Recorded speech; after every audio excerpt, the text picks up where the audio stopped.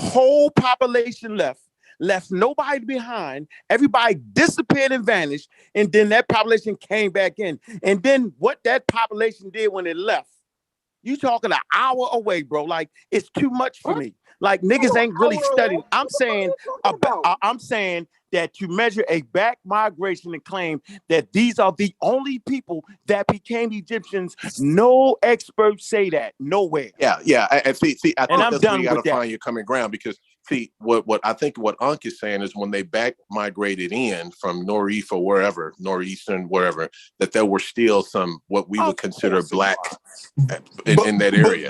But guess what, see, Magic Mike? We already agreed to parameters. Yeah. Ancient Egypt, we don't have any evidence the stating civilization. But hold up, Chief. Hold on. I mean, hold up, X. It doesn't matter if you have any science, any proof to say that it was. You can give Unc that. You can give Unc that 5% of the ultimate population that settled there when they back migrated were what we call black. It's still insignificant. It's still insignificant, right? You can give them 15%. Let's just say it's 15%. It's 15% of them there that is what we call black. But the people that were in charge ruling that area during the times of the great achievements was not what we're calling black. They were neither white or black. Hold on, they look like the motherfuckers that's there now. That's what they were. Exactly, Montoya. Yeah. Now that was a percentage.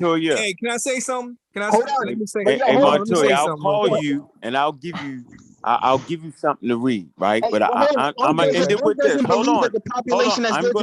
I'm gonna end it with this. It doesn't matter. I'm gonna hold on, Magic Mike. I'm gonna end it with this. No, the importance of the Cairo Symposium was so that we don't do what we're doing right now. Guess where Diaz and them won at? They won because they brought in interdisciplinary studies. These dudes is regularly, this only thing X is talking about is DNA. Where is the archaeological survey? They got bones they found. Where do those bones cluster to? Where does the teeth cluster to? Bro, it's more than just DNA. And the fact that you try to push that agenda, no expert, let me finish, bro. No expert pushes the DNA is the answer to the ancient Egyptians, but this nigga. And I'm telling the people the right way. We will use interdisciplinary studies to tell the story. No expert. They tried at the Cairo Symposium and it absolutely made no sense. He's bananas. Let me ask you something. He's bananas. Hey, can I ask Uncle a question? Can I ask Uncle a question? Yeah. So with the interdisciplinary stuff, which is fair, right? Is it possible that it still may end up being, as you find that information, is it still possible that it could still end up being like Magic Mike, I think his name was, said that it still could end up being just proving that there were 15% of the population black. Like even with you using that information, could it still be an insignificant amount?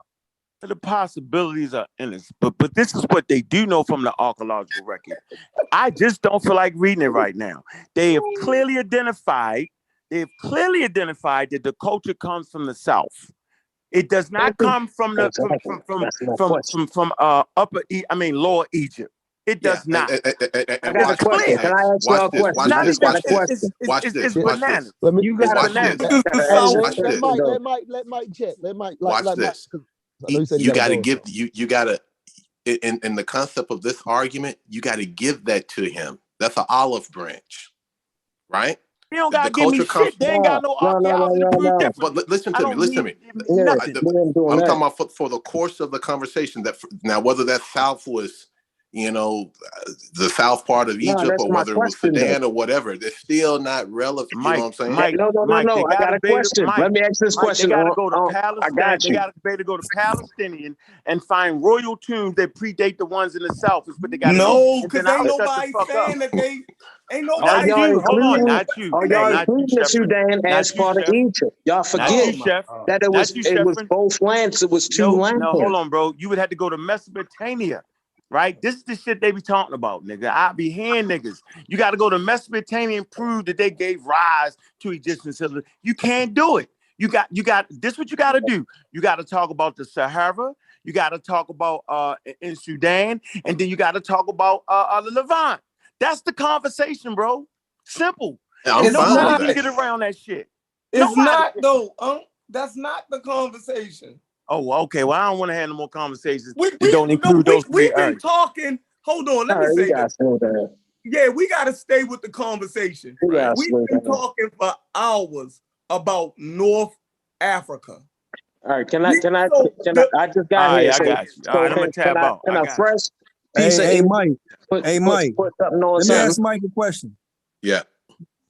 So, Mike, what all you know about Egypt, though? Ancient Egypt. Hold on, so y'all realize we just ain't let me. No, just be brief. See, just be real brief. I'm gonna be brief. I'm trying to set a timeline. Can we get a timeline together? Give me. No, so what I know about listen, what I know about Egypt is this. For the context of the conversation we're talking about now, which I define 3500 BCE up to now. Right. Okay, that area was neither black or white as a predominant. The majority population was neither what we would call black or white. That's what I know. That's the academic consensus pretty much worldwide. No, now so you're gonna I'm have about asking 5% people on the fringe. But go ahead. So what about not the black? academic? Hold on. So the No, academic. I got something to say though, yo. Y'all got to slow down. Y'all went too fast. Hold on, boss. So the academics said that Norma, right? United Upper and Lower Egypt, right? Yeah. Right. Yes. Yeah. You can find that on Wikipedia. So what years then? Oh God, Wikipedia. Mike? That's in the beginning of the now we're going back to the timeline, right?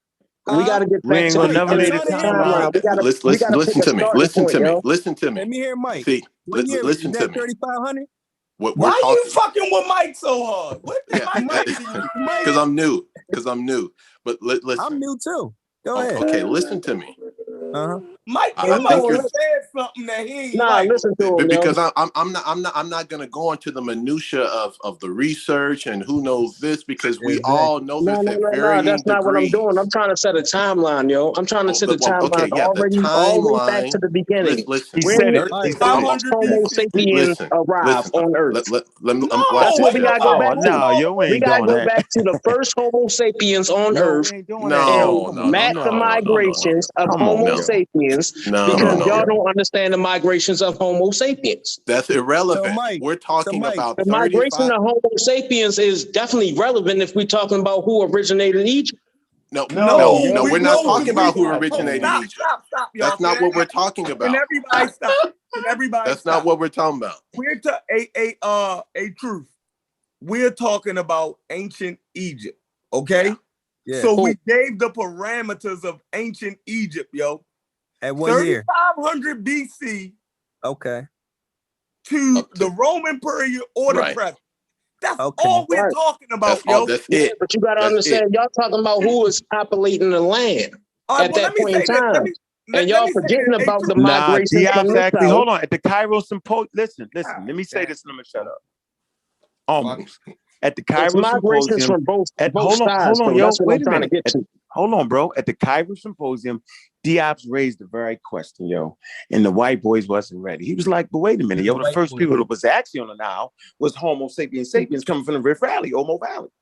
They're like, nah, you made that up. They did that. I read the whole shit. So they've actually addressed it. And after they dealt with that, they still reached the conclusion. So that's already been dealt with, bro. So I'm gonna do a presentation when I'm ready. I'm gonna let y'all spit all the shit y'all got. I'm gonna come on the channel, block everybody the fuck out, and I'm gonna show you how this shit is done from the OG. Watch how I do it. But see, when you do that, watch this. Hold on, I'm explaining the limitations on DNA, which you can take from DNA, and I'm explaining from the archaeological record. I'm gonna talk about the teeth. I'm gonna talk about the bones. I'm gonna talk about the artifacts. I'm gonna put it together, yo. That's all I'm gonna do. And I'm gonna end my shit. And I ain't talking about this shit no more. I'm done. Completely scientific. I don't know what the fuck you talking about. Hold up, X. Watch this. When you do that, it's not possible. You don't. It's like you don't know if a child is yours or not. You go get a paternity test. You don't go ask the bitch that you fuck. That shit don't make sense. X. Oh, You don't know God. what you're talking about, X. See, Oh, once no, again, it's he don't you know what that you're don't talking know what about. you're talking about. You You don't know making what you're stuff talking about, up now. X. We already Yo, know. but It's my not. DNA No, say no, that's no, how He's we not no, making up no, no. directly connected to Ramses You know the what you're third. talking That's what my DNA say. Oh, I can it's show And it that's to you. all fine. That's markers. fine. You all don't understand DNA. That's why when you read shit like that, it confuses you.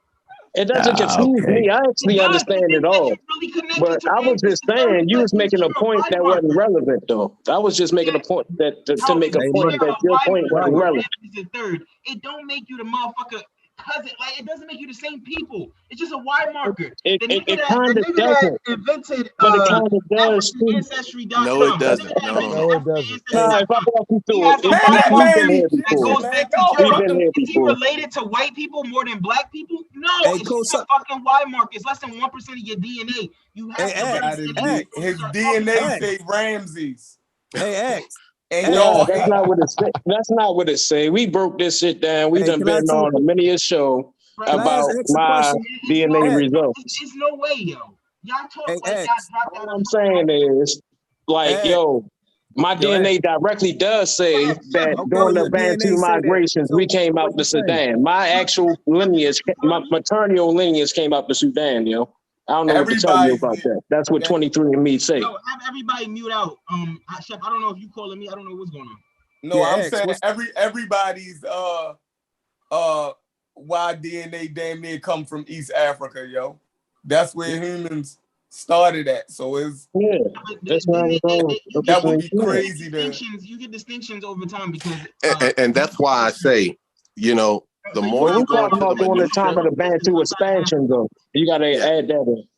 the more you go into the minutia of this, because all of us are studying at a certain level. Some of us have more studying and research, but none of us, and then this is not a knock, but none of us are necessarily being mentored through this process. You see what I'm saying? So there's a How did lot you of know? well, okay. Are you? I will Yeah, I I'm will make the actually. assumption. Hold Listen on, to hold me. on. I'm actually a Listen to me. history major. I'm actually a history major right now. Okay, well, great.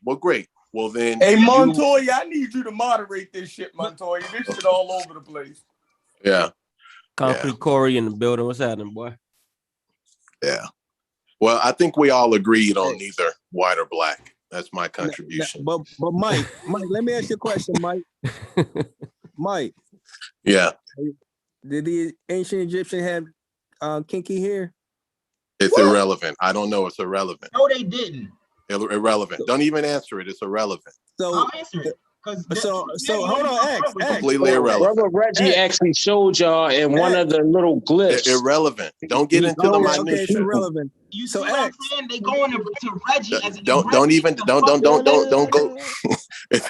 Go ahead. X. Is the Corson people related to us? Yeah, they're Sub-Saharan Africans. No, they not related to us. Yes, they are. They're Sub-Saharan Africans. They're related to us. Oh my They not related to us. Hey Chef, are the Khoisan related to us? I have no idea. It's irrelevant.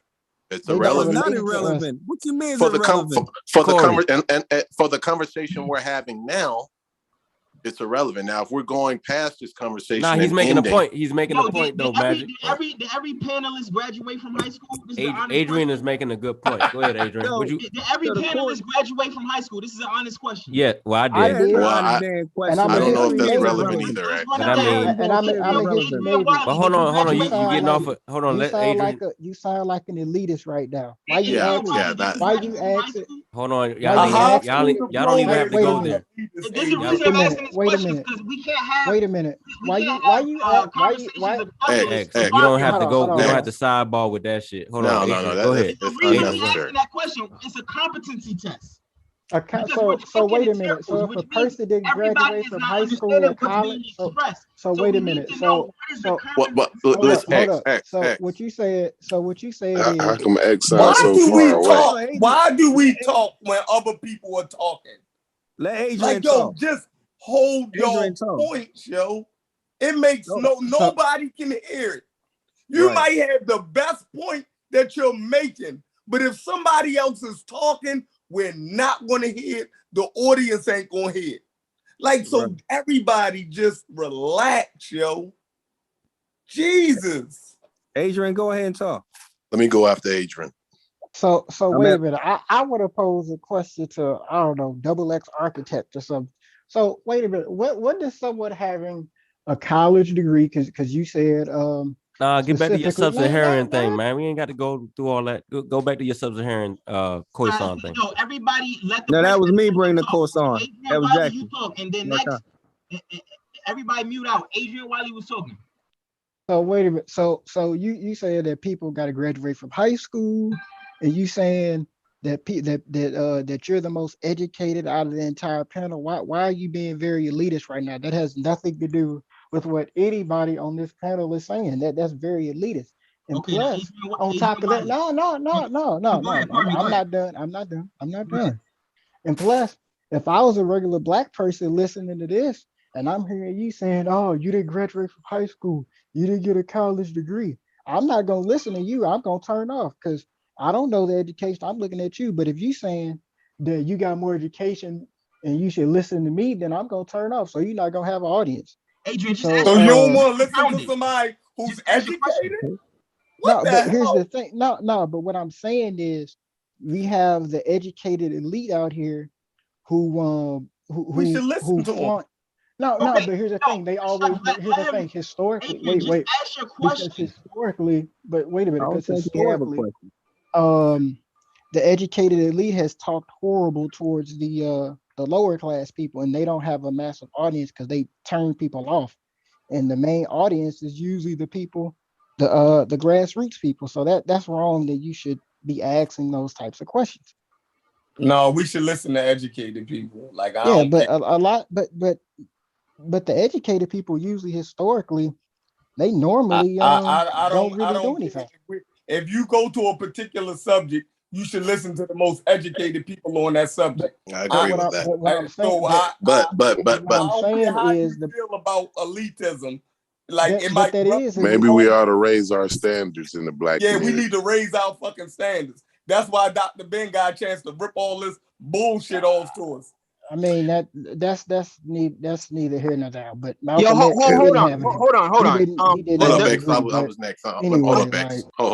But see, the educated, when they get in these type of conversations, they must understand that there are various degrees of education in these different settings. So they can't, even though they're educated, I can say I have a degree or what have you. But if I'm going to come in this space where I feel like there are people that are not as educated as me, then I have to change my tactics in the conversation to be able to at least bring them up or find some common ground or commonality. I just can't stand on my degree, and because everyone I'm talking to doesn't have a degree, if that's the case. So it becomes irrelevant because I'm outnumbered by people that don't have a degree, but they still have an opinion. You see what I'm saying? Mike, I'm not asking if anybody has a degree. I'm asking, has the entire panel graduated from high school? That's you're taking it down to degrees lower. But then I'm asking, like, what relevance does that have to do with anything? Okay, now let me answer that question, Mike. Hold on, let me answer that question. The relevancy of that question is this: if I'm talking to you and I'm talking from a level of competency that's needed, and you don't possess that, what I'm saying is going over your head. And I believe that's what's happening, Did and that's Dr. why we're John going. Henry Clark Hold on, I'm have not done. I'm not done. high school diploma or a college degree? That's why we're going. And we can't walk over each other. I believe we're going in circles because everybody's not on the same intellectual educational wavelength, and so what's everybody's your educational wavelength? Right now, the educational wavelength is measured in whether or not everyone has a high school diploma. Has everyone here graduated? What's your educational and a goddamn GED? Don't even ask me how I did it because I did it on some real nigga shit. But you don't want to hear about that. You said you got a GED. I got a high school diploma and a GED. Man, I look, got we ain't even got to get into all that, man. Like, stop tripping. Yeah, we ain't even and I got no, and we can go to college though. We can go farther than that. I got a college degree. What are you saying? I just want to know what is he really talking about. X, if you feel that your level of comprehension is higher, then it's incumbent upon you, and I'm basically on your side, but if you feel that your level of competency is higher, it's incumbent upon you to present it in a way that everyone can understand it. I thought It's not that's incumbent. hold on, Mike. I thought that's what I did with That's the absolutely true, X. But X, Let me give you a demonstration. It's not incumbent on the people that have a lesser degree of comprehension on you to come up to your level. You got to bring it down to them. Yo, y'all gotta stop this. Yo, why gotta be a level? No, because when Neil deGrasse Tyson, somebody got something. Hold on. Too many people. Somebody sound terrible. 12 people at one time speaking. Somebody bro. got to mute their thing. Somebody got to mute Hey, their everybody else got to mute out while one person talking at least. Somebody got the YouTube in the background. That's what it is. Yo, y'all just all over the place. Now y'all talking about Chef, you let too many people in, bro. Smart, like what the fuck? Chef, you let too many people in, bro. No, he didn't let too many people in, man. Chef, you let too many people in. It got out of control, Chef. You got to control it. No, I'm talking about the people that was already on the panel. It was only like ones out of control. It was only first it was 3, then it was like 5, and then it got like 11, bro. Somebody made a point, right? What I'm saying is, if y'all will follow the conversation, how's we talking about whose level of education? I got a GED. I got a what the fuck? Before we went that route, somebody brought up the Khoisan. I think that was that was me. What was the subject, Sheffrin? What was y'all talking about? Black Egypt, yo, and these niggas just no. Glaucon, what was you about to bring up? That what Egypt do to bring up the Khoisan. I want to see where else go. Glaucon, what was you about to say about the Khoisan, bro? No, I was asking. I think X already answered the question for me. It was he believed they are the same people. You say you believe. Hold on, let me talk. God damn. You believe. Oh shit. What I say about the Khoisan, nigga? You said are we related to the Khoisan? Are the Khoisan related to us? Yes, they're Sub-Saharan Africans just like us. They have their own distinct markers, yes, but they're the same people as us. They're Sub-Saharan Africans. We're all genetically related. They're just a different type of Sub-Saharan African. Same shit, though. You answered my question. Yeah, you answered my question. Then I asked you the Egyptian. You don't know shit about genetics. Them people is not fucking us, bro. You stupid. We Western Central African. Yo, can we please just get back to that NCBI article which addresses everything? Okay, hold on. We asked about the competency is because the shit clearly states what is. Let's put the article back up. I can pull up my DNA. How many times are we gonna read the same fucking article? Yep. You want me to pull up my DNA? We waiting on that. We can look at it. Your DNA up too. Yeah, pull up the DNA chart. You gotta go there. We waiting on Gucci to present us with an article that overturns this. Because all our shit said. Let me do this. Chef, can I go in?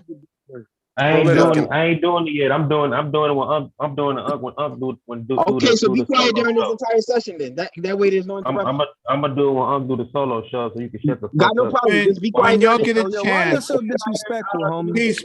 When y'all get a chance, this is brother Reggie. I'm from St. Louis, Missouri. That's how I get down. What's up, brother Reggie? All right, well, let's get down. What's up, teacher Reggie? How you doing, boss? I'm doing fine. I'm just asking. At some point, can the panelists allow me to come in at some point? I'll Reggie, wait. You stole my source, man. I was gonna bring that today. Sheffrin, tell him I was gonna bring that source today, Sheffrin. Hold on, we got a source on the on the screen. Now let's see if we agree with this article. First, Sheffrin, give me 30 seconds. You have to let everybody know that I had this source, right? Just before Reggie go. I had this source. Hey, Corey, what is Reggie about to address? Because I don't want no pseudo Afrocentric shit. No. Let's doing that stuff, man. You don't do that. Homie. You don't disrespect Reggie like that, nigga. So let's do this.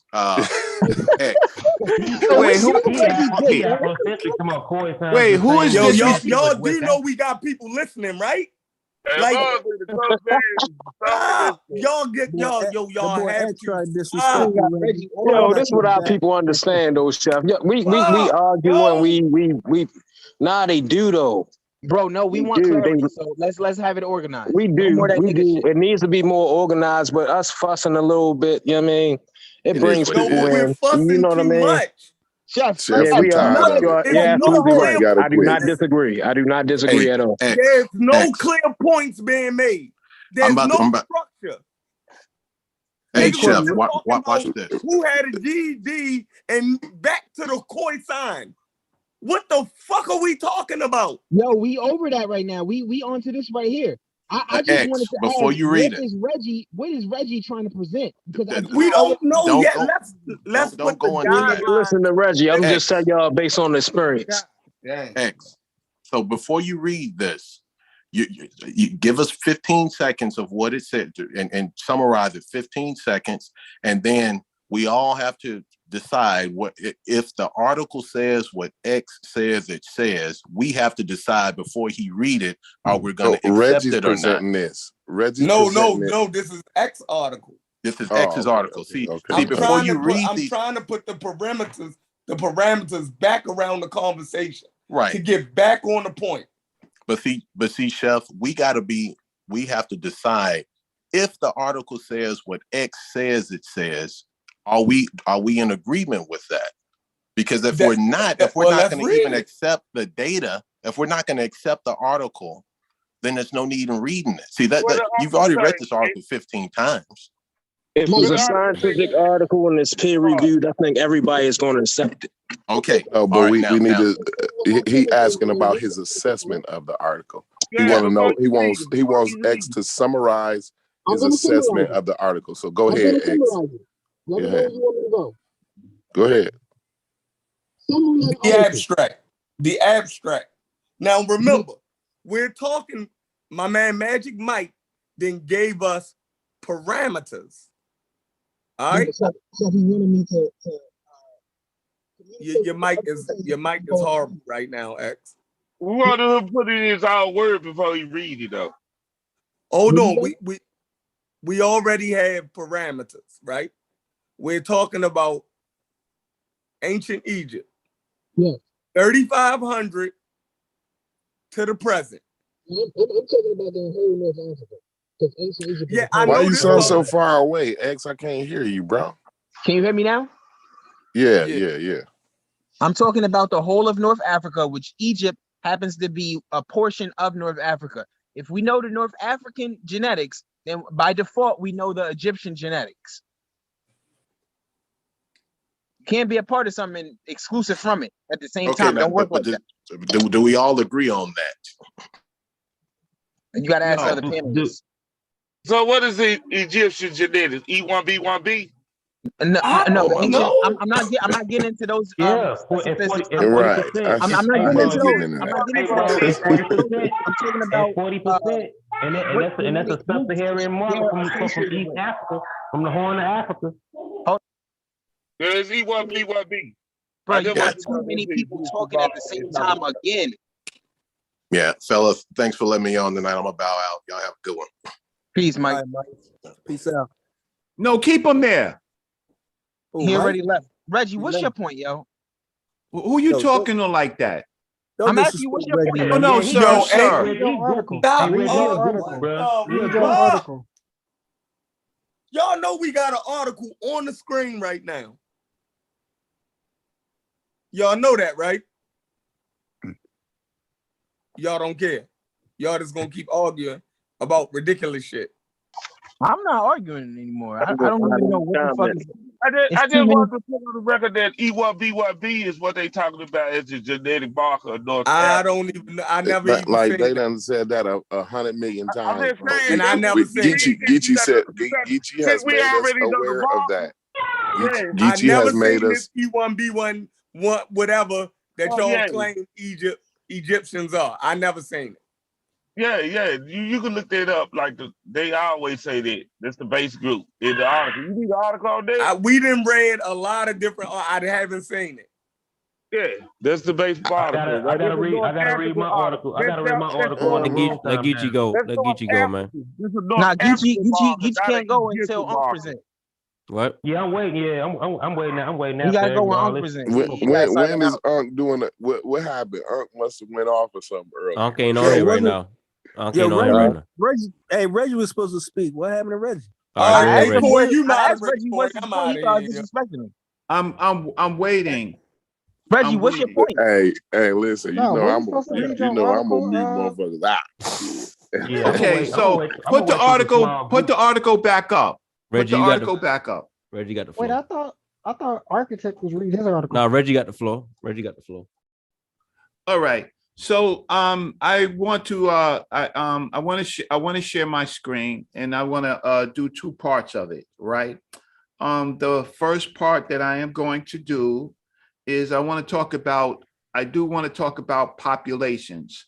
So let me share my screen. Okay, share screen, and okay, origin of writing. I think this is it.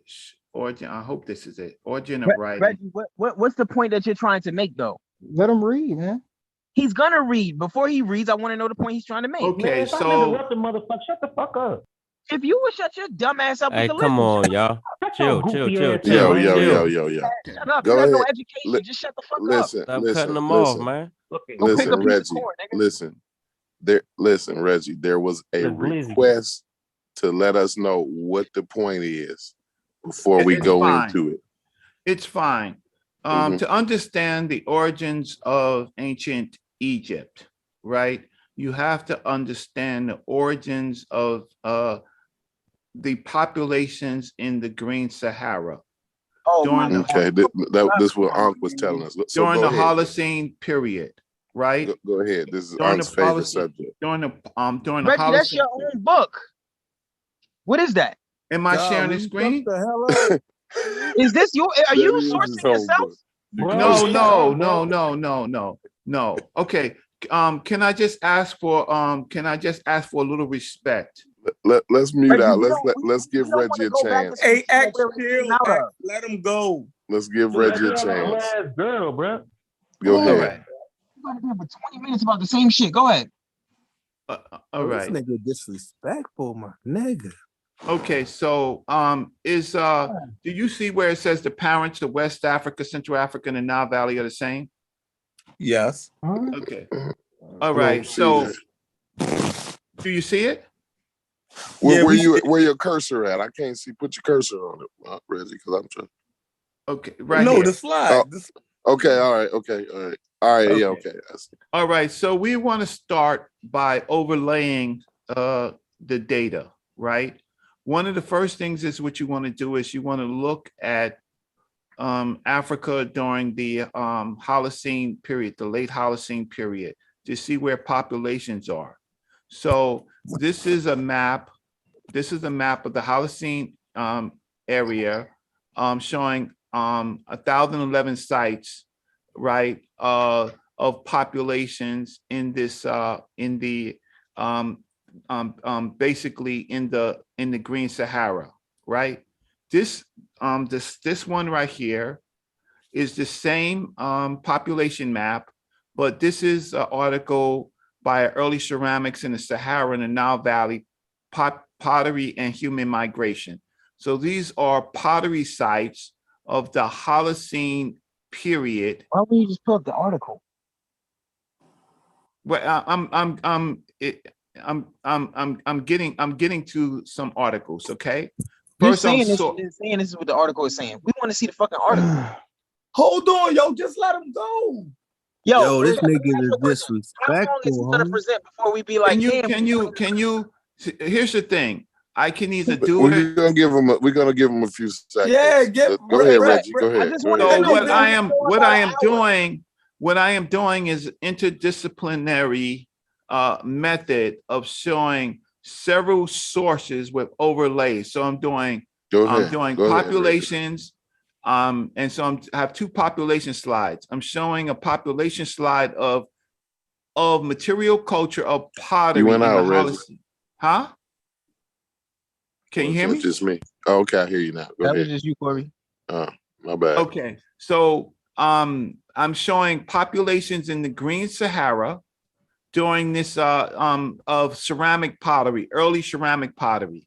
This over here is the map of the Senegambia megaliths, right? The early megaliths of the period. This one is talking about the Green Sahara, right? And basically the makeup of the Green Sahara during the Holocene period. This slide talks about the Holocene period at the top, and on the bottom, you have something called the Eemian period of 130,000 years to 115,000 years. This is the period before the desertification, meaning that the climate change and the Green Sahara dried up. So this is the grasslands of the early Africans as they stayed in Africa and also as they left Africa. This particular map right here is pretty much what we have today after the desertification, right? Of it. Important to know is that the Africans in the Holocene period in the rock art, they actually drew themselves and what they and their material culture. So these are the populations of Africans from the Tassili rock art material, and that is also what Ankh brings. Now, where is this located? The Tassili rock art. Where is this located? Morocco and Algeria. That's in southern Algeria. Yes, so that's all in this. So this whole population, this population of pottery, right, is in the migratory path of different populations of Africans in the Holocene period. The Tassili rock art is important because it gives you an idea of what the people look like. I don't know if in this document that I have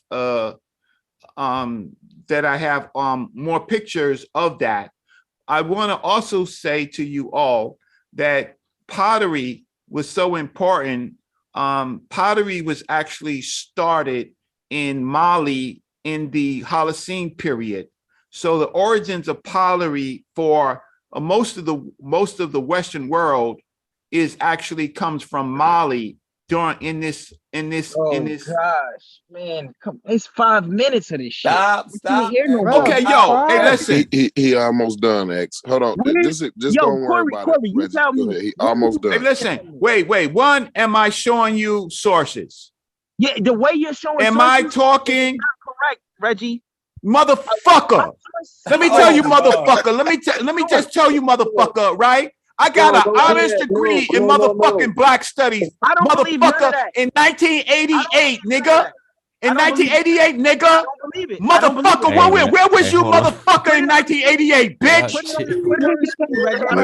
Motherfucker, where was you in 1988? Reggie, put it on the screen.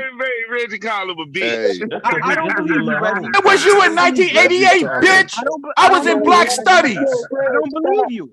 Yo, I don't believe it. Y'all didn't let Reggie, don't let him get you out your character, man. X is disrespectful, man. X is disrespectful, man. You so disrespectful. From the article, summary and keywords. The discovery of Onjogo, Mali, an open air in the Dogon County in the period of 9400 BC, you find the first ceramic sherds and pottery. Right? And you find it in the Pleistocene Holocene transition in West Africa, most probably that of the climatic upturn at the beginning of the Holocene period between 10,200 and 9,400 calendar BC. So you have pottery being born in this particular time period for African people. You have material culture and you have data to back up what I am saying. So after the desertification of desertification. Okay, now you just nitpicking what he's saying. I don't know how Let you've him been read. reading this shit for so long. You don't know these words. Let him read. Unbelievable.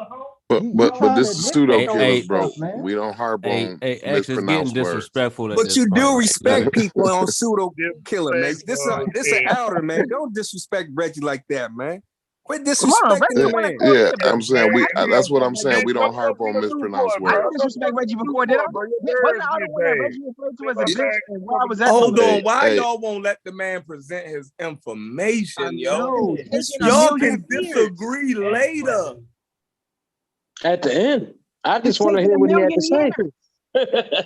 X, come on, How much X, We is did man. this. one Come No, on, thousand? no. X. What I want to explain to X. y'all, we did Stop this doing before that, to X. Reggie. We literally did the same exact thing to Reggie when he was talking about it came out the laboratory.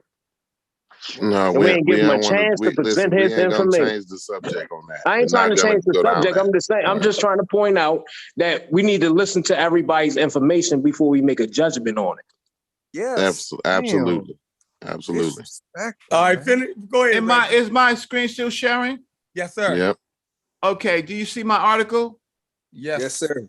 All right. So the difference between me and the majority of the people is that I actually write articles.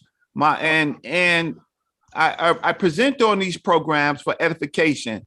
So here's my article on Kemet, right? Here's the citation, right? Here you can get the full access to your library. I could show it to you, but I'm not going to show it to you. When I argue with people, right, I really would like to see sometimes what their articles. This is a peer-reviewed article that I wrote in the Journal of Pan-African Studies, and this is my citation. And most of you, many of you, or some of you have only Amazon books, no peer-reviewed work, right? I got an honors degree in 1988 from the Department of Black Studies at City College, right? Under Dr. Leonard Jeffries. I knew Dr. John Henry Clark, right? The other part of the presentation that I wanted to share with you is that I went to the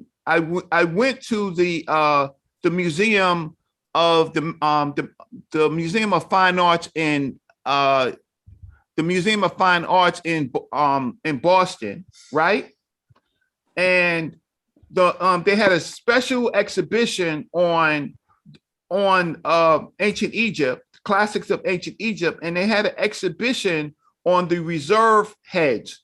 The reserve heads, if you don't know, these are the heads that were found in the in Giza tombs in about 2100. To give you an idea, can you see my screen or not? We see it. Do you see the video? No, we don't see the video. You sharing, since some of the YouTubers believe my research is outdated. That's what's on the screen. Okay, so let me just share my screen. Stop and share it again. Stop and share this. Share it again. Give me a second. Okay, so what I've done is I showed you a peer review article. I showed you the basis of what climate and populations look like in the Holocene period. So now what I'm trying to do is I'm trying to share, let's see. I'm going to share a quick video for you to show you what the ancient Egyptians portrayed themselves as. So let me just do that. And I appreciate your time. Hey, Chef, tell me how long we gonna listen to this. When he done with the video, then this is on you, X. Go ahead, John. Okay, it's a quick video. Okay, so here's the portrait head of Nofer in Egypt, in Giza, and it gives you an idea of how the Egyptians portrayed themselves, right? So this is one of the reserve heads of an African in that period, the period of the Giza period. This is Giza tomb for this is another one of the reserve heads in the same period, about 2100. And this is another portrait head, about 2541, right, of an African inside the Nile Valley, right? So I have more reserve heads to show, but I'm basically showing you how the African portrayed themselves in that particular period in Giza. Now, the question of I do think it's better to look at Africa as far as populations instead of looking for what you might call a typical phenotype, right? But the material evidence, the difference between what I'm doing is that I am showing the material evidence of what the Africans sculpted themselves. So that's different than a painting. That's different than anything. And most of the material that we look like. So when you look at the reserve heads, you get an actual chance to see how the Africans depicted themselves in sculpture at this particular time period based on portraits. So I will I will stop. I'll try to find another video that of the portrait heads. This was my unedited work. They look pretty North African to me. Okay, so if you say North African versus what you call Sub-Saharan, I do have some reserve heads of Africans that look more like the phenotype Sub-Saharan. But it's just lookership though. I'm just right, saying, but you that's have what it looked like to me. That's what it looked like to me. I wouldn't say that's what it was. Right. So listen. So that was his whole presentation, lookership. So what I'm saying, it may be lookership, right? But it does give you some idea of the phenotypes of those people, right? Well, now the rest of it is that what we would do, we will overlay it by the pottery, we will overlay it by the migrations. How come academia doesn't do that? Excuse me? That's how the human phenotype website works. Academia doesn't do what you're doing, Reggie. How come Reggie? Check this out. This is academia. This is in a museum. No, why isn't there a book that a website we can reference that says exactly what you're saying in the order that you're saying? What? Yeah, I don't understand. Because we ain't wrote it yet. Okay, so can you still see my screen? Can you see my screen now? From an article. How come we can't do that with your shit, Reggie? How come we got to go to 1,000,001 different sources in order to come to the you go to one source, my nigga? What you're saying? No, no. You how can I say? Nah, it's a good question, Reggie. Write a book, yo. Terrible question. Just write a book. Exactly his question. Answer his question in a book, and then you're gonna get paid. Write a book. Reggie is not. Reggie is definitely qualified to write a book. How come expert? We can't go to one expert's book where they say exactly what Reggie said. Reggie's not an expert. I mean, Reggie, like real talk. I just want to be honest about Reggie. What I haven't learned, and I have challenged Reggie many a goddamn time. My thing is, what I learned about Reggie is he has actually read many a goddamn source. He is definitely in the books. So if he's saying something out of his mouth, it's something that he has actually researched and actually has studied and actually know for himself to be true. So I got to listen to Reggie. Reggie would need to. You would have to point me to the book where it says what Reggie is saying. Check this out. Well, I did give you. Listen, Reggie just gave you a presentation where he. No, when I started. Reggie about to tell you what book it is. So shut up. Let the nigga. Yeah. Let brother Reggie tell you. So let me. Tell me the page too, Reggie. So let me. You haven't given no page, you whole ass nigga. I gave you an article, you dumbass. Okay, hey, so let's not bitch each other out and whole ass nigga each other. We gotta have this is a barbershop, and we at least gotta. Okay, so I will give you. You realize Reggie been talking for instead of the I asked you. So I did ask politely to present. So my last source on this, I am going to give you the studies and comments on ancient Egyptian biological relationships by Shamarka O.Y. Keita, right? He did this in 1993.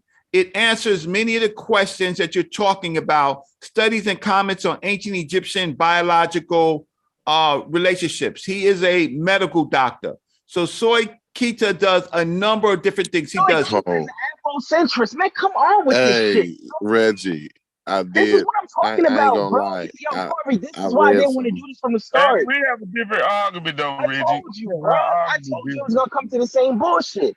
Yeah. Okay, okay, so let's be fair. Let's be fair. Wait, let's be fair. A soy Kiata is a blackologist. I'm not. Let's be fair. Wait, 1 second. Blackology is killing us. One second. Let's be fair. Wait. I did show you my up and coming work. I am presenting an international conference in February. What I want is just some simple. In the craft? What I want is some simple respect.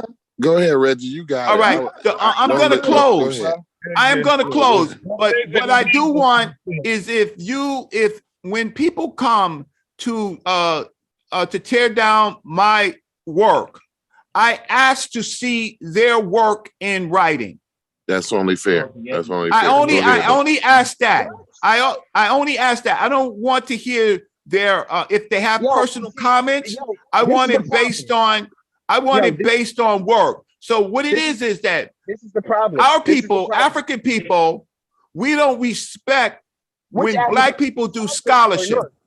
No, I don't respect. We actually do over here, but okay, but X, and I'm gonna stop. But X, I've showed you.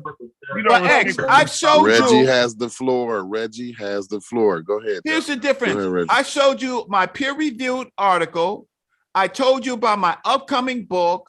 I gave you a quick slide, some quick slides on the Holocene period and populations, right? And Dr. Soy Kita, you could call him a blackologist, but you know what? But you know what? Come here. You could call him, but he did cranial studies, he did dental studies, he's done DNA, right? And he's done it in a lab. But all I ask is for, if you're going to listen to someone like X, show us your work. I am not an expert, so why would I shut the fuck up? You are not an expert neither, so shut the fuck up. No, sir. I am more expert. I'm gonna stop sharing my screen. You're not an expert, bro. I'm gonna stop sharing my screen. Reggie, all you do is talk about sources that you don't even say what you're saying. X, I have been to more. X, I've been to Africa. I've been to Africa starting in 86 and 87. I worked with professors, right? I worked at the Schomburg Center for Research in Black Culture. I'm 56 years old, going on 57 years. I spent 30 years doing this work. Congratulations to you on your accomplishments in your life. I understand. I just asked, what the fuck have you done? Reggie, that has nothing to do with the scholarship that is in question. If I was a bum on the street telling you that there's no oxygen in space. But you are questioning Reggie's scholarship. Period. Nothing that you just presented has anything to do I appreciate your time. I will listen, but I did show you the reserve heads. I did show you Reggie, we need the Holocene period. Shut the fuck up. X, let him finish. Let him finish. Then he been going for 20 fucking minutes. He finished up now. He finished up now. So what's your point, X? Like, what did I want to talk to Gullah Geechee. Why y'all just don't get each other numbers? I don't understand that shit. I think we all need to stop drinking when we do these shows. I'm not drinking at all. Hey, X, for someone who have a high IQ, you sure don't have a high tolerant of patience. God damn. What? It's like putting a scientist around fucking 5-year-olds. You think that shit is acceptable? I don't want to be around. No, that what I do. Everybody else a 5-year-old. Hey, Craig. What's his name? Craig. What's your name, bro? Your microphone is not good, bro. It's not. I don't know what's wrong with it, but when you talk, it sounds horrible, bro. I'm just gonna let you know that. You sound horrible now? Huh? You sound horrible now? Yeah, it's still horrible, bro. Right. Yeah, but yo, this is my whole thing. We just let Reggie go on a 20-minute I don't lecture. We let you Man, talk you a for a fucking, whole you a damn hour. diva, bro. You feel like a 20 drama queen. Go pin minute one. lecture. He does. Your ass up. He Go get does. some corn. It Bro, was you like wear a panties, bro. presentation. You Do wear you have a panties, 20-minute dog. Y'all silly, presentation? I will man. Y'all watch your something else, 20-minute man. presentation. I promise you, I will sit here and Y'all watch a your rough 20-minute panel to presentation. deal with. There's not Sheffrey, that who put much this Hey, time panel in the together, day. man? I'm just saying, do you have a 20-minute It's presentation? like 5, bro. Like, You don't even Concrete need 20 Corey. minutes. Well, Just go go ahead. Concrete Corey. read the article that I put You up. hear your boy. You hey, yeah, X, you but need you with didn't X a even lot. read You know what I'm saying? But X, you need X is glizzies, bro. Read X the is so article that I put up. disrespectful. And you talking I'm about from, the I'm panel? from Jersey. Your I boy have is your little boy voices. I don't X. have time for that You know shit. what I'm saying? He's the one be This nigga cutting eat people up, and glizzies, you bro. say, and you I blaming don't the have time panel. for it. Oh, We live. I know. And I knew. Corey, You no, from it's Atlanta. not. Yo, I do not Yes. want to hear you niggas argue, yo. Chef, why you Man. let this I many could be in people the in the room with my motherfucking participate? girl, yo. I do not want to hear grown men argue. Chef, you let 10 people on the panel, bro. All right. You put a rough panel together, all Chef. 10 I people, can't handle it. all 10 people are not If I speaking, can't though. handle it, this a rough 10 one, people bro. on the panel. I don't like, yo, It's you really not. invited that shit. Corey, it's really not the panel. It's really X. Hey, but check it. We got 90 people in the building. Make sure y'all hit that like and subscribe to the channel. Why, yo, if you want to let this You know many what I'm people saying? in, let Chief X in. Let Chief X in. We Hey, appreciate Hey, y'all. let Chief X in. I got some questions for him anyway. Let Chief X in. If you want to let everybody in, just let Chief X in. Why Chief X, not you up here? really, He never bro. came It's on. you, I bro. didn't see him. Bro. I didn't see him try to come in. I Hey, would. I Corey. would. If you Huh? got Chief X number, shoot Chief X the link. Let Chief X come in. But what will he contribute to the conversation? Who your daddy? You can let your daddy in? You can let your daddy come Obviously, over? he was. I just want to know what's going to be his contribution. See, y'all doing it. Y'all, come on, y'all. Come on, Hey, man. Let's do better. Just let Chief X in if you want to let everybody in. Why you calling man his daddy, man? You ain't His hit name is do that X. shit. That's X. That's Oh, X. I ain't even put two. All right. It's Malcolm X. It's Malcolm We X. let Chief X in. It's gonna be a whole nother argument. It's gonna be a whole nother fucking argument. This little Nas X on here. Hey, You want to let hey, people in? Let everybody in. so X, did you want to make a point, bro? Was it a point you wanted to make? Bro, my point is succinctly encompassed inside of the article that I put forward. I told you before Reggie even started talking, I asked him, yo, what was the point in what he was putting forward? We went exactly in a fucking circle. In a fucking circle. And his shit was pseudo. Reggie wasn't reading from sources. Reggie was telling you what the sources were saying. And you have to believe what Reggie is saying in order to believe the fucking sources, because he wasn't reading from a source the way I was reading from a source. Reggie is not a fucking expert.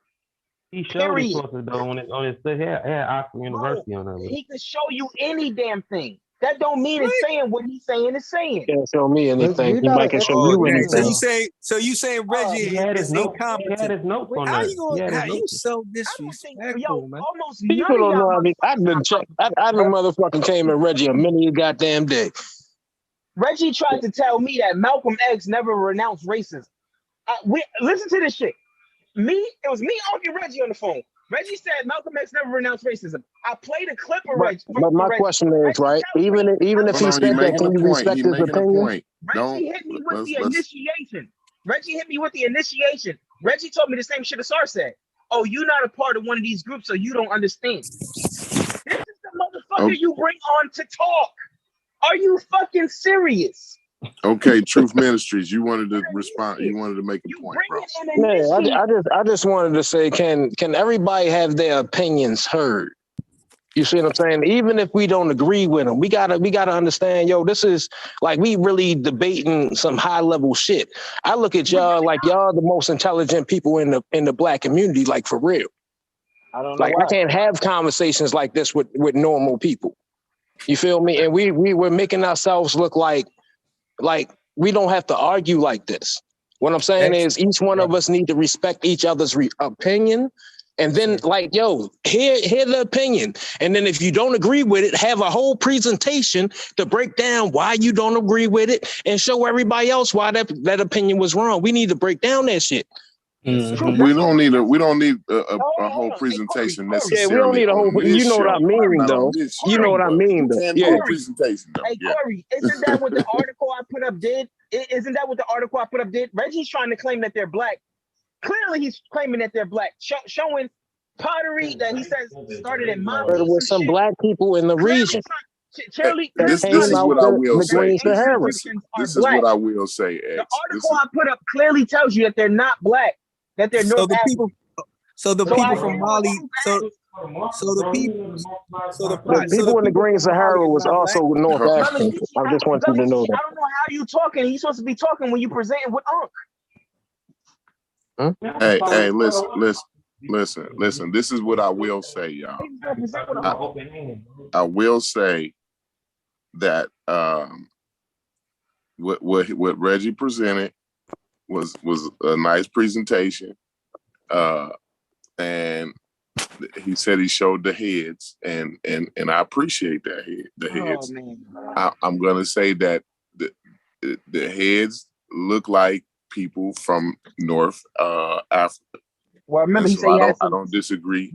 He had some West African phenotypical heads as well. But the whole point, hold on. But the whole point is when we go again, when we talk about these articles and the articles make their point, then we go and try to figure out like why they haven't found the Sub-Saharan. It's the Sub-Saharan part is always the complicated part, and we don't quite understand where things is going at that point. But everything else is clear, you know what I'm saying? But as soon as we get to the Sub-Saharan part, it's like kind of get cloudy to me.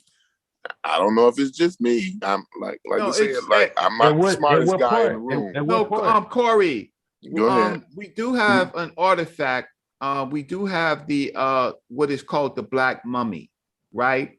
The so-called Libyan mummy, right? Well, can anybody pull that up? The Black Mummy. We got the God killer. We got the God killer in the building. It was a Nilo-Saharan dude. That shit 10,000 years old. Yeah, but I think the people in the Nile region go back that long. Yeah, but that's the point. The point is that the point is what I said and I showed in my article. You have to look at the peopling, and you have to look at why the people was in the Green Sahara and why Reggie, they left the Green Sahara. Reggie, brother Reggie. Wait. Let me just finish. Look up the Keithian population in the heard the saying. We have a living. Don't give Pearl the swine, yo. Why you doing it, Reggie? They laughing at you, bro. They don't comprehend. They don't know that a vaccine wasn't made to stop infection, bro. It wasn't made. I don't think nobody was laughing at Reggie here. So now you actually mad, disrespectful. No, you just disrespected us. You said we don't comprehend what Reggie is saying. Nah, I don't care because it's the That's truth. great. See, it's not disrespect when it's the truth. See, that's the difference between when I say something. So you none got of y'all right niggas understand what DNA is, but y'all wrongly y'all like it's the DNA. One all. So I'm just talking about just information in general. They don't want to hear about the Green Sahara, Reggie. No, we was listening. That shit don't matter. You talking about just jumped in and fucked everything. Yeah, no, I didn't. I jumped in because it's disrespectful, Reggie. I'm tired of disrespect towards Reggie at this point. It's disrespectful. That man was the nigga know what that man know what he talking about. I'm talking about X crazy ass with one article swearing you down that the North Africans the only nigga in North Africa. Like the fuck out of here with that flim flammy shit. Fuck out of here with that. Remember how you said it was one back migration and these people stuck together. These one people left Africa, they stuck together and they came back together and they formed. Well, who the fuck believes that? This is what the scientists. The scientists ain't said that. He keeps talking about. We keep saying he don't even know the article. Soon as we get shit calmed down. The moment we get shit calmed down. Read it again. God. We can read it again. You're right, Chef. Go ahead, Reggie, and get it, and go ahead and get the pearls of swine. So now we swine. Not you. If you don't think you that, don't think that. Reggie like Jesus. About me. Reggie like Jesus. Like he can come down and talk dine. about me. He dine with the bombs. That's all right, Reggie. You like Jesus around here, brother. You dining with the bums. Come on with it, That's bro. brother Let's Reggie. hear it. He walked with Dr. Ben. You niggas can't show. You niggas can't show Spoke a to Dr. definitive. Clark. You niggas can't show a Spoke to He definitive Dr. Clark. read for Dr. population Clark. in Egypt. Not a He doctor read either. for Dr. What Clark. Knows X, Dr. Jeffries. what X is saying is you niggas ain't showed the definitive black population in North Africa yet. No, X that nigga also ain't said showed the what he North showed Africans yet. wasn't African. Yeah, that's Y'all what he haven't was saying. shown. North Africa. How they use the word for He also said we was related to the Khoisan. All this shit is murky. All you can do. They gonna acknowledge that the No, he North talked about they Africa were Why don't you Sub-Saharan. pull up? Why don't you pull up the study of the black mummy? North Africa ain't Africa. Won't you pull up the I'm study gonna of the pull that black up, mummy? Reggie. That I'm shit gonna is pull that up. 10,000 years old. Do I y'all understand, but Sheffrin, listen to me for 1 second. Keep doing it, Reggie. Sheffrin, You keep doing it, Keep Reggie. doing it. You just keep doing it, Reggie.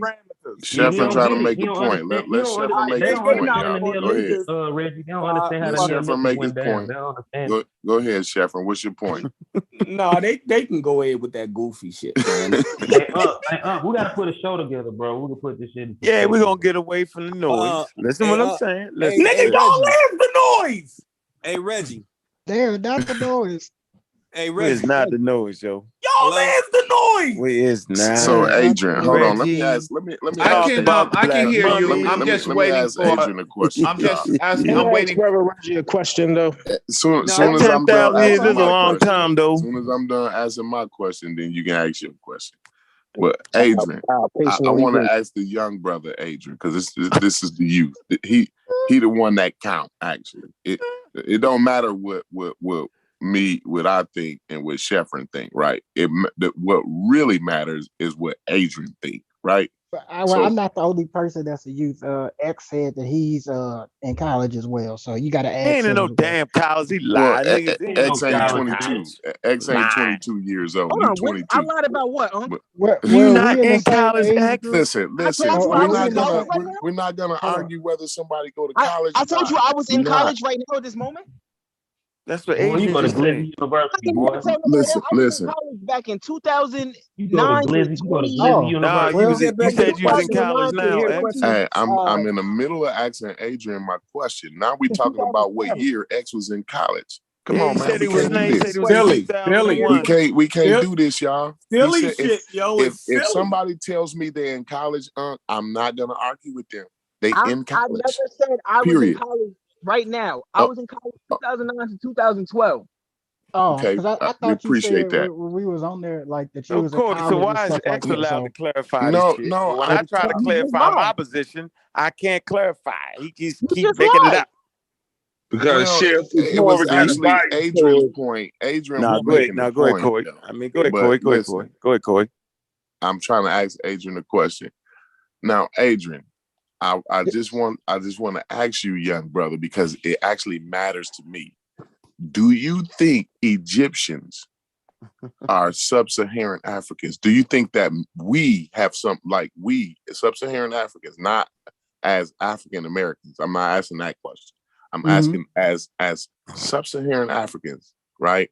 Because and not only that, that we are a specific group, right? A specific genetic population from a specific region, right? And then that those people in Egypt are a specific genetic population from a specific region.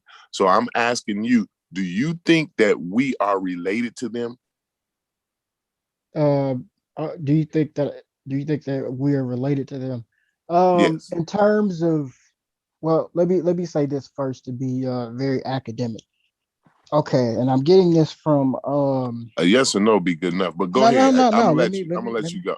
You can say yes or no and then qualify your answer. I like that. Let me say what Basil Davidson says. He was an honorary fellow at SOAS. That's a prestigious British school on African history. He says that when you look at all of the civilizations, all of the civilizations out of Africa, you will always see a cultural unity. And this is a white man writing this, by the way. So just in case this isn't, blackology, but to say that African Americans are a part of are related to the ancient Egyptians, no. African Americans, we are primarily we are African Americans. I'm saying like you know where the confusion is coming in, Corey, is with the word. No, let me finish. Dude, why are you talking? The word Let me finish. And we interpret it. Let me finish. Let Adrian got the floor. Adrian got the floor. Go ahead, Adrian. So the African Americans, we are primarily West and Central Africans. So we're not related to the Egyptians. We're Africans. We're all I appreciate Africans, that's all but I we're need. not related to them. Right. And Africa is a broad term, like. But why did he say we though? Why did he say we? Because I can we say like what? we. What do you mean, Shepard? We are West and Central African. Listen. West and Central Africa. That's why I said we. Guided you away from African Americans. I did that. He specifically did that shit. I'm not doing away with the term. Adrian, can I ask you a question? Like, I just don't get why we deliberately do this shit over and over. Can I ask Adrian a question? Go ahead, Reggie. Yeah, what's up? Hold on, because Shepard made a good point. I'm not done. Shepard made a good point, Adrian. I did specifically, and I tried to keep those guardrails up so you wouldn't veer off that way, but you still kind of veered off that way. Why is that necessary? Why do you? Because I try to put the parameters up, like I said, like not African Americans, but just Sub-Saharan Africans, right? Because what I mean by Sub-Saharan Africans, right, is a specific, right. So that's what I'm saying. Like you saying, okay, they Africans, fine. They on the continent. They own the thing that they're on a block of land that we call Africa, right? We agree with that, right? That does not make them genetically. We having a genetic discussion here, right? So I'm saying genetically, we not related to them, right? You agree with that or disagree with that? No, we're West and Central African. Okay. Can I ask Adrian a question? So all Sub-Saharan Africans are genetically related? Yes. Broadly, yes. Broadly. Not all of them, because may I please ask Adrian a question? I can actually pull up my DNA to prove that. I'm actually out. How would y'all later on, man? May I please ask Adrian a question? If you want to. Go ahead, Adrian. Go ahead, Reggie. Thank you so much. Good brother Adrian, like you are the future, right? So you have a college background and you certainly are trying to address things academically. When I showed my presentation, I was talking about the African population in the Holocene period, right? Which are the parents of both West, Central, and Egypt. No. Excuse me?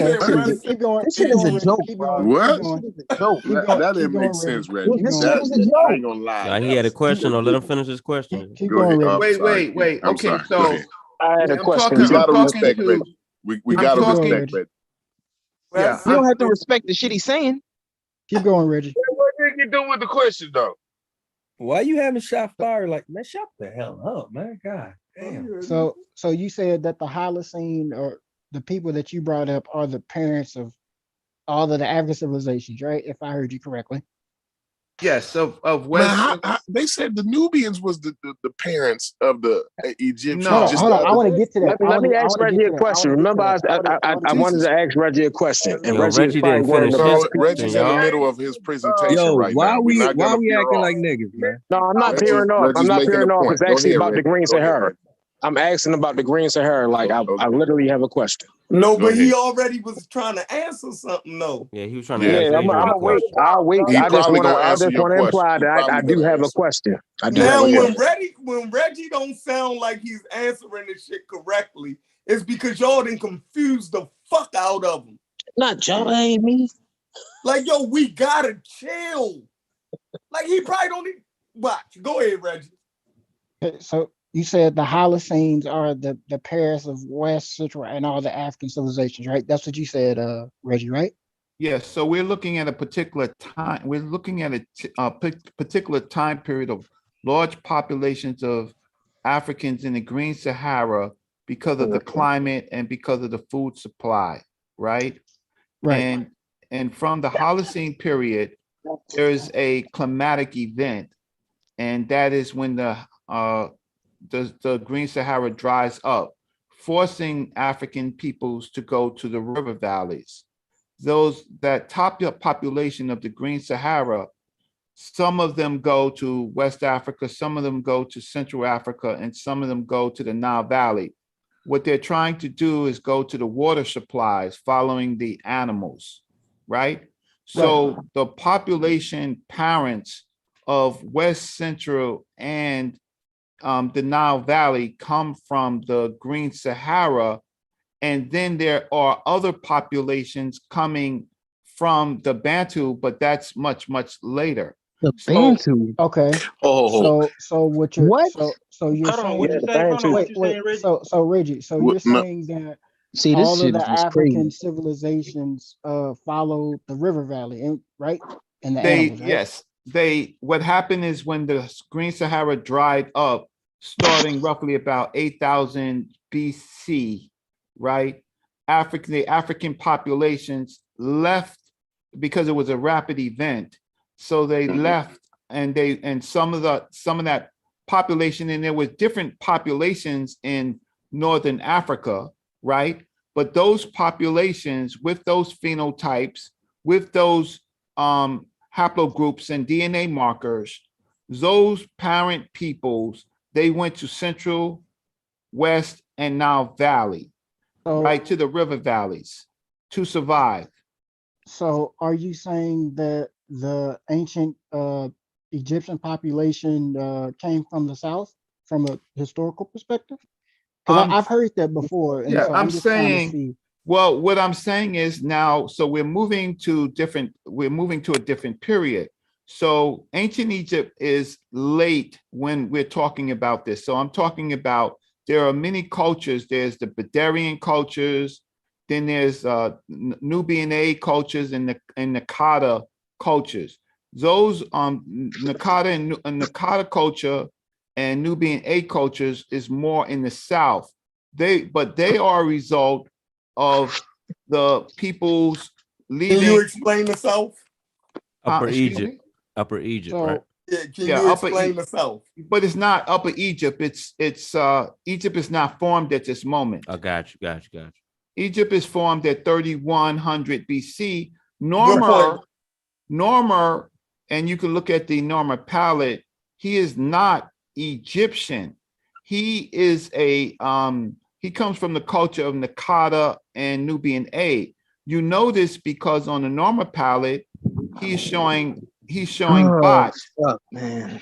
So, brother, Hey, Badarian, Hold on, y'all. The man's still talking, y'all. Hold on. Why everybody jump in? The man's still talking. I had to jump in because everybody started talking. I've been patiently waiting to ask my question. But he wasn't leads finished, right into what Reggie is talking right now. He wasn't finished though, True. I will patiently wait for Reggie to finish, but everybody jumped in, so I figured I had to jump in. I thought he was finished. My bad. Okay, so the question he just is, made a point about Norma. Y'all hear that point? Yeah. So the question is, there are parent peoples of ancient Egypt, but that is late. The parent peoples of ancient Egypt are basically the Nakada and the Nubian A cultures. And I was using the Normer palette to show.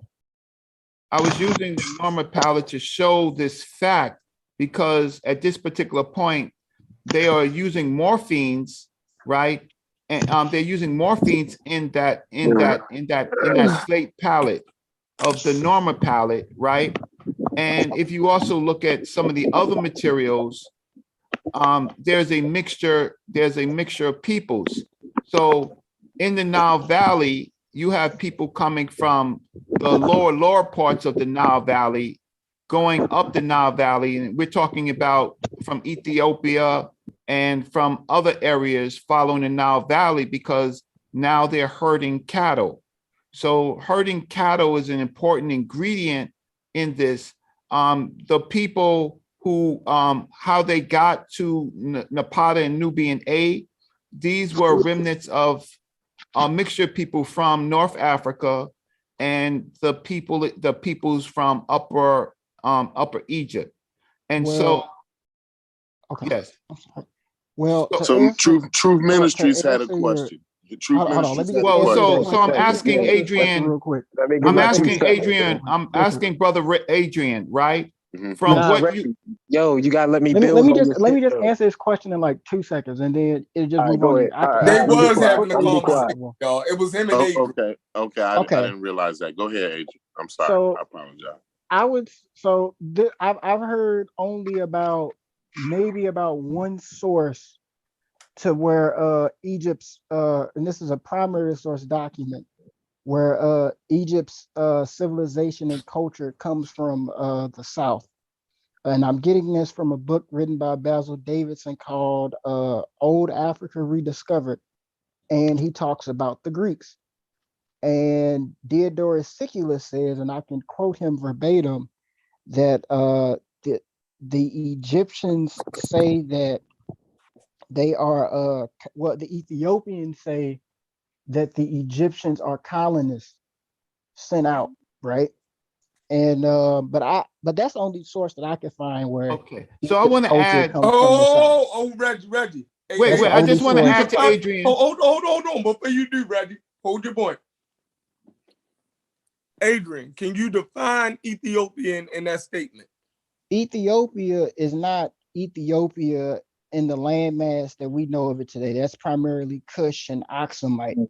When the Greeks, when they say that the Ethiopians, they're talking about the Sudanese. Anything south of Egypt. Right, the Sudanese. They're meaning anything south of Egypt. Great point. Now go ahead, Reggie. Okay. So what we're looking at is one thing is when Basil Davidson wrote his paper, they had not really discovered the Green Sahara at this point. They didn't know that there were settlements in North Africa because of the hardness of trying to navigate archaeological finds in the Green Sahara. Okay, Adrian. So you disagree with the finding of when the Green Sahara was discovered? At that time period where Basil Davidson and right after this, we got to move on to Truth Ministries because the brother he's been very patient. But during the time where Basil Davidson was writing his books in the 70s, 80s, and even did his documentary series Africa in History, which is the best documentary on African history there is, he talks about the Tassili Mountains. He shows there are people with blonde hair. There are people who look like us, so-called Sub-Saharan, that is in the Green Sahara. So during that time period where Basil Davidson is writing about the desertification of the of North Africa, it's already known at that time period. But we got to move on to Truth Ministries. Wait, no, you can't do that, Adrian. So you're saying blonde? Wait, what archaeological find do you have that Basil Davidson is sourcing that's saying that the people had blonde hair? Because we have very limited skeletal remains of the people in the period that I'm talking about, from the Holocene period. Hey, Reggie, we really don't, because we gotta move on the Keepian grave site. So we got updated information on this. We even got DNA too. You did have Eurasian people migrated in there because you got R1B markers, you got U6 markers, you got H markers. So you did have a combination of different people coming in. I'm talking about the blonde hair. I got this from a book called The Search for the Tassili Frescoes. I can't remember the author, but that's where I got it from. But we have to move to Truth. Truth. What's her name, brother? Ministry. We got a Truth Ministries or whatever your name is. What's your name, brother? Truth Ministry. Go ahead, brother. Yeah, we gotta go to him now. Let me go after Truth. I jumped back on. Truth might have stepped away. He got his mic muted. Okay. Oh no, I ain't stepping away. My fault. I didn't know my mic was muted. I actually thought I was fine. And Glurcon is after Concrete Corey. I'm at All right, so I go. Y'all, you can go after Magic Mike. Go ahead. I want to present another view to the Green Sahara, and I gotta ask Brother Reggie these questions because if these questions are correct, it could lead to a cultural proof of cultural influence from the Green Sahara into Egypt. And my question to Brother Reggie is the first Egyptian god Kente Amentu, the jackal god? No, the first god that we actually see is Bot from on the Norma palette for that particular period. But we do have evidence from the Nakata 2C decorated vases of a number of others. Kemeti Tiu, he comes roughly around a little later than a little earlier before Egypt is formed, but so he is very pre-dynastic, right? But he's not a senior god. The committee Tiu is basically a kingship type of icon. So I agree with you, but my question was really not about who the list of gods. It was about Kente Amentu, the jackal god, because we have evidence that comes out the Green Sahara that they worshipped a jackal-headed god in the Green Sahara. We do, and so certainly many of the, if you look at the rock art, and that's the beautiful thing about the rock art, it's an encyclopedia of the fauna and flora of the Green Sahara. And so there are pockets of peoples with different type of belief systems. The unification of Egypt forces the state to deal with this to stop the divisions. But certainly there was the water gods, there was Shu, and there was Tefnut, right? And then there was Bat, and then I'm from a particular culture. You actually see adherents from a particular culture, which I believe is in Nubian A. I have actually a cult, a pottery cult vessel that's in the Boston Museum. That's one of the earliest depictions of that. I don't disagree, but there's a pantheon of what you call anthropomorphism, where Africans are imitating animals for their divine counterparts because they're following the animals. So I don't think that you're incorrect, but I think that if you look at the Nakata 2C decorated pottery, you'll see a pantheon of early works. And if you look at the Kustau incense burner, right, you will see the other culture with a pantheon of gods like Men. Men is not in the Kata. Men is in the Cushitic Nubian A culture. So what you have is different groups of people with animals coming from, and many of these animals like the ostrich and stuff like that, they're not native to ancient Egypt. What happens is that their parent peoples bring these concepts into this world as they are migrating. I hope. Yeah. Can I go now, guys? Let Magic Mike go ahead. Okay. Yeah, so I jumped off earlier, and when I jumped off, I started listening to the presentation Reggie gave, and I actually appreciated it. Didn't know some of that. So very quickly in summary, Reggie, I think what you're saying is that the ancient civilization that turned into Egypt at the beginning of the first dynasty was in some way influenced by, the people from the Green Sahara and other people that we would consider Black.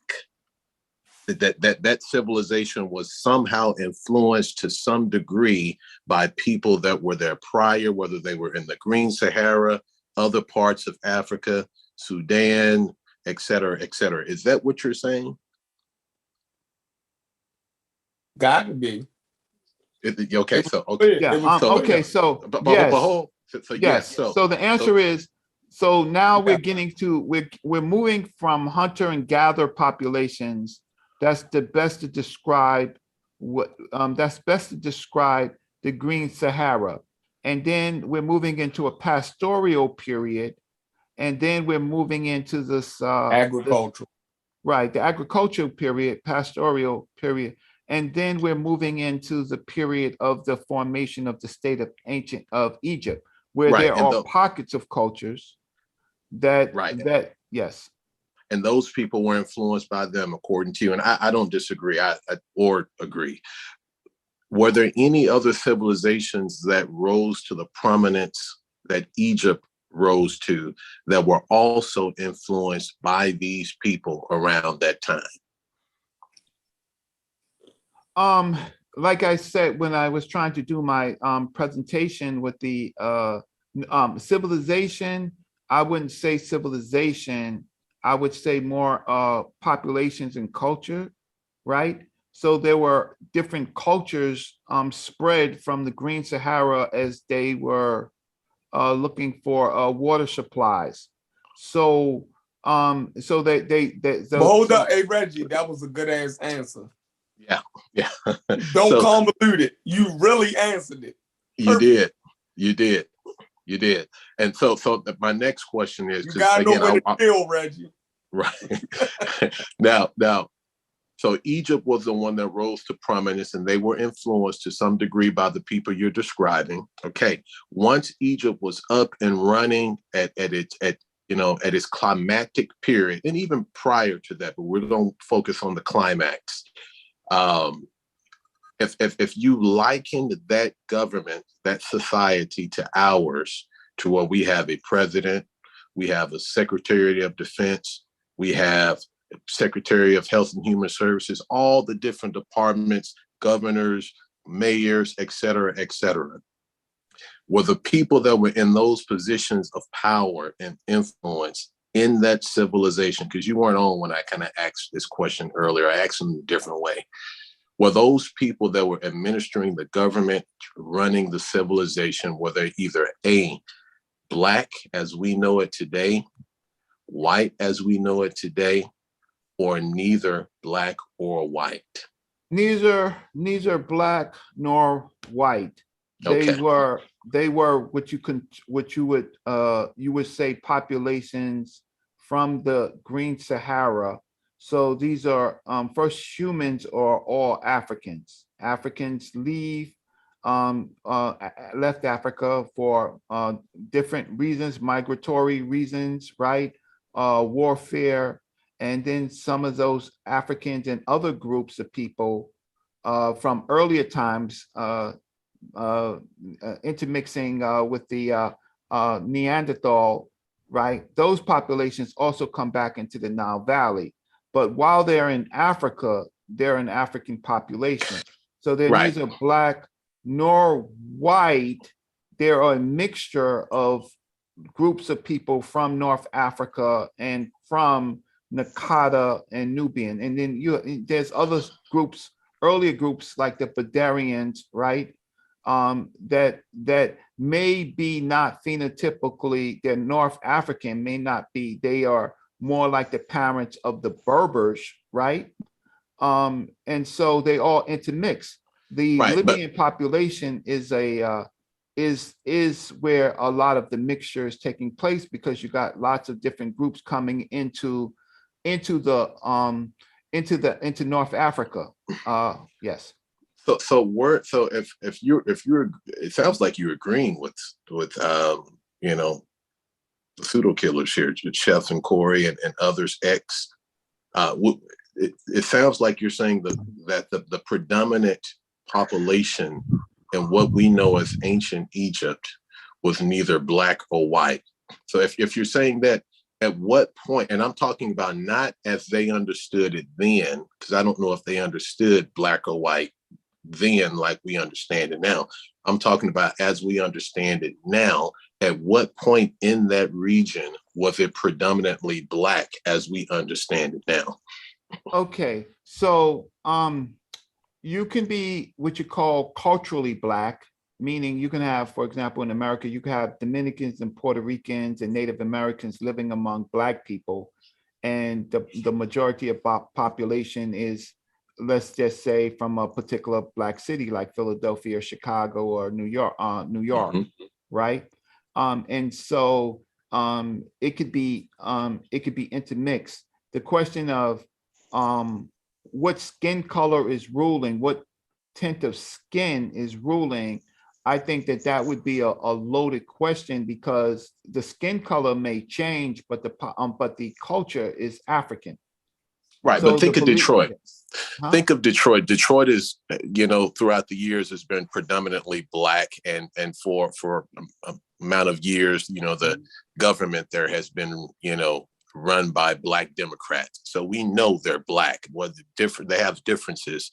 I only ask that question is, because people cling to ancient Egypt for a reason. There's a reason why different. You're correct. And yeah. so there is this whole notion, because Dr. Joseph Benjo-Cannon was my teacher, and I met him roughly in 83 and 84. And there was this huge debate where Europeans were trying to say that Egypt wasn't black at all. And so what you have is you have from Dr. Cheikh Anta Diop's work, which is basically the African origin of civilization, is really about Egypt being a black civilization. Now comes the study. Now, after that particular period, comes the study. Dr. Joseph Benjo-Cannon, he took us physically to Egypt, right? He took us to the northern parts and the southern parts, right? And we see that in modern day Egypt, the Arab groups run it, from the Ottomans to the later Arab groups. And so that's not a good way in which to look at it. Well, Arab speaking. Arab speaking. Okay. Arab speaking. But most of who they are comes from the period of the Arab invasion, right? Where these peoples coming in to invade North Africa, they had their own type of phenotype. Hierarchy. Here's where it gets cloudy at, Reggie. Yeah, go ahead, Magic Mike. You got last question. For those of us, and I'm not one of the us, but for those that are either in America, Caribbean, different parts of the diaspora that are black as we understand it, that want to grab on to some level of either ownership or relation indirectly to the great achievements of that culture thousands of years ago, what can they grab onto and say, yes, that, I can share in that part of what was great about Egypt? If I was one of those guys today. Nothing. What the best analysis, what you would do is not look at Michael Jackson, but look at Tito, Jermaine, Rebe, Marlon, right? And Jermaine. And then look at Catherine and Joe Jackson. Look for the parent peoples. So it is in fact the parent peoples of the Green Sahara that migrate, same people, different cultures that migrate down.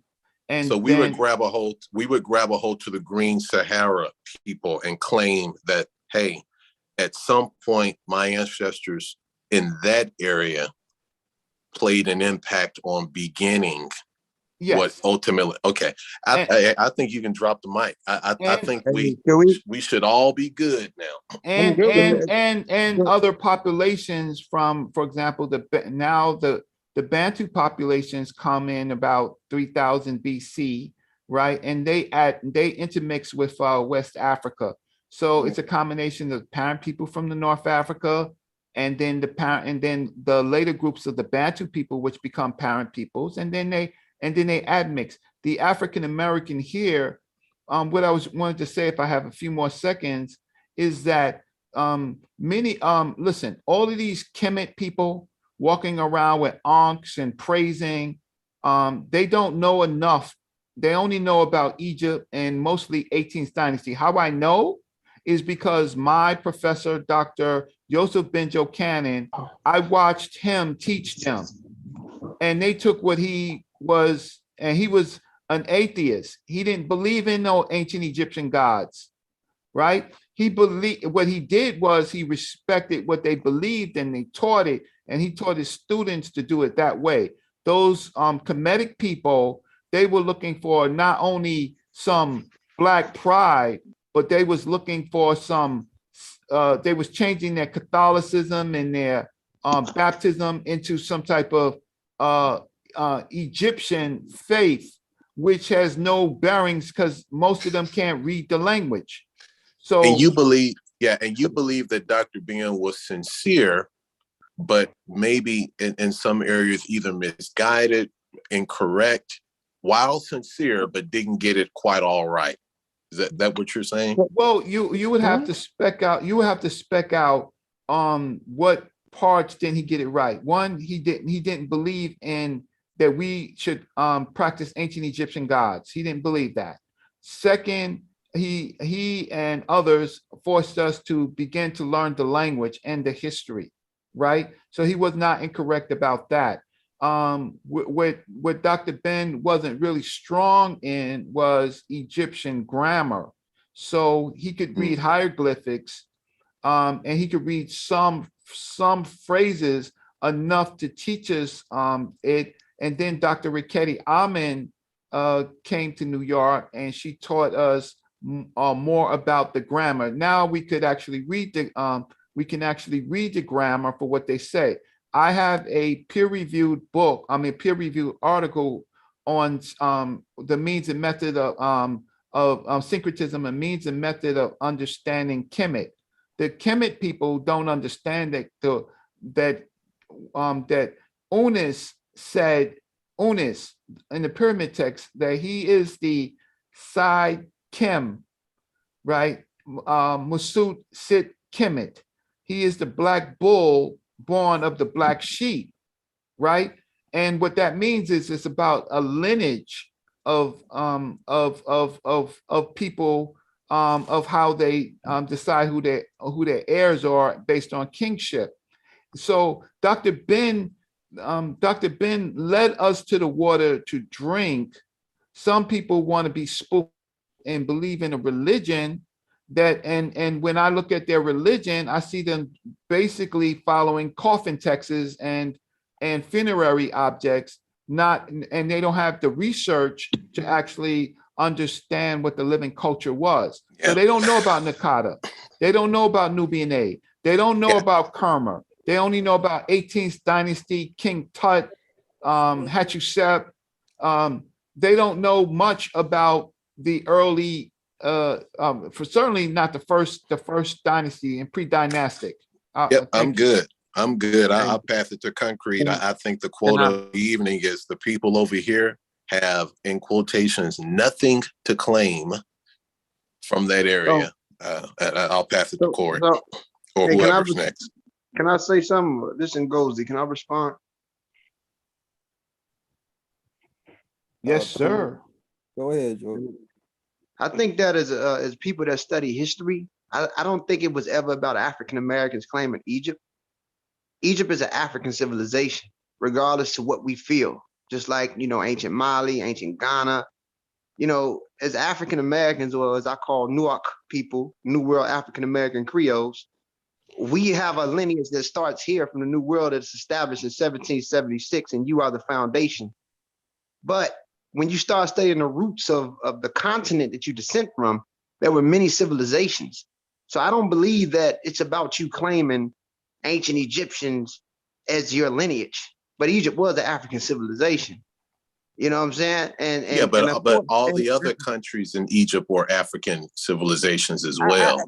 No, that's what I just said. Right. You got ancient Mali, you got ancient Ghana, you got ancient. It's a whole lot. That's what it's historians. For example, us that's been in the New World for 200 to 400 years. Science, history, politics, and economics should be the goal for what we should study in New World America.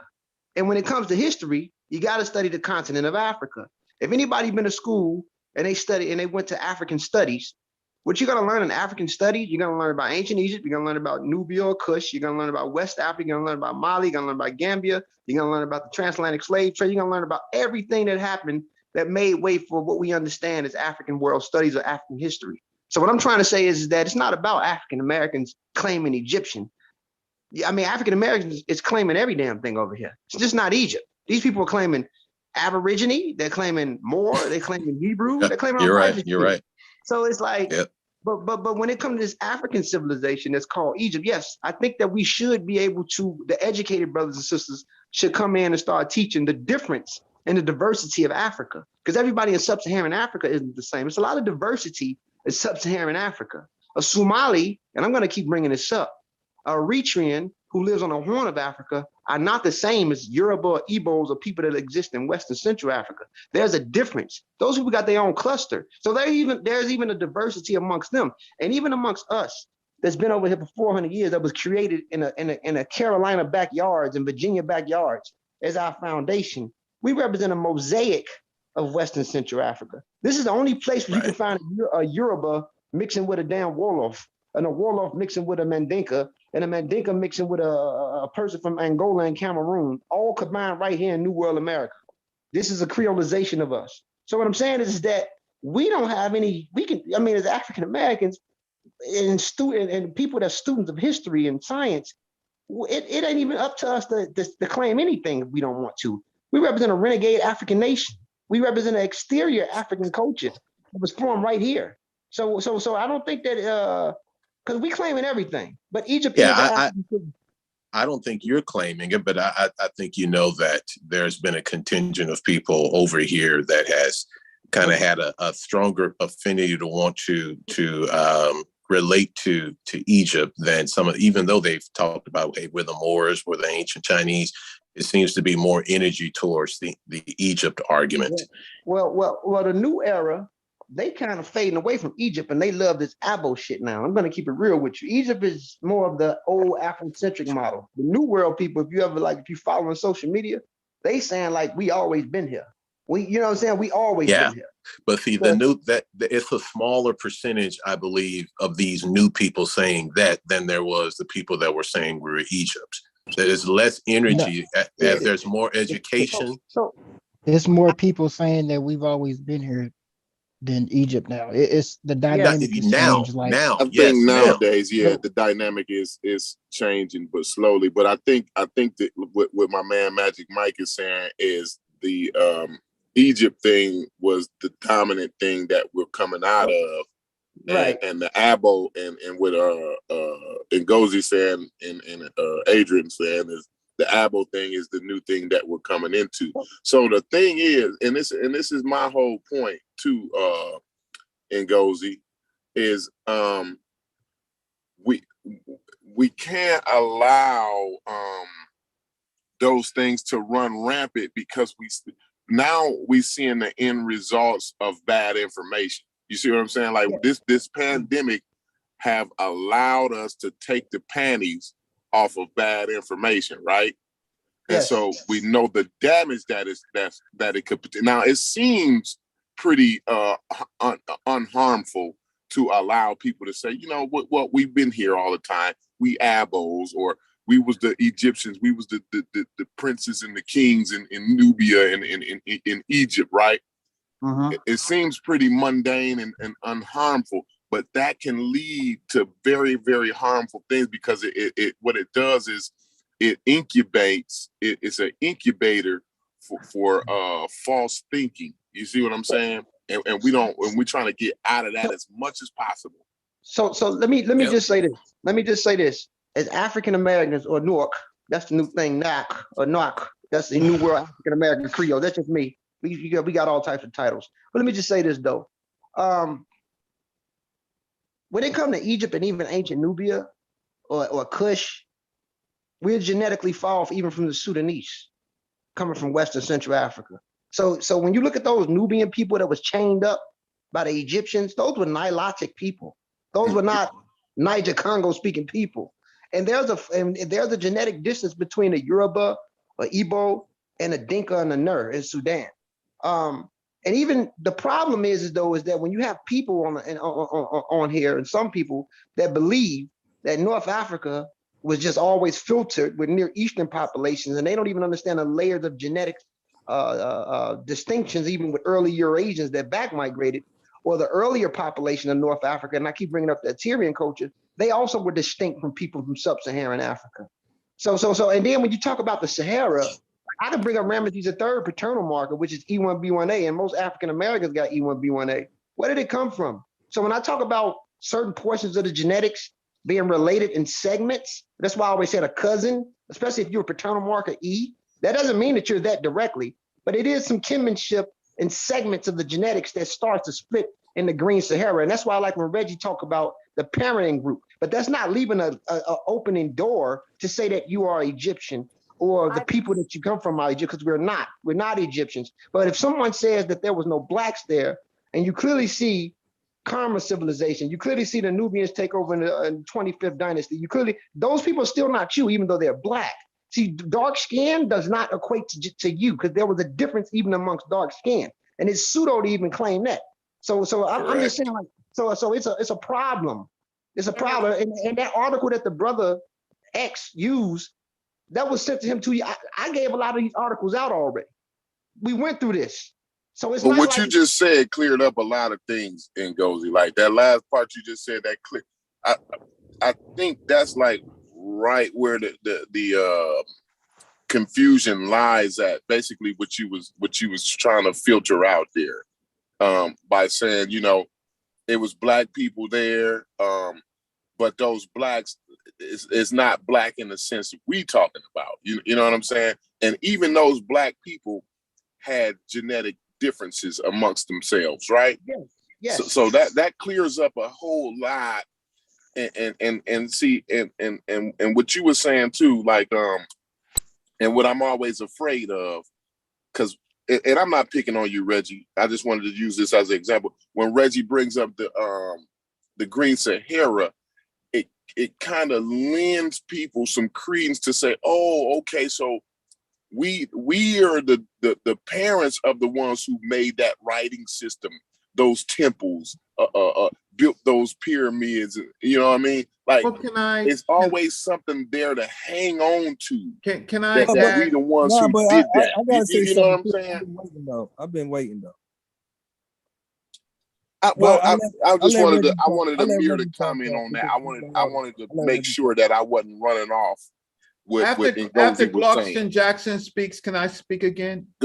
Yeah. Soon as Ngozi go, then you go in, Reggie. I just want to make sure I wasn't running off with what you were saying, Ngozi. Yeah, I agree. Yeah, kinship in a distant past. Yeah, but even with that, we are our own group of people, and we descend from a distinct group of people. And over here, we represent something new, in the sense of our situation and experience.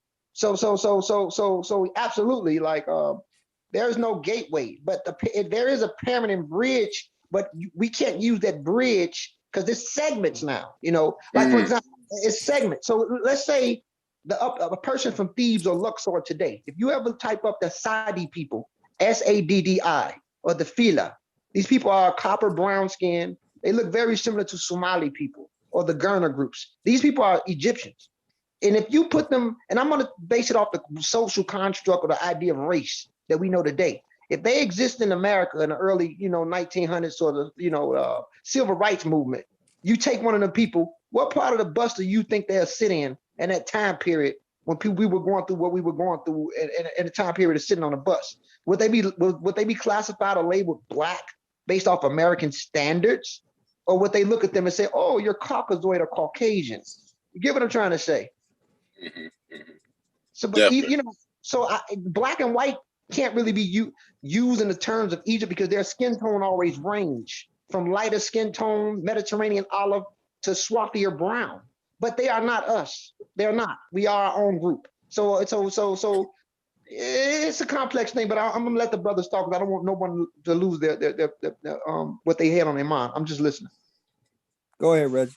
No, Clark, can you I think Glarkin wanted to say something. Yeah, I want to hear what he has to say. No, basically, I hear what all you guys are saying now, but only thing I would say about the ancient Egyptian, they was influenced by Southern. I mean, they even their animals come from the Sub-Saharan, the Abis, the Hamat, I can't pronounce it, the baboon come from Sub-Saharan Africa. They was influenced by Sub-Saharan Africa. The Africans. Am I wrong for saying that? Well, no, you're not wrong, but there's the fauna and flora, and the flora is the plants, right? So there are plant species that's in Egypt that weren't born in Egypt, and so they come from Southern Africa, and they also come from the Green Sahara. And there's animals like the elephant. People don't understand that the elephant used to be the kind of like the king animal, and then it's also the ostriches and stuff like that. These are not animals of ancient Egypt. They're animals that came from the Saharas, and then they found themselves into Egypt. So let me say this though, Reggie. Like when we bring that up, like the animals and things like that, the thing that my man Glarkin just brought up, right? Like I'm trying to figure out, like we bring that up to say that these people were Sub-Saharan African, or are they black? Like why are we bringing that? They weren't isolated. That proves that Egypt wasn't isolated. No, the reason why I don't think nobody would make that argument that Egypt was isolated or that North Africa was isolated. I don't believe nobody would make that argument. Okay. I would like Glock. I would like Jackson to finish his point, and then I would like to show a slide. Yeah. No, what I'm saying is, hello, can you hear me? We hear you. Good. Crystal clear. Yeah. So when I'm saying the baboon, and what I'm saying, the animal they project in Egypt, right? Mm-hmm. They're not coming from the Near East. They ain't coming from Near East. They're coming from the inner of Africa, Sub-Saharan Africa. They ain't coming from the Mediterranean. I mean, Near East. Like, so you're saying the people brought them there, or did the animals move on their own? They moved on their own. See, they moved on their own from the greens. From some of these animals can only live in grasslands. For example, the ostrich, right? So the Green Sahara. The animals are smart. That's why Africans made them the They follow the herd. Humans follow the herds anyway. Yeah, they followed the herds, and so the herds went to the Green Sahara because the birds are smart. The birds is dictating to a lot of the animals where to migrate at, where's the best population, and then the birds are also smart when the climate changes to get the hell out of a desert area, right? And so the animals move and the people move with the animals. And then you have the cattle. So now you have this cattle culture coming in about 9,000 BC, domesticated cattle. And now the cattle, they have to drink water. So when the water dries up in the Green Sahara, then you got to bring those animals to the river valleys, right? And then with that, culture moves. But so what I want to say, let me just show this screen real quick, and I think this will help out a lot. All right. So, okay, I'm not into Egypt. I've studied Egypt for many years, but I am not into Egypt. So I want to start at 145,000 years, right? So then we have artifacts in Morocco, human artifacts. And then we have this whole period over here, 100,000 BC, the Wadi Halfa, right? And so, and then we go to a whole nother period, and Ngozi knows these periods, the Comocene culture, 42,000, 32,000 before present, right? The Comocene culture. And then 40,000 BC, we have the Tyrian tools that were found in Morocco finding themselves in not ancient Egyptian culture, but pre-dynastic culture. I need to fix this. Then you have this Paleolithic period, right? And then you have these cultures that Ngozi talks about all the time, the Sabian culture, the Akkadian culture, the Hurrian culture, right? The Fayum culture, the Merimdi culture, the El Omari culture, the Mahdi culture, Tassian. And this is this period. And then there's Nubian A and Nubian, Nakada and Nubian A, which actually comes at 4,000 BC, which is not on this particular slide, because I'm only dealing with peoples and settlements, the naming of people and the technical naming of cultures before ancient Egypt. So the hell with ancient Egypt.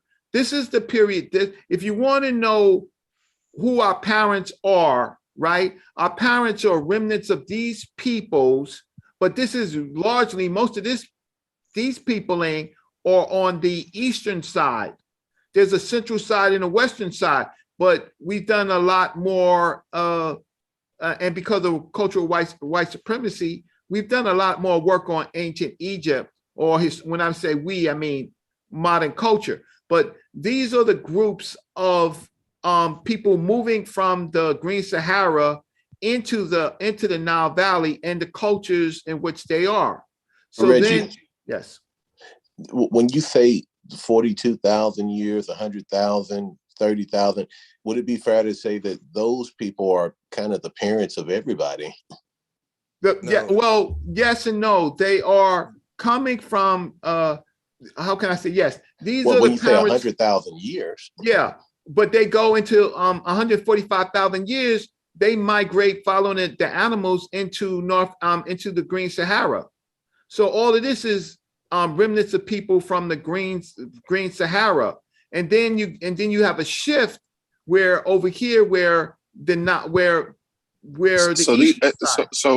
so let me ask you, Reggie, and maybe Ngozi, maybe he might be able to elaborate too on it.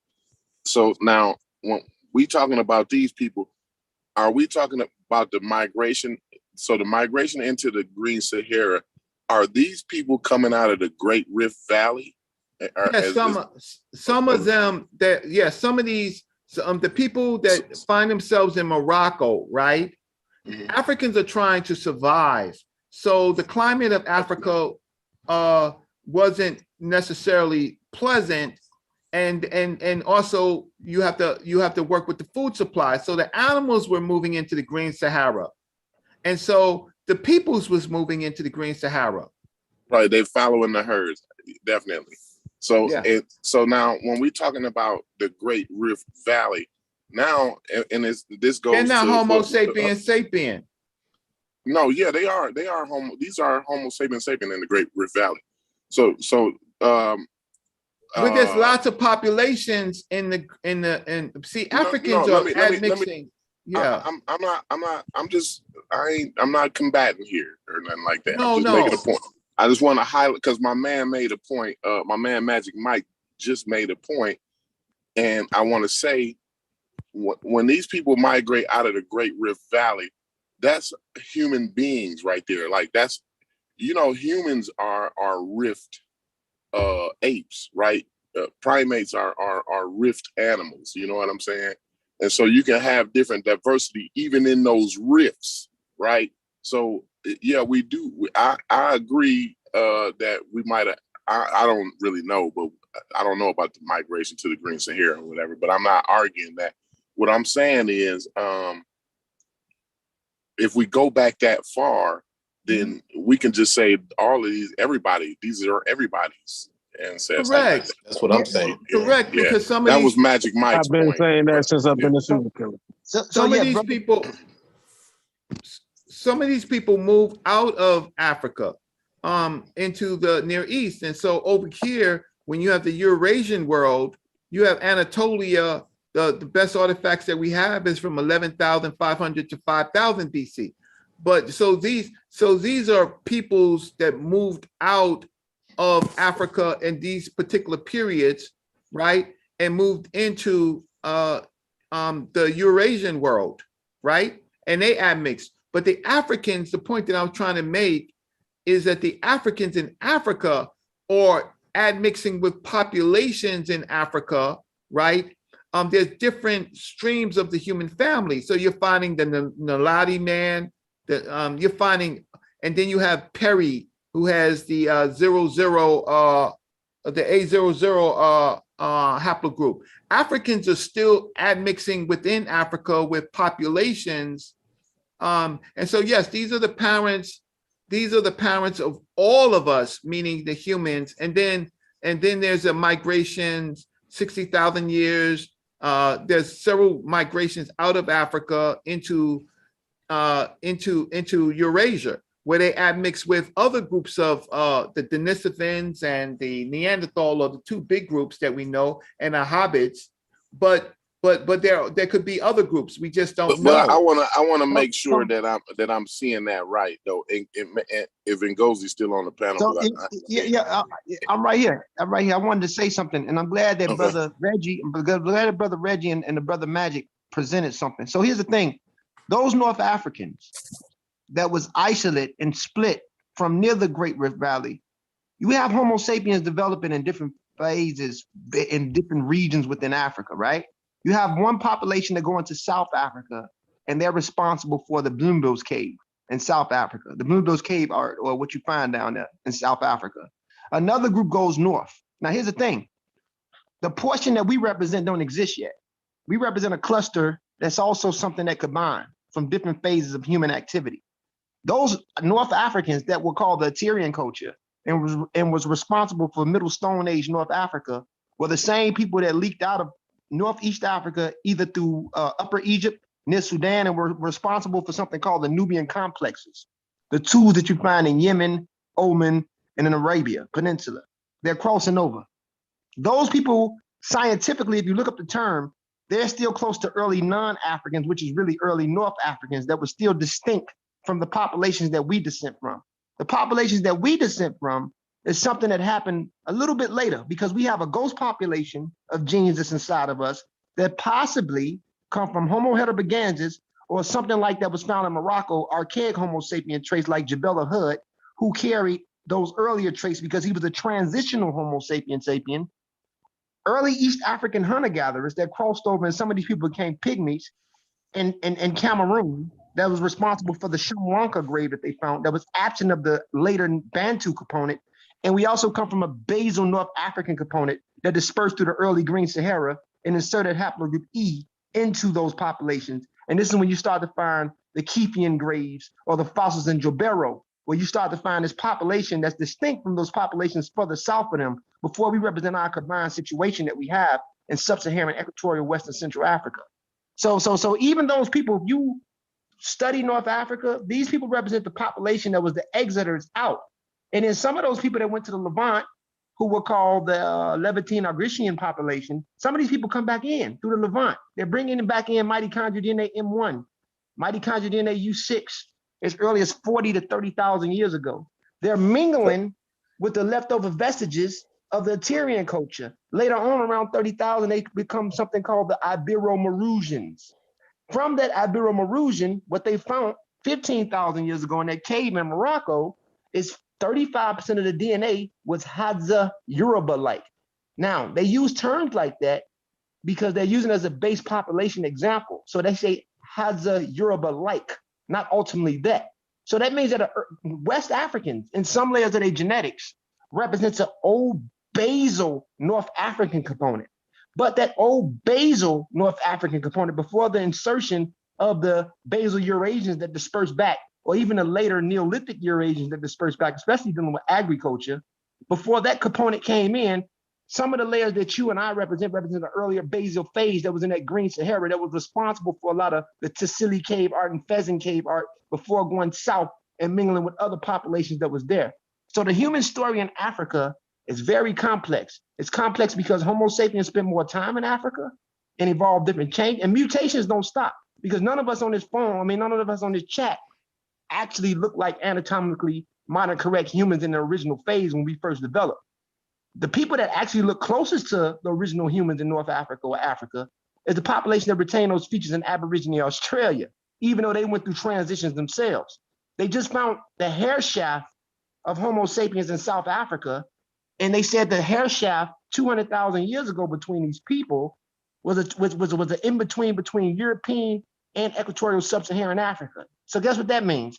That means that the hair texture of original Homo sapiens when they first developed wasn't like those people that stayed in open savanna for thousands of years or equatorial zones where our hair is thick to release heat to keep the body cool and we don't produce much oil in our hair, moisturization in our hair. That's why our hair is more thicker and drier. So when the Homo sapiens first developed, there's a lot of differences and mutations that still continue within a continent even before population dispersed out.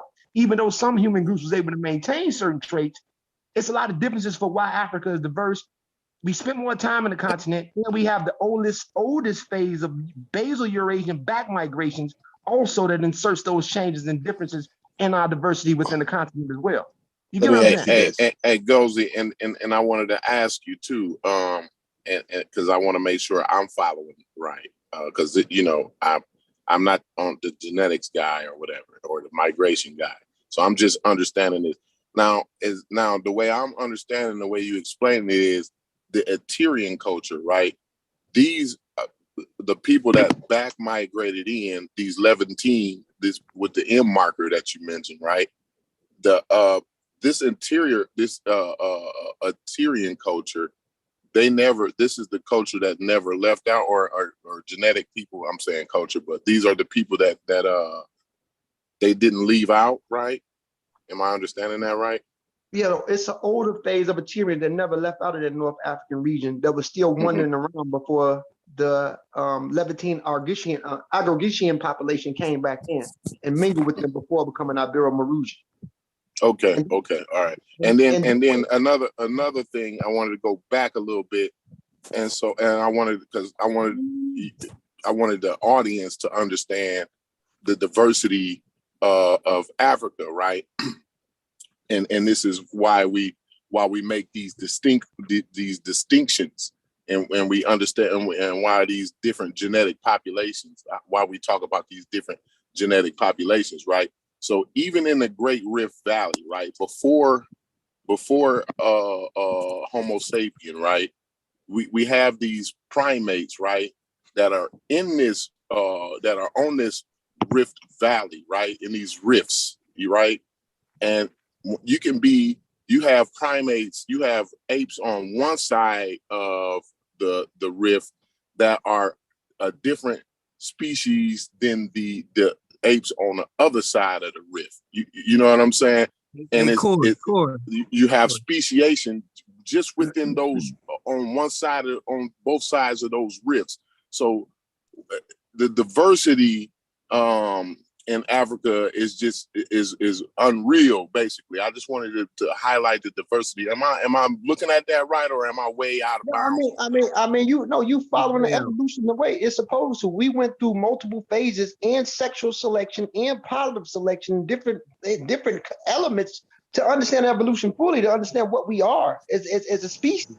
So absolutely, it wasn't just one hot spot that formed Homo sapien. But let me ask this. So I think we're past the Egypt situation, but if we go back to that time, we shouldn't even be talking about Egypt. Yeah. We should be past that. Yeah, we're past that. If we go back to that time frame, the ones that were most closely related to us, I guess, in West Central Africa, what were we doing in that time frame? What were like our high climatic points during that time point where we were? So one of the things that I showed in my presentation was the origin of fire clay, which we call pottery. That event, right, catapulted human evolution, because now Africans can carry water, right, and they could migrate to different places, and they could also digest foods that we couldn't digest before because you need to boil them, right? And that you also need a good water source. And so many of the ancient peoples made like a beer. They didn't drink out the Nile because of the parasites and stuff like that. So they learned to boil and prepare water and cook and ultimately get to bread. But before that, it was fufu and things like that. Those type of yams and type of things like that. So, but when we were able, and that's what happened in West Africa, which I tried to show, is that fire clay shards and pottery was created in Mali, in West Africa. But that innovation spread through the other populations in the Green Sahara. And then it spread out of Africa into Spain and into the Levant. So that was a major part of the evolution of humanity once we were able. And then so if I could share my screen again, I just want to show you something. I think give me a second. Let me just try to figure out where it's actually showing up. Okay, so here. Now, so then you get into culture. So the other major situation was when humans were able. Can you see my screen? Yes. Yeah. Do you see this bird lady? Yeah. See this bird lady? Okay, so this bird lady is Bot. She is this woman over here with the cow horns. This is her in an earlier phase, and this is her in the early Egyptian. This is on a normal palette. And then you have the Nakata 2 vases, which I was talking about, and then you have other slate pottery. The importance of this is at this particular time, roughly about 4000 BC, the rock art, you got to understand that they were not just figures. The rock art had logos in them, morphemes in them, right? So these people were speaking languages and then using the rock art to write what they said. Now the language is hidden, right? But when you come to this period, this is my work that I have been working on for the last 3 years to do the origin of writing, is that the Europeans look at this and they look at this as figurative art, but it's not figurative art. This is what you call vignettes. And so when we look at this, you can see this becomes the watery waves, which becomes noon. This branch over here becomes the Norsut plant, the stringy man with the awat, right? In his hand, the awat is the staff, and it becomes the heck later, right? These are things that they're actually speaking. The king has his awat. You see this woman right here? This woman right here is Bot. And basically this narrative is basically saying that the king, the stringy little skinny dude, he's not as important as the woman who is taller. She's the goddess Bot, and her daughter she's basically holding the king and basically giving the king to her. This is basically writing in a pre-dynastic form. This is action, and they're standing on temples, which is a Hawat. So the reason why I'm saying this, is that who's that? Yeah, the reason why I'm saying this is because this is what's happening in the Nile Valley. But the other Africans in like West Africa, they took another path. So they have things like gold weights, they have talking drums, they have clothing with symbols. And these symbols right here, all of these gold weights, these are parables and stories. So can somebody mute their mic? So the West Africans take a different path. The West Africans take a different path in getting to writing. Theirs is more of an oral tradition where they could talk about these symbols like the gold weights and these other symbols, and they're using it in their language, and they don't necessarily get to the writing of Egypt. When the writing of Nakata, because this is writing right here, when this writing goes into Egypt from Nakata and Nubian A culture, what happens now, the ancient Egyptians are able to catapult their civilization because now they can record, right? They can record directly. And so that's why Mike, I call him Michael Jackson, Egypt, is so important, because they create a writing script that catapults their civilization, while the other groups of people over here, and like if you look at the Tassili rock paintings, they are still using it only in an oral tradition. And then you get to this point over here where this bot figure, people say, oh, she has makeup on, this is a bird lady, but they don't understand when they look at her stomach, they see the giraffe. The giraffe is a very important savanna Sahara animal in the grasslands that leaves Egypt.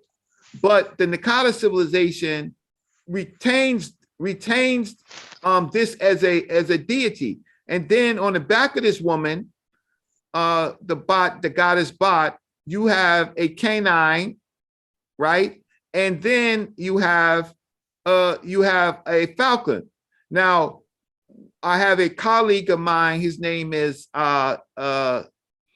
Jed M. Hekare, and he came all the way from Virginia, took a flight to Virginia to see me at the museum to work with me on this, because I asked him, what is this right here? I can't understand it. Is this a early form of hieratic? What is this? And 2 weeks later, he got back to me and he said, Reg, this is in 3800 BC.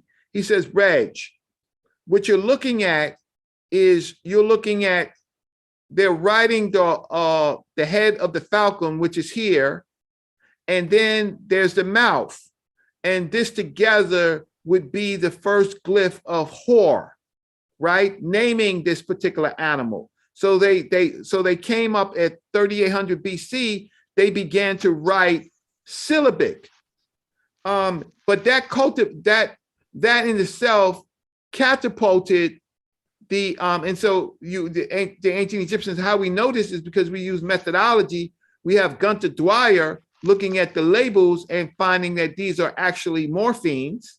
So if we could do this with Nakata, if we could do this with Nakata 3, because this is Nakata 3, then all we have to do is apply the same method.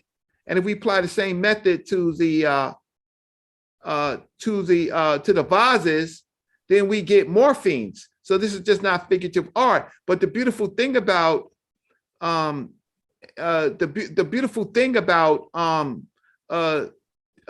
ancient Egypt is that they came out with a system because of their writing capabilities. So we care a lot about ancient Egypt for the wrong reasons.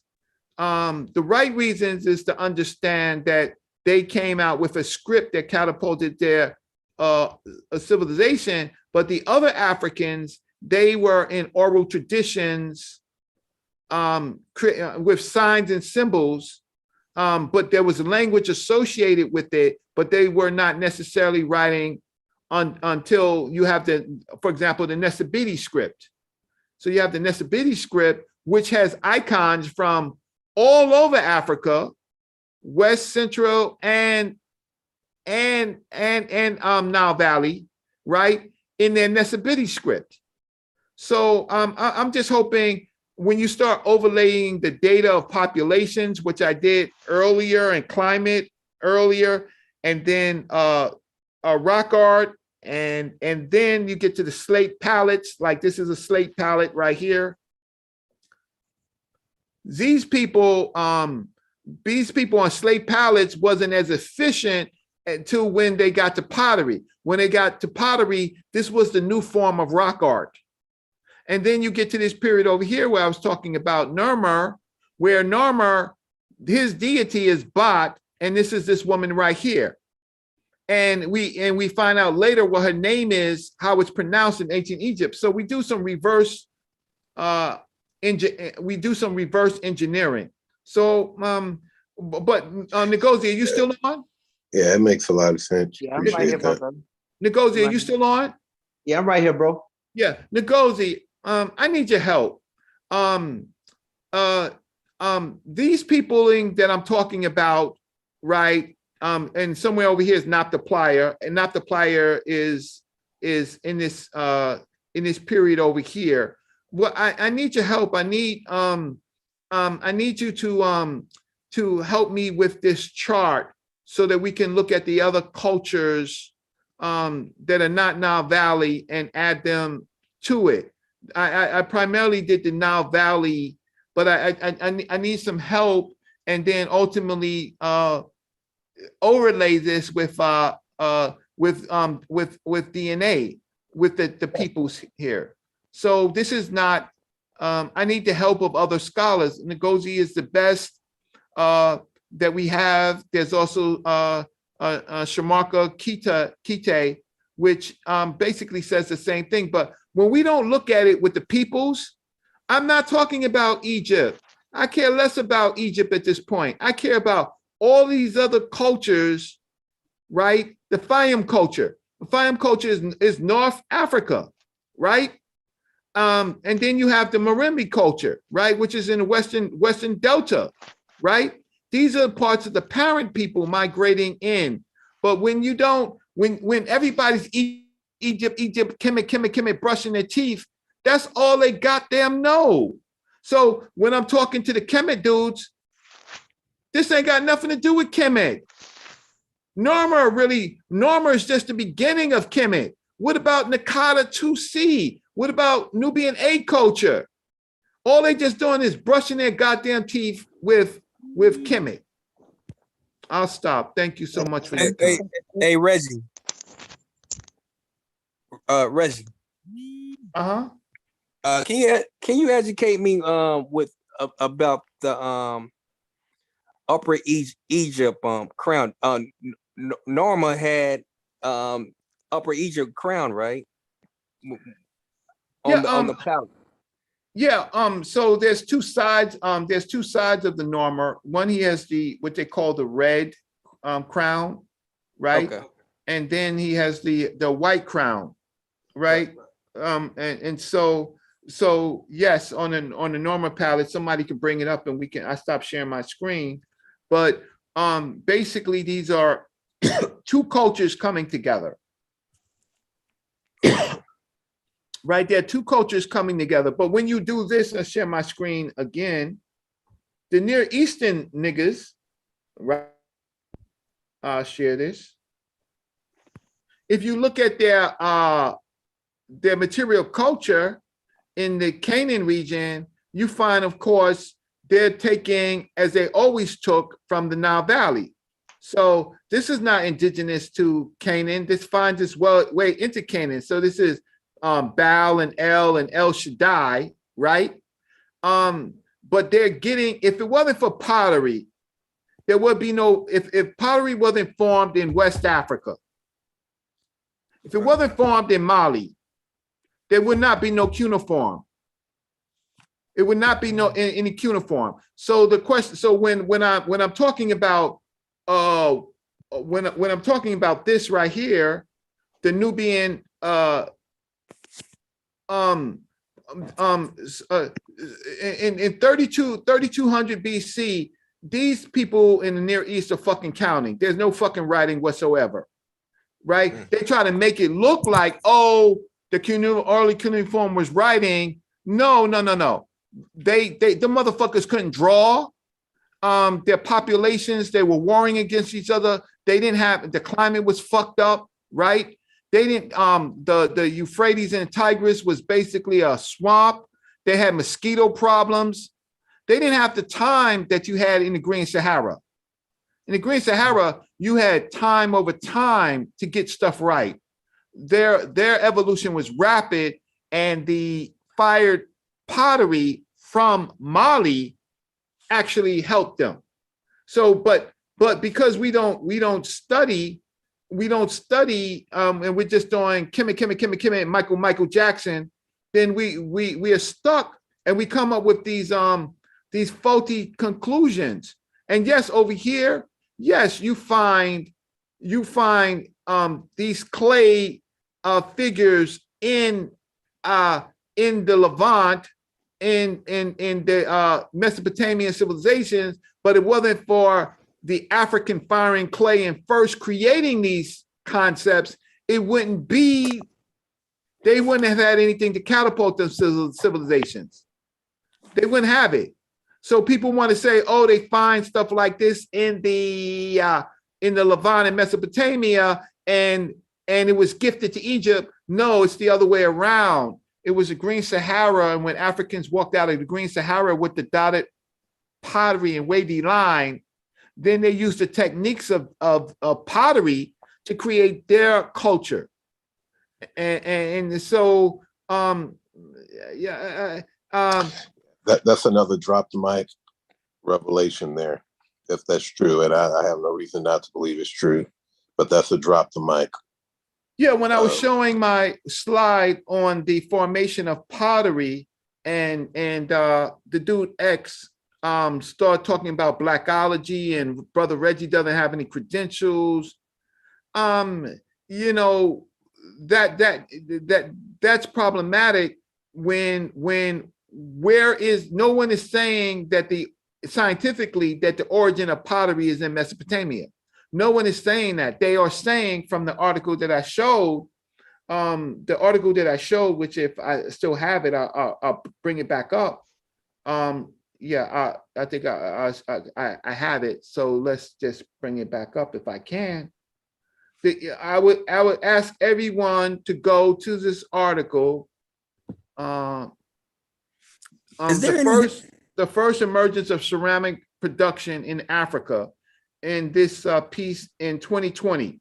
So now this is very recent. This is in 2020, and it's basically saying that the discoveries in Mali in an open air site in Dogon County shed new light on the early Neolithic in Africa. And then it basically says that in a cluster of absolute dates established a terminus antiquam of 9400 calendar BC for ceramic scourge associated with a small bifacial lithic industry. The emergence of this typo-technical complex corresponds to one of the wet phases of the Pleistocene-Holocene transition in West Africa, most probably that of the climatic upturn at the beginning of the Holocene between 10,200 and 94 calendar BC. Paleo-environmental results, particularly archaeobotanical ones, indicate that the landscape was a state of change, and that of several millennia, the surfaces covered by desert overlapped an open steppe with grasses, some of which were edible. This environment situation allowed the dispersion of prehistoric groups that Ngozi is talking about, that I'm talking about, that Dr. Soy Keita is talking about. These prehistoric groups over the continent have probably encouraged a new behavior and practice of intensive selective gathering. So if it wasn't for the firing of the pottery in Mali, which is part of the Green Sahara, just a Western farm, that, believe it or not, Egypt owes its success to the Green Sahara of the Western side, particularly Mali. It also owes its success to the Algerian tools found 130,000 BC in Morocco. If it wasn't for that portion of Africans living in the West, there would be no fucking Egypt. The innovations came from other places. Not to mention the Lumumba stone and the Shango bone, the Lumumba bone and the Shango bone showed that Africans were, I like the term neuro and cognitive thinking, right? Beginning with the rock paintings and all throughout Southern Africa, during definitely dealing with the Bloombo's cave and the okra, that with the migrations of peoples and herds found itself in the Green Sahara, and it became one of the innovations. Hey, Reggie, yes, brother. Is there any hieroglyphics on the normal palette? Yes. I share my screen again. Yeah. So let me see. Hey, Reggie, when you bring that up, I want people to pay attention to that anomalous palette too. He represented a cattle coat. I want y'all to look at the tail that's on his kilt, which represent populations that was connected to those early pastoralist groups that used to worship the goddess Bat. And a lot of these people. Oh, go ahead, Reggie. No, go ahead. I'm sorry, Ngozi. Yeah, I was disagreeing. A lot of those pastoralists that dispersed back into multiple directions come from the Dakhla Oasis zones around 9,000 years ago. So it's if you look at that anomalous palette, it's something going on that's rough. This is the third half of the Nakata period, and at this time period, you find populations from the Mesopotamian region coming in, but Nam is not that friendly to them. To be honest with you, the developmental idea of Kemet didn't exist. You only hear the term Kemet, the land of the black soil, in that sense, around the 4th dynasty. When Narma united the land, it was Tameri. Then you got another word called desert, where we get the word desert from. So the idea of a Kemet or Egypt, when people talk about it, that don't even really exist the way people think it does. You get what I'm saying? It doesn't, because it came later. First, it was identified with camel in my peer-reviewed article on syncretism. It means a method of understanding Kemet, Kem, and Kemetiu. Ngozi is right. It comes from cattle coat. So this is an early form of that. This is an early form of, okay, so let me just walk you through some of this stuff. So here's an early form of bat on what you call a slate palette, right? This is the same bat here, but this is, but again, this bat over here is made with ceramics, right? Fired pottery. And then you have the Nurma palette, and I don't have a clip right now of the Nurma palette, but this is bot. But if we saw the whole Nurma palette, okay, so let me get through this, and then I'll come back to the Nurma palette. So then this type of material right here that's in pre-dynastic Kemet is equivalent to the same material that's in the rock art of Northern Africa. This is Kemet, not Kemet, sorry. This is pre-dynastic Africa. The Kemet niggas call it Kemet, but this comes, these are concepts from the rock paintings, right? And this is early ancient Egypt. Egypt was called in the early days Hinu. Hinu is basically a glyph of cattle, and that means home, and it meant residence, the Hinu. And then it became the two lands, right? Which is land Ta and then Seti, right? The Tawi, the two lands, Tawi, which was basically the Ta is the land, and we means is the dual for two. So the two lands. And so this right here is rock painting in the area of the Nile Valley. But if you look at, but this is Bot right here. So the Kemet Negroes, the Kemet Negroes, they don't know this stuff. They don't understand. And then if you look over here, in this funerary boat, so this becomes the funerary boat of later ancient Egypt, but this is at 4000 BC. So this is the parents of ancient Egypt. We need not talk about ancient Egypt. We could talk about the parents. And then you can see the plume feathers over here. You could see the bot figures over here. So when we do this work, what we begin to do is we begin to do overlays of information, and we find out that it's better to look at the parent peoples. It's better to look at the parent peoples than to single out Egypt and make it Michael Jackson. And the people that do that, they don't have a lot of information. So I will, while Ngozi might be talking or someone else has a question, I'll pull up the Norma palette. So I got a question for you, Brother Reggie. Yeah. Okay. One thing I like, well, I would say a quick comment, but one thing I like about your presentation is that I can remember I was reading Basil Davidson's work again. Y'all know I love Basil Davidson or whatever.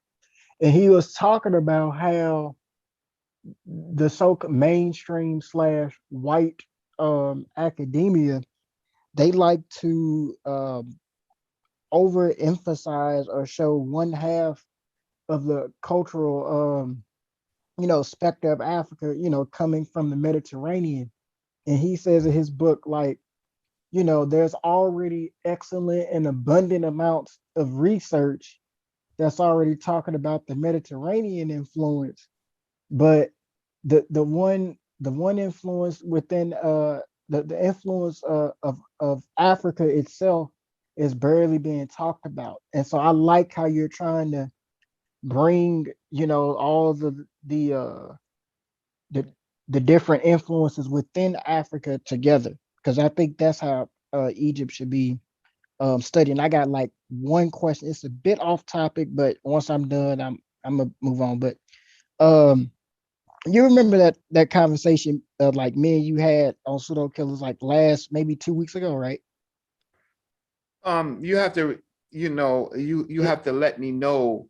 We was basically talking about like the Black Panther Party and all that type of stuff. So like my question is, do you have contact information so we could, just like any adequate like, contact information and stuff? Like a Facebook page or something that I could No, follow you I'll on? give you my email, which is rap, like rapper, marketing Yep. at hotmail.com. That email address is from 1990, from 1992, 1991.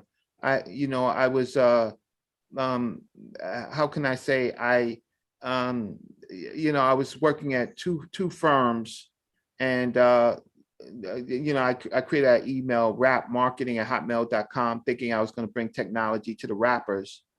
But yeah, rap marketing at hotmail.com. Okay. Right on. So here, I'm going to share the screen, and we're going to go over the NERMA palette real quick. Hey, brother Reggie, I wanted to say this before you go in.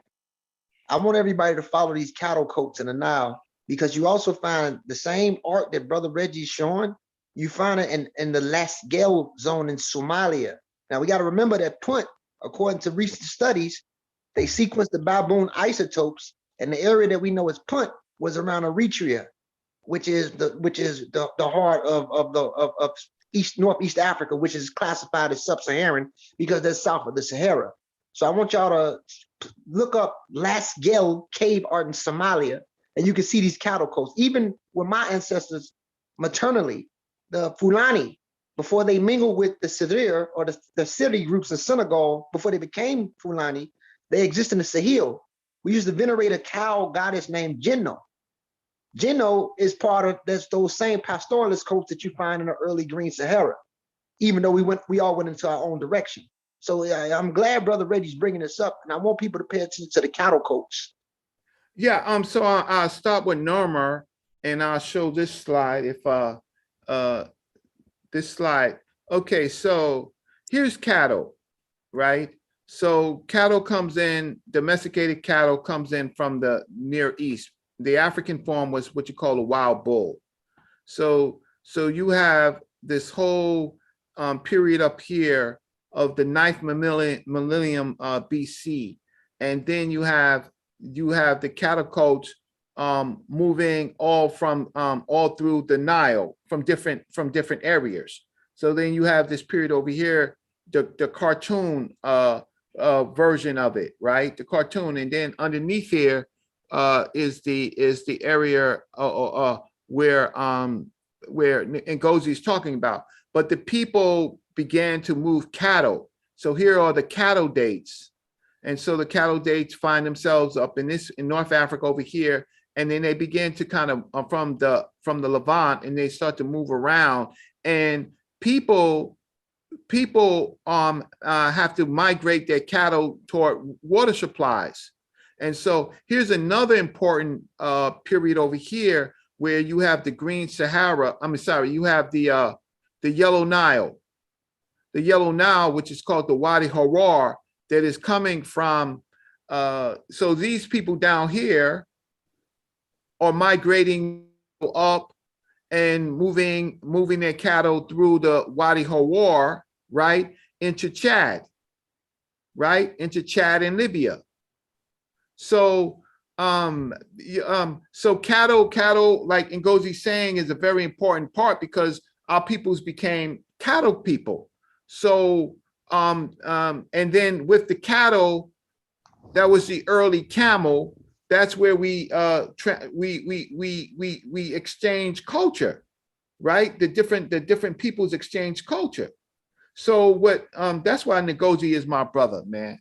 I mean, all of y'all are my brothers, but Ngozi is one of the best that that we have access to, right? But all of you are, and so when we have this concept of the pseudo killers, once we start seeing the data, right? Then okay, so here's Nermer. Nermer was not no fucking Egyptian. Nermer was not no fucking Egyptian. Nermer was from Nakata and Nakata and Nubian culture. This is Bot right here. There he writes his name, Nermer. This iconography is from the rock paintings, the smiting, right? You have him, he's got a bull's tail, he's got bull legs, right? His mother is Bot, which is up here, right? And then you have the stabs. These are the stabs. There's the Horus. There is the brother that was talking to me. Hello? You're muted out. No, I can hear him. Hey, Reggie, when you say he wasn't Egyptian, are you saying the people that he united at the time were not Egyptian either? No, they were not. They were Nile Valley peoples from a number of different cultures, and there was a war fought for the unity. So they had to conquer Butu and P, right? Nakata and Nubian A culture, which became Kerma culture later. Hey, brother Reggie, can I add on? I'm going to say something right quick. And what I love about this depiction, we're not understanding the graffiti or the disrespect that the Egyptians had for people from Mesopotamia. Here's the thing: that creature with the two long necks that's wrapped around each other, those are called cephalopods, right? In Iraq, it's called the Jasper cylinder. What you see on the side is two brothers with an afro with a rope around his neck. Looking like Ngozi. Ngozi people, right? So yeah, you see the brothers, you see them, right, Reggie, with the two African men with the afro with a rope around the creature neck. They're disrespecting the population that came into the third half of the Nakata period that were from the Near East, that lived in the Delta, the northern population. That dude that he's smiting with the longer hair, those people are distinct from the people that you see with that afro. So there was an issue going on. Once Narma unified Upper and Lower Egypt, he had control of the Delta, which gave him hands on the Levant, which also gave him hands to some portions of the Near East. Remember, the lapis lazuli that the Egyptians was getting was coming from near the Oxum River. The cytoebony wood that they was getting was coming from the Levant. So this was marketing when Narma did what he did, yo. So were the people from the Near East or the Levant, were they just greater in population, or were they able to just kind of take over at some point, or did they have advanced they were in weaponry? North Africa. They were in the Delta region. They was always in the Delta region. That northern part of Africa was always, remember, that northern part, it's a transcontinental country. It's an exit for human beings to go in and out. You have different phases of Eurasians coming into North Africa at different layers of time. From the Paleolithic Eurasians that came back in, from the Neolithic Eurasians that came back in, which is called the Neolithic Levantines, who was something like the Natufians, who were also partially North African in some fragments of their DNA. You guys can look this up. Then you have the Chalcolithic culture, which caused a whole population turnover, even in the Levant, before some of these people come back in. And they're bringing some methods of farming. These people are primarily descendants from populations from Iran and Armenian-like people people from the Near Caucasus populations. So when he united Upper and Lower Egypt, I mean, I guess what was the major significance of that, and what was the sustainability of it? Because he this is obviously significant, but what did it lead to? It doesn't seem like he became the head of state or anything. Yeah, it led to it led to the state formation of ancient dynastic Egypt. Yeah, so over here he has a white crown. Over here he has a white crown. But what role did he play in that moving forward, and his people? Oh yeah, so the first dynasty, Jajer, Jajet, Neithotep, all of those groups of people are like his descendants, and so that's so it was sustainable. So are those Nubians? Oh, there's different populations here. So over here you most likely have the Twa people, right? The sacred Twa people holding the staves. Over here you have the Semitic groups or the Northern African groups of people. They're getting their heads cut off. Their heads are between their goddamn legs. Over here you have Horus controlling this Semite, right? You have them smiting over here. Here you have the bull wrecking their fortress and trampling on the Semite.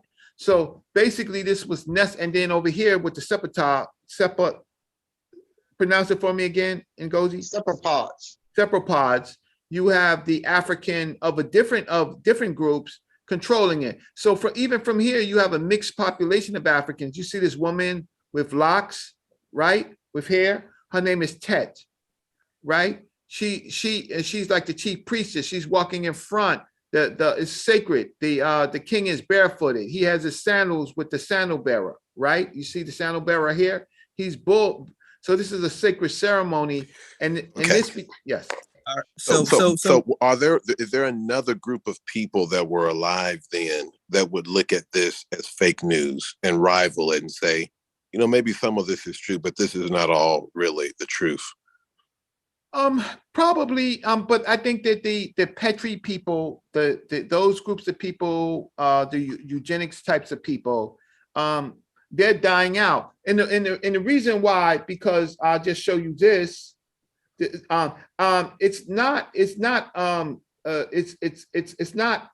Brother Reggie, right? Let me see if I can share my screen, because we're on let me share my screen over here. Okay. I'm sorry. I think somebody else is trying to ask a question. I'm not sure. No, it's fine. But is it?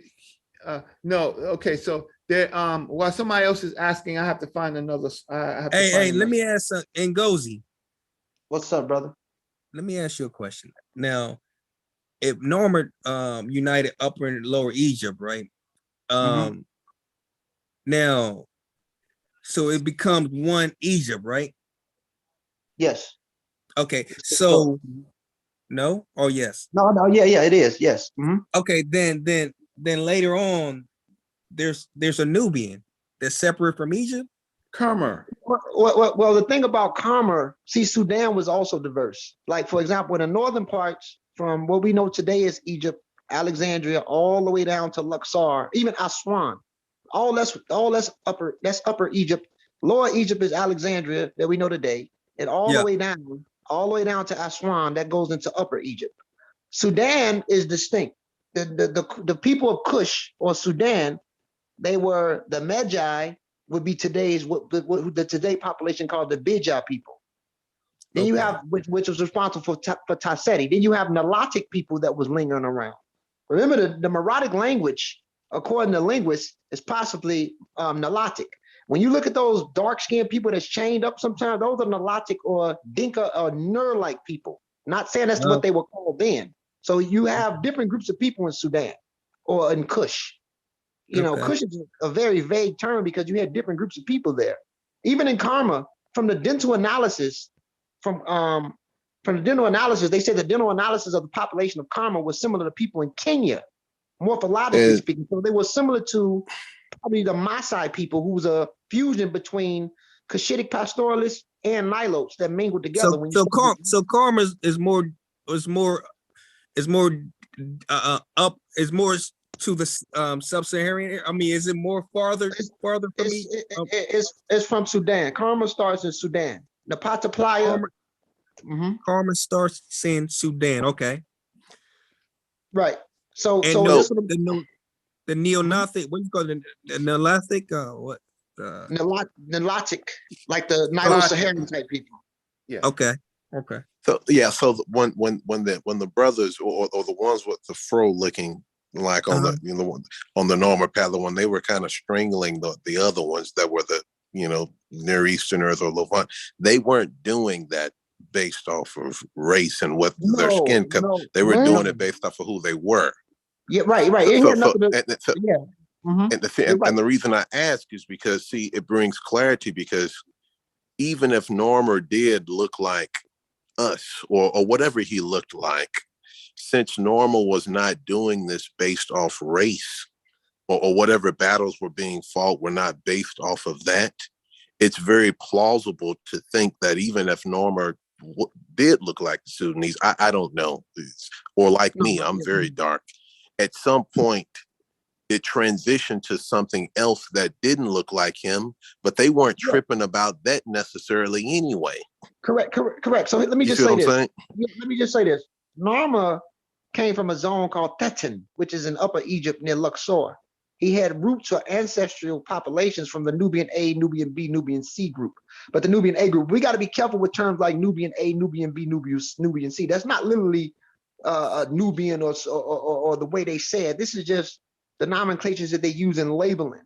But he came from Upper Egypt near Tetin, near Luxor. But a lot of his foundational ancestral roots come from Sudan. See, in Sudan, these people mingle and merge in those areas. Sudan has always been an exit zone, an entrance zone and an exit zone, especially in the northern part of Sudan. When those people start to come from the Green Sahara, the first place they go to is near Sudan. And then you got people coming from near the Red Sea, that's bringing some stratum of Afro-Asiatic into those seated women that Brother Reggie was showing. You can find it in something called the pre-pottery Neolithic bee culture in the Levant. And when you start looking at the sequence, or you can type it up, you can go on Wiki or whatever, type up pre-pottery Neolithic bee, go to genetics, and you can see the genetics of what's going on. See, Africans just didn't play a role right there in the now. You have a lot of populations that's going into that Levant a long time ago. Now, and I'm not trying to say that that's us. We got our own history, we got our own mingling, we got our own clusters that we formed in South and Western Central Africa. We're just speaking on this portion of Africa and this portion of the Levant. So basically, no, it wasn't a race thing. It was never a race thing when it came to these people. They wasn't basing it on how they look. If Norman looked like anything, he would have looked like the people in Upper Egypt. If you look at the Sadi people, the Gurner people, the Fela people, he would have looked like that in phenotype. Those people are what we would call neither black or white. No. They're African. See, so it's our terms. See, the white, white people, you can say that's a group of people, like, for example, the Hittites, right? Right. But they're not. But there's other groupings of phenotypical of people even in Mesopotamia that's different than the people that's in Syria and Turkey and the later Hittites that come, right? Exactly. So we want to look at it for populations. I want to show this, if I can show this real quick. So let's just share this. Okay, so the issue is solved. The Metropolitan Museum of Art in New York, which is the flagship museum in the United States, has an exhibit called The African Origin of Civilization, where for the first time they are pairing Nile Valley to Congo. This is Dogon right here, right? They have taken where they used to say this was Luxi and Pseudo. They have a whole exhibit doing this, and this is what they say. So here in this exhibit, the exhibit is called The African Origin of Civilization, and then in the Metropolitan Museum of Art, they're looking at Sheka Anta Diop's work. It says the African Origin of Civilization. It says in the Met, the birthplace of modern humanity, Africa, has been the locus from which the earliest migrations moved across the globe. It is a stage upon which our ancestors, this is the Met talking, first expressed abstract thought in visual terms and deliberately imbued their material creations with beauty. Africa is also home to a seventh of the world's population who speak a third of the world's languages. This rich concentration of cultural diversity is a direct outcome of the unparalleled longevity of its settlement. The pluralism is reflected in an array of complex worldviews that encompass the sun cult, ancestral veneration, divine kingship, as well as Christianity, Islam since their beginnings, right? The earliest evidence of ideas expressed visually survives in the form of ochre tablets engraved in Southern Africa 80,000 years ago. Then they go, the influential Egyptologist, scientist, activist, and historian of the modern era. This is white people talking. This is white people talking. The influential Egyptologist, scientist, activist, and historian of the modern era, Cheikh Anta Diop, 1923 to 86, has emphasized both ancient Egypt's foundational role in the development of global transitions and its inextricably deep cultural connections with the rest of the continent. Self-determination for new nation states across Africa in the mid-20th century exposed the need for a more expansive and critical understanding of this continent's past. Diop outlined proposals for political and economic unification, challenging attitudes about Africa's place in history and recentering it as both the source of modern humanity and a fount of civilization. This exhibition's pairings of African icons form an ancient cradle of civilization with those from other major cultural traditions that follow, pay homage to Diop's seminal 1974 publication, The African Origin of Civilization. This is the Met talking. And then the Met has, in 2024, they are going to they are combining both Nile Valley Africa with Western Africa.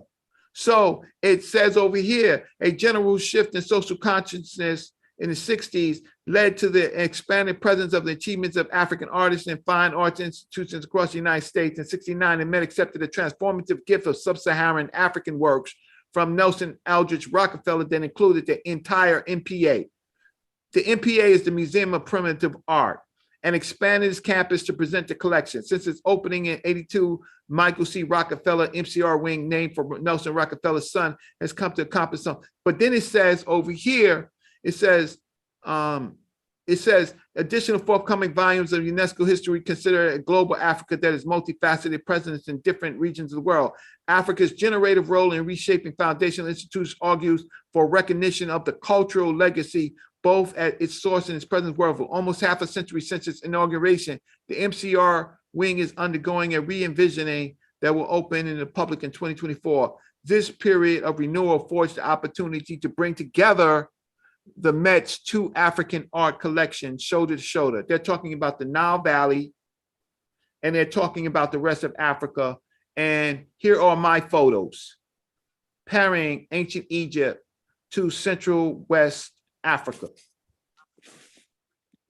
So I don't need to argue with any goddamn pseudo on this planet, on this platform, when the Metropolitan Museum has already conceded and dropped the sword and started. This is a fetish. This is Egyptian. This is a fetish of a symbol of a child compared to the African Akan doll, right? Same time frame.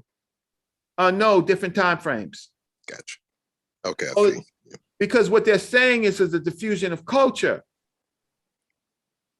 What they're saying is it's a diffusion of culture, that those arguments about whether there was contact, there was cultural contact, and you have to understand that yes, some of these figures in West Africa is later, but you have to figure in the North Africa. You have to figure in the North African trade, the slave trade, the routes.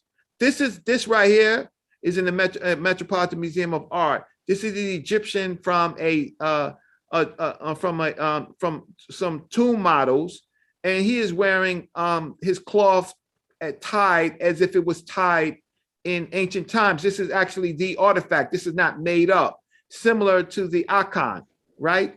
So the Metropolitan Museum, where the fakes and the African haters, where they keep talking, the problem is that the Met has already recognized Diop for his work and started and began to pair. So before we would pair this and they would call it pseudo, the Met has done it. The Met says that there is a connection. And I tried to show in my other slides, all of the different, in my other slide, which is this slide right here. So my whole point of it is when people begin to challenge the work, first they have to have the updated information. I go to the Met. The Met is a bus ride away from my house, right? So let's see over here. So I go to the Met maybe once a week, right? I'm trying to share another screen. Did you see another screen pop up? It's the same one. This is crazy, Reggie. Stop. I'm gonna share my screen. Crazy in a good way or crazy in a pseudo way? Crazy in a pseudo way. Throughout all of Africa, is there anything tangible in what we call Egyptian, right? Let me see. Hey, Chef, is there a link between Greece and Rome? Yes. Tell me how. What's the link? What the writing, the culture, like they have a lot of things that, and even Rome claim to get things from Greece. You dig what I'm saying? Like, so I don't think that's not even a something that we even need to play with. Like, you know, Rome acknowledged this indebtedness that it had. I don't understand. But Sheffrin, what I don't understand is that either my data is faulty, either my sources are faulty, either I'm lying about the Metropolitan Museum of Art, right? The Metropolitan Museum of Art has combined it. So you're saying that they're pseudo? I don't know. No, I wouldn't say the Metropolitan Museum of Art is pseudo. So Reggie's just pseudo. I don't know what. I just came in. I don't know what's the comparison or. Okay, you missed some. Yeah, you missed it. The Metropolitan just introduced. They just they have an exhibit called the African Origin and Civilization, where it's the Met, that is it fused the two together. Yeah, the Met is fusing it together. So the Met has is the Met saying there's a connection? Yeah. Well, yeah, that they are, but they're not saying it in the inflammatory way that would light off that would sound the alarms that I think Shelf is talking about. See, they're saying it in a way that's much less innocuous to this conversation, which I think most of us probably could agree with. Okay, but when that shit don't even look the same though. Wait, this is okay. So Sheffrin. So here it says almost a half a century since its inauguration, the MCR wing is undergoing a re-envisioning that will open to the public in 2024. This period is a renewal affords the opportunity to bring together the Met's two African art collections shoulder to shoulder for the first time. So all right, pull that picture back up now. Artistically, right? Artistically, right. There would be nothing that I would say. First off, what is the on the right? How old is that? That it says 18th and 19th century. And how old is the one on the left? 2575 BC. All right. So the only connection that I see is that somebody got their arm around another motherfucker. Okay, so what's but the connection between yeah, so Rome let me and Greece? explain. So let me explain. Let me These explain. motherfuckers are disconnected by what? No, let me explain. The doggone people are in North Africa, right? So the doggone people are in North Africa,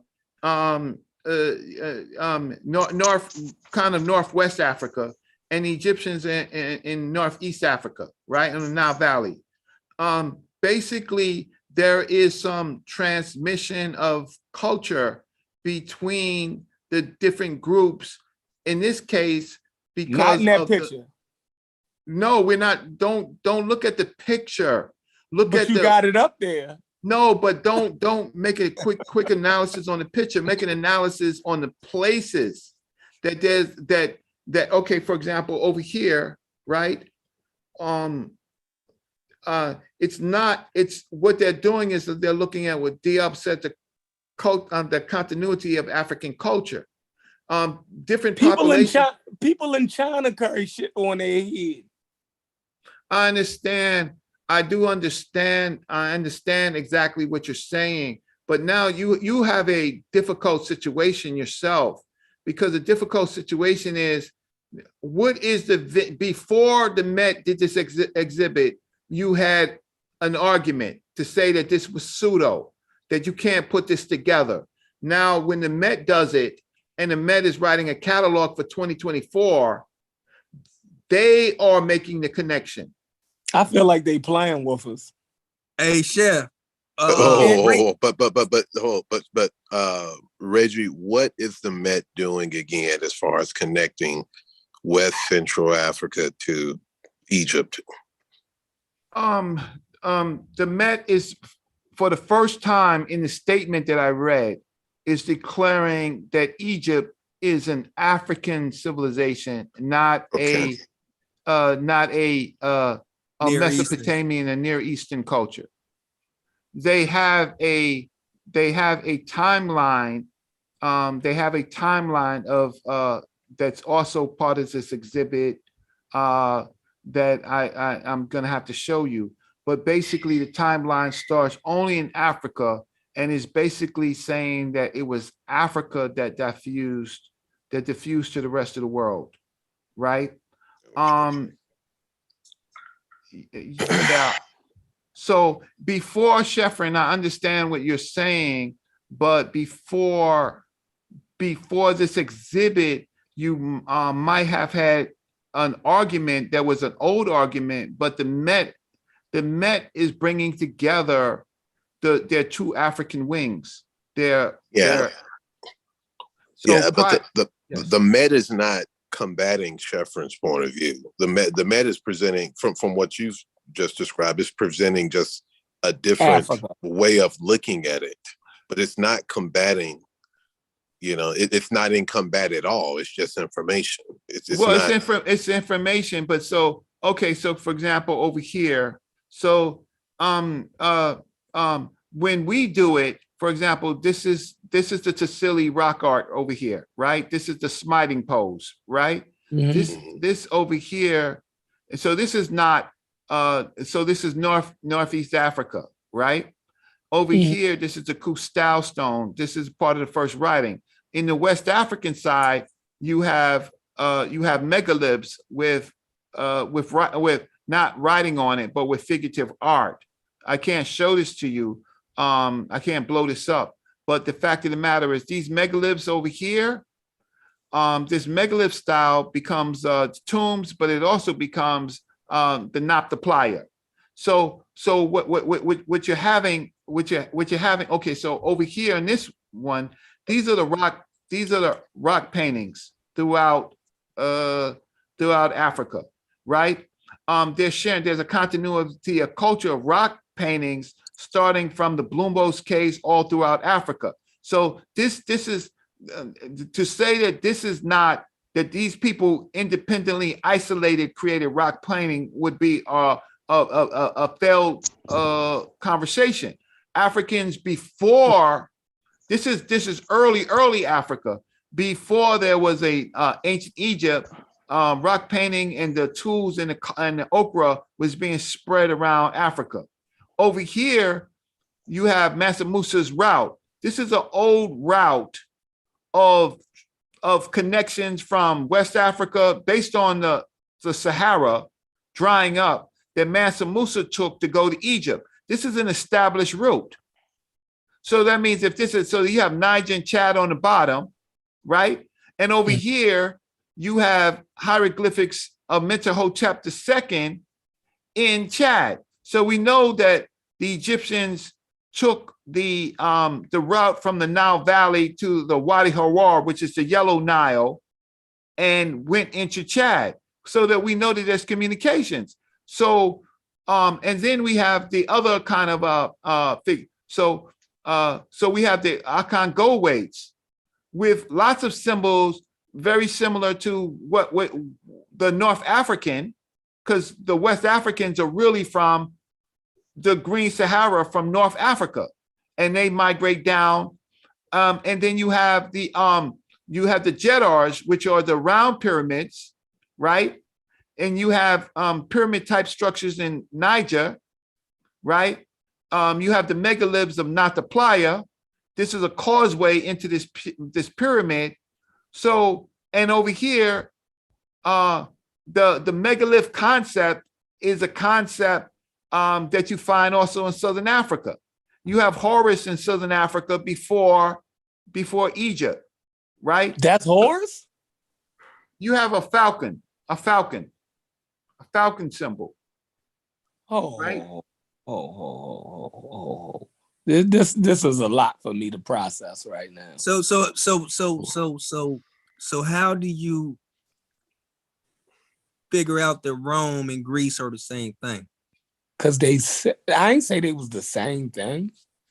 Well, where your correlation? What make you think they said it? Listen, where's your source? Source up.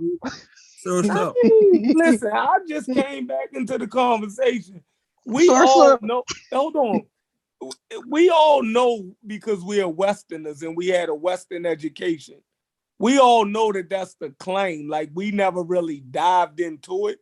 You dig what I'm saying? Because I don't think none of us really care too much about European history, too much to dive into it like that. So we accept the connection that they say they make. Plus, they were both Aegean civilizations, right?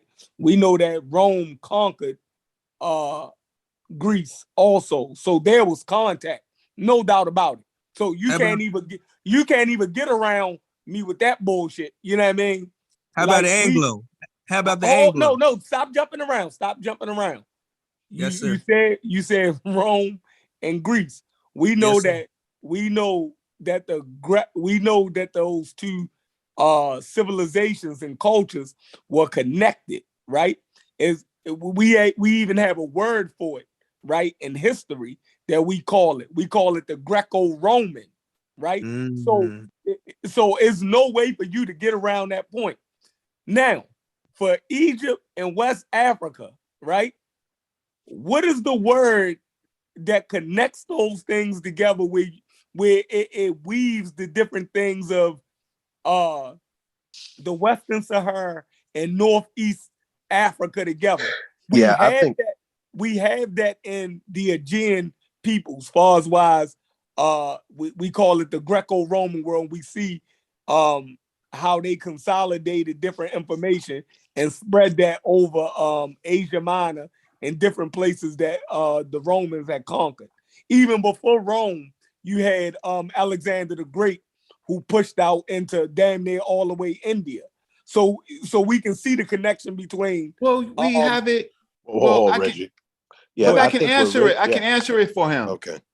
So the way I would answer it for it is that we come into the Phoenician period. So we know that the Phoenician gets their writings from ancient Egypt. We know that that's a syllabic form. So we also know Carthage creates the Phoenicians create a settlement in Africa and North Africa called Carthage, right? So now we know that Carthage is doing trade not only within Africa, right? But they're doing trade with Phoenicia, right? So the world is expanding.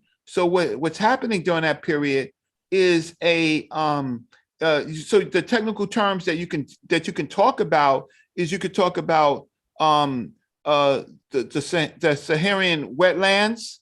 That's a technical term. You can where there's migrations, and then later you get the whole period. You get the period of Mansa Musa. You get the Islamic, the Umayyads and the rest of them. They take control of North Africa, and they follow the old routes. These routes aren't new. They follow the old routes where you can navigate the Sahara. So they run caravans.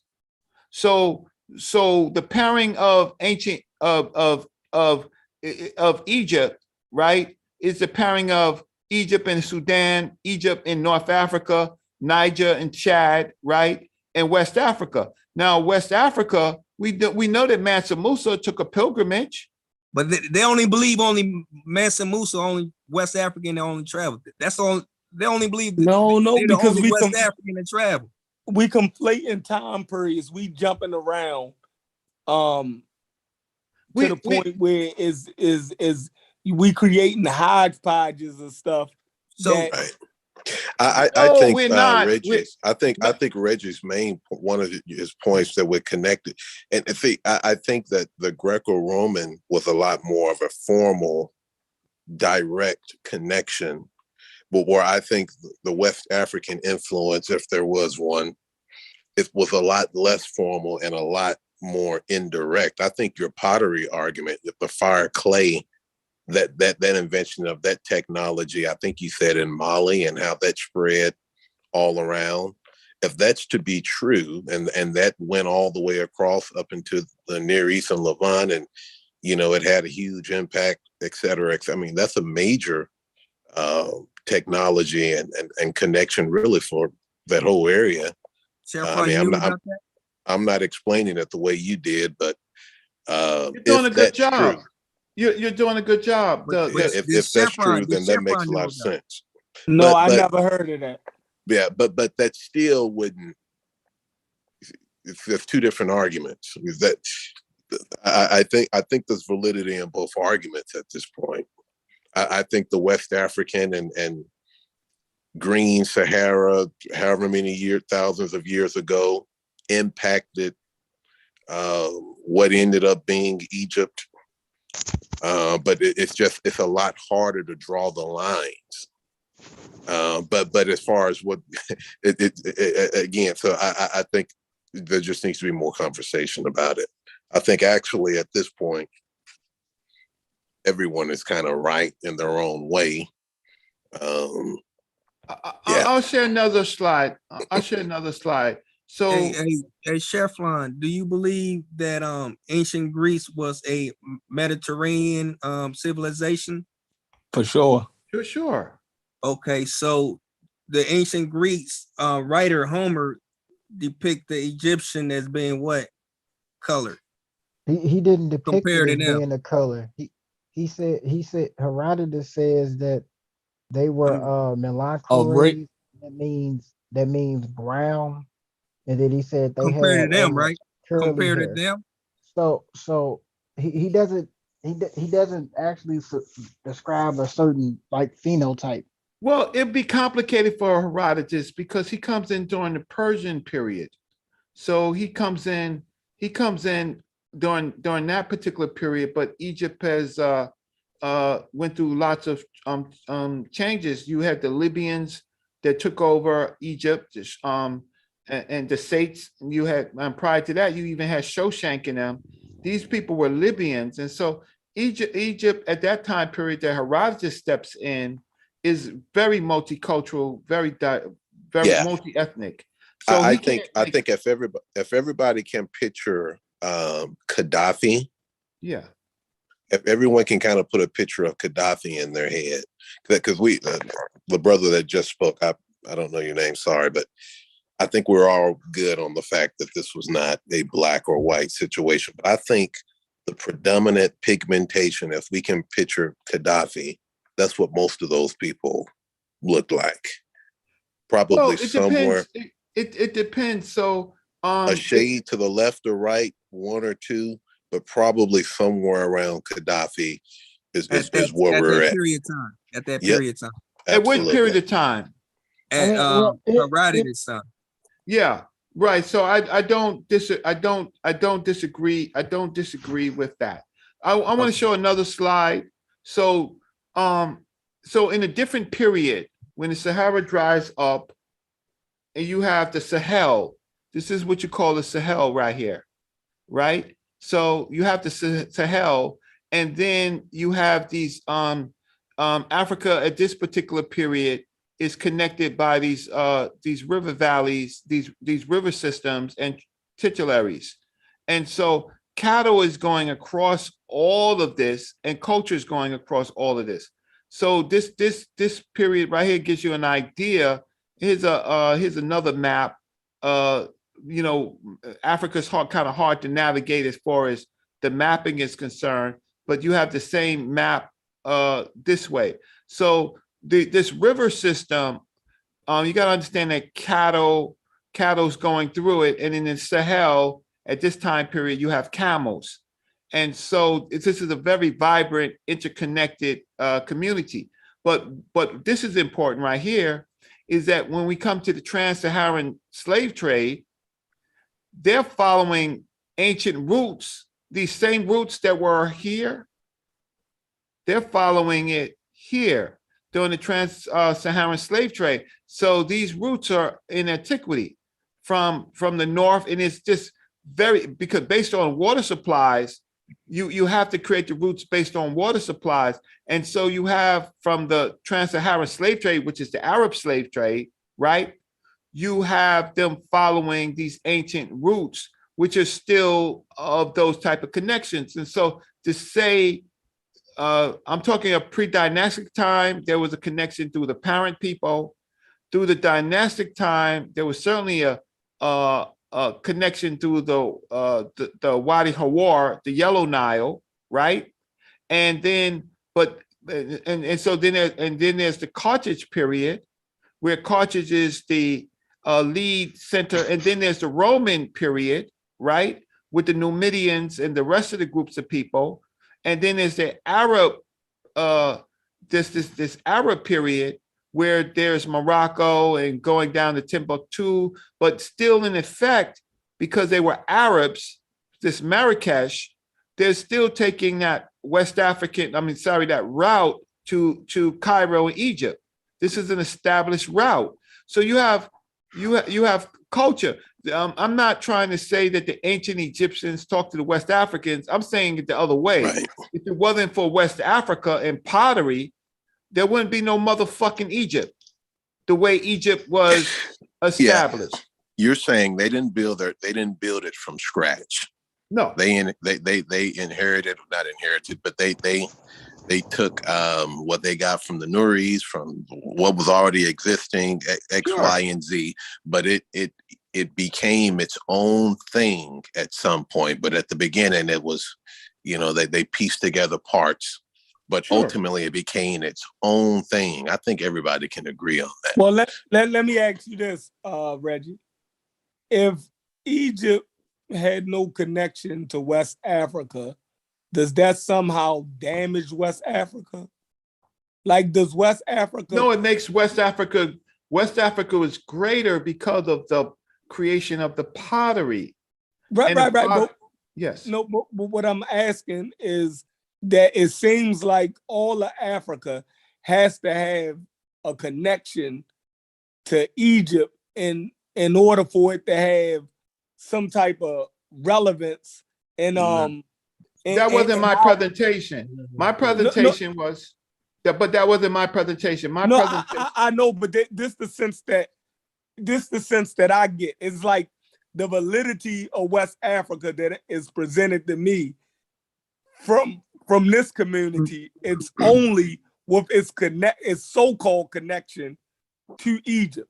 When we bring up the Dogon, right? The Dogon is insignificant, pretty much. And they are major because they're that's the point.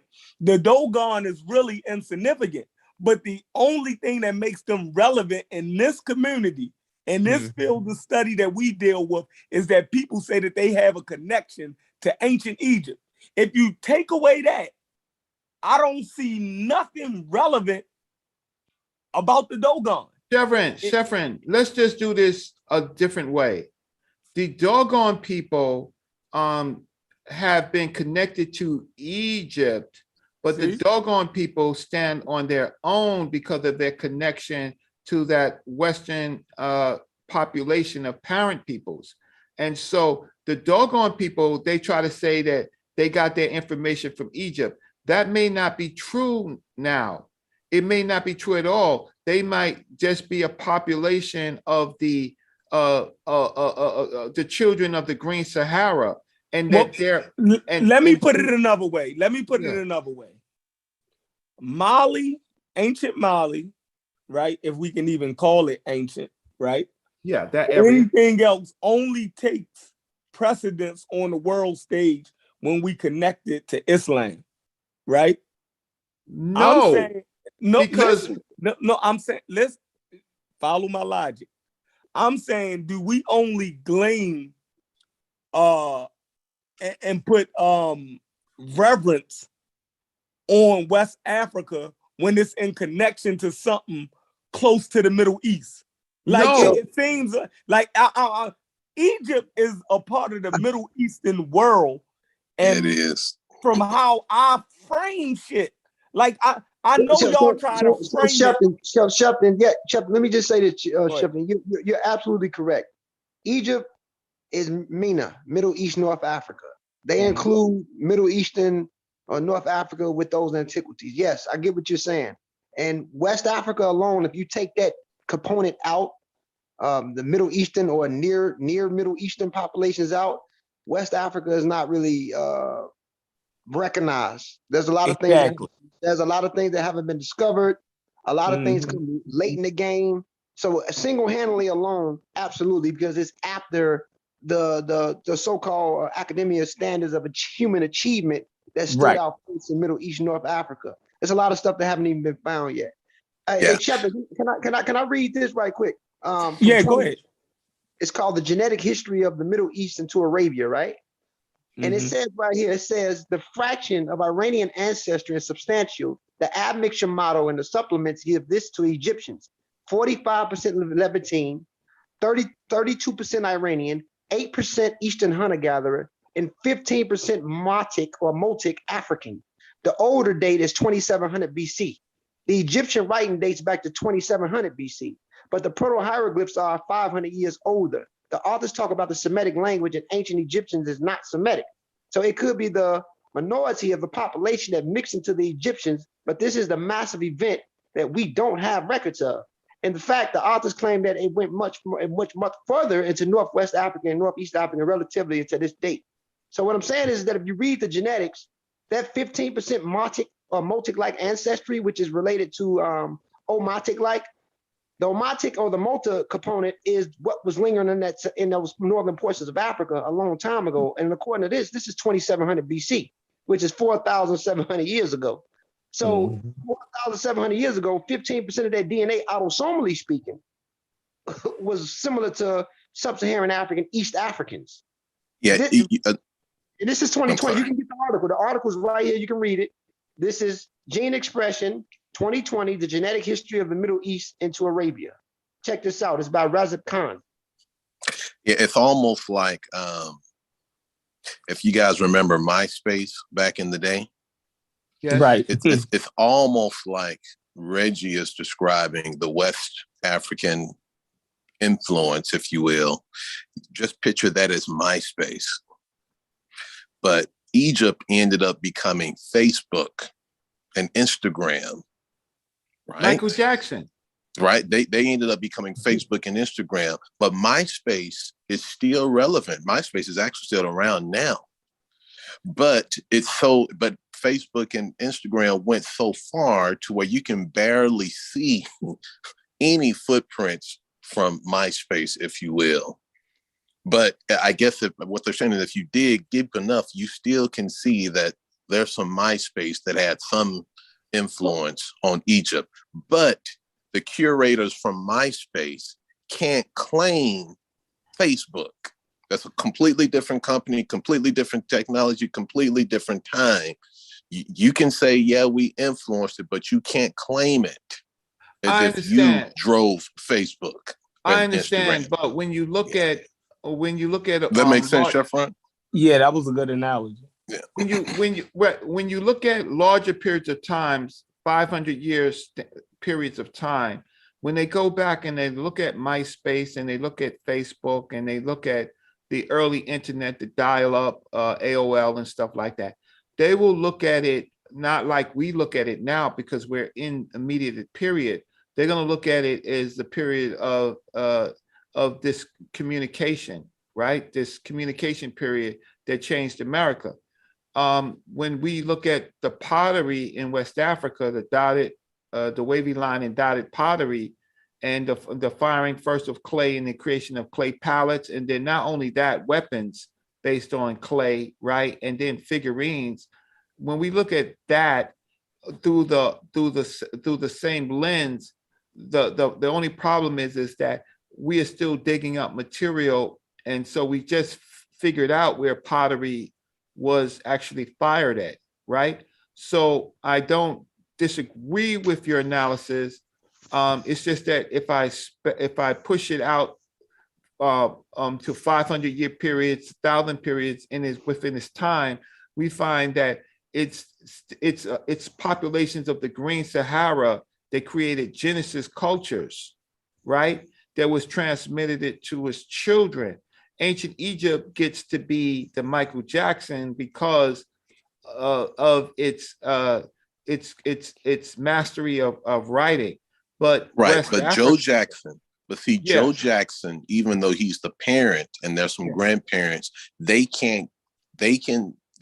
only can lay claim to a certain amount of what Mike ended up doing. Because that's still Mike. And there's other groups. There's Smokey Robinson. Right, absolutely. There's all these other groups. Quincy Jones. There is Otis Redding and all these other people. Those people get forgotten, right? They get when pop culture comes. So Egypt was like, let's say, pop culture, right? So then Europeans look at like superstars. What we're doing as thinkers is when we start overlaying the pottery data, the language data. But pottery just didn't come from one way though. You even have Mesopotamian pottery. No, Sefrin. Pottery was fired. Pottery was fired in West Africa and through the Green Sahara got to Mesopotamia. It didn't. There's no work whatsoever that says pottery was first fired in Mesopotamia. And so you telling me that human beings in different places of the world can't come up with? Yeah, Japan and China. Yeah, Asia. They would have to get it from West Africa. Oh man, that's a stretch. Why you find that hard to believe? Because I wouldn't put no claim like that on West Africans either. I wouldn't say that a basic technology had to come from somewhere else. It was innovative. Like it wasn't just. But see, when you look at out on their own. But here's the thing, Chefrin. When you look at pottery settlements and where potteries are, right? You can find the earliest pottery in that area in Mali, then it spreads out.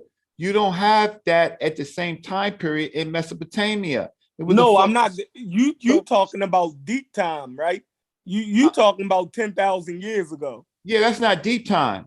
Yes, it is. Man. No, 40,000 years, 40,000, 50,000 years is deep time. I'm talking about the period of the Green Sahara, which that's a long time. You talking 10? I think what my brother Reggie's saying. I feel what my brother Reggie's saying is, Egypt before its development had a Saharic component, that goes back further in time. No, they were not them, but they have a component that makes up their development that comes out of populations from the Sahara. Right. That's why I called it MySpace. But I'm saying it came from both ways, though. Yes, and they also have a Near Eastern component as well, because populations have been going. That's why they're their own blended thing. I also wanted to read this right quick, Shefton, if you don't mind, man, because we have to understand when these geneticists and these people are sequenced, different companies are sequenced in different areas in North Africa. So, for example, the Abusir mummy that was sequenced, the mummies, those are primarily over all mitochondrial DNA. But I want to read this right quick. This is called Mixed Origins of Current Tunisian Population Analysis of ALU and ALU STR compound systems, right? It says right here, it says Tunisia, situated in Northeast Africa extreme, is open to the Mediterranean Sea and all of its coasts. The geographical location is the heart of the Mediterranean and has allowed Tunisia to have an important role in history in the region. It says the Neolithic age was present in North Africa through 3 cultural periods. Check this out. The first Neolithic with Sudan origins started about 9,000 years before present. The extreme south of North Africa, where the current Saharan regions in Algeria are, they're characterized by the ethnic contribution from Sudan. The second, the Neolithic Capsian origin started about 7,000 years before present, represents the continuity of local Capsian culture around 8,000 years before present, and is considered the source of Proto-Mediterranean people. So what I'm saying is that we have to be careful when you have one group of scientists who are sequencing one particular area as if that makes up the overall country. There was a what we label as a Sub-Saharan African component that was up there, and all of the DNA that they have up there, that component isn't a result of slavery. I'm not saying they were the overall population, but again, where you find the Black Libyan mummy that was found in southern Libya, the oldest forms of mummification, the oldest depiction of Anubis, and even the domestication of that jackal type dog, it was formulated in Sahara. So Egypt does have a Saharic component that makes way for it. And it also has a Near Eastern element as well, from populations from Mesopotamia, which represents the population that's there now that ranges in skin tone or whatever. Those people are their ancestors.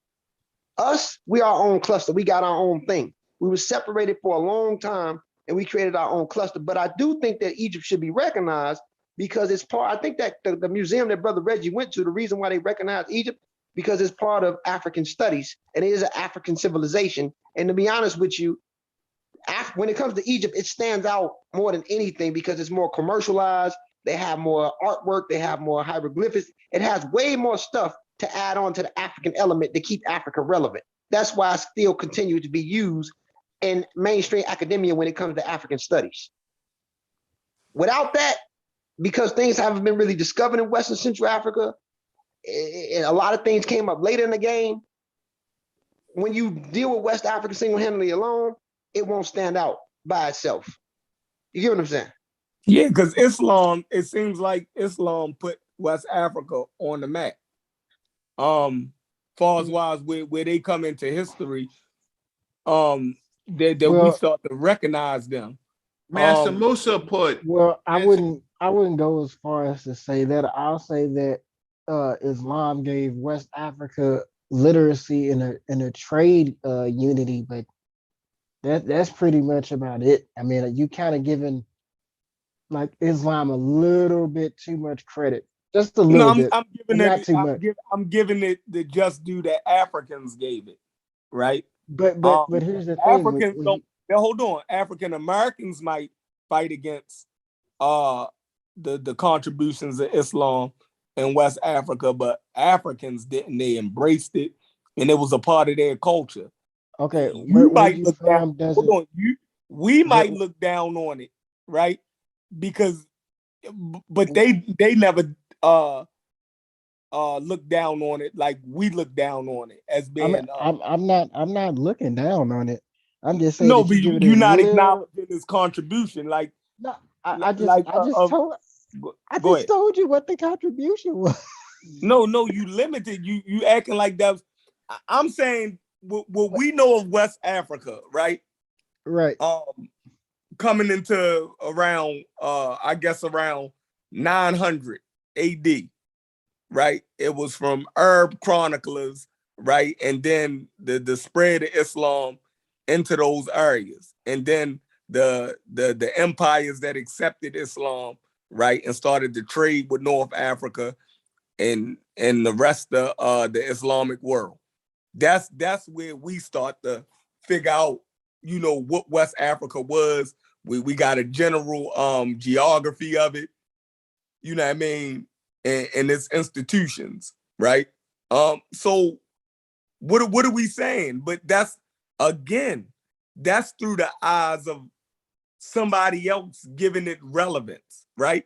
The same way that anytime we talk about West Africa, when we talking about Egypt, it has to get its relevance from Egypt.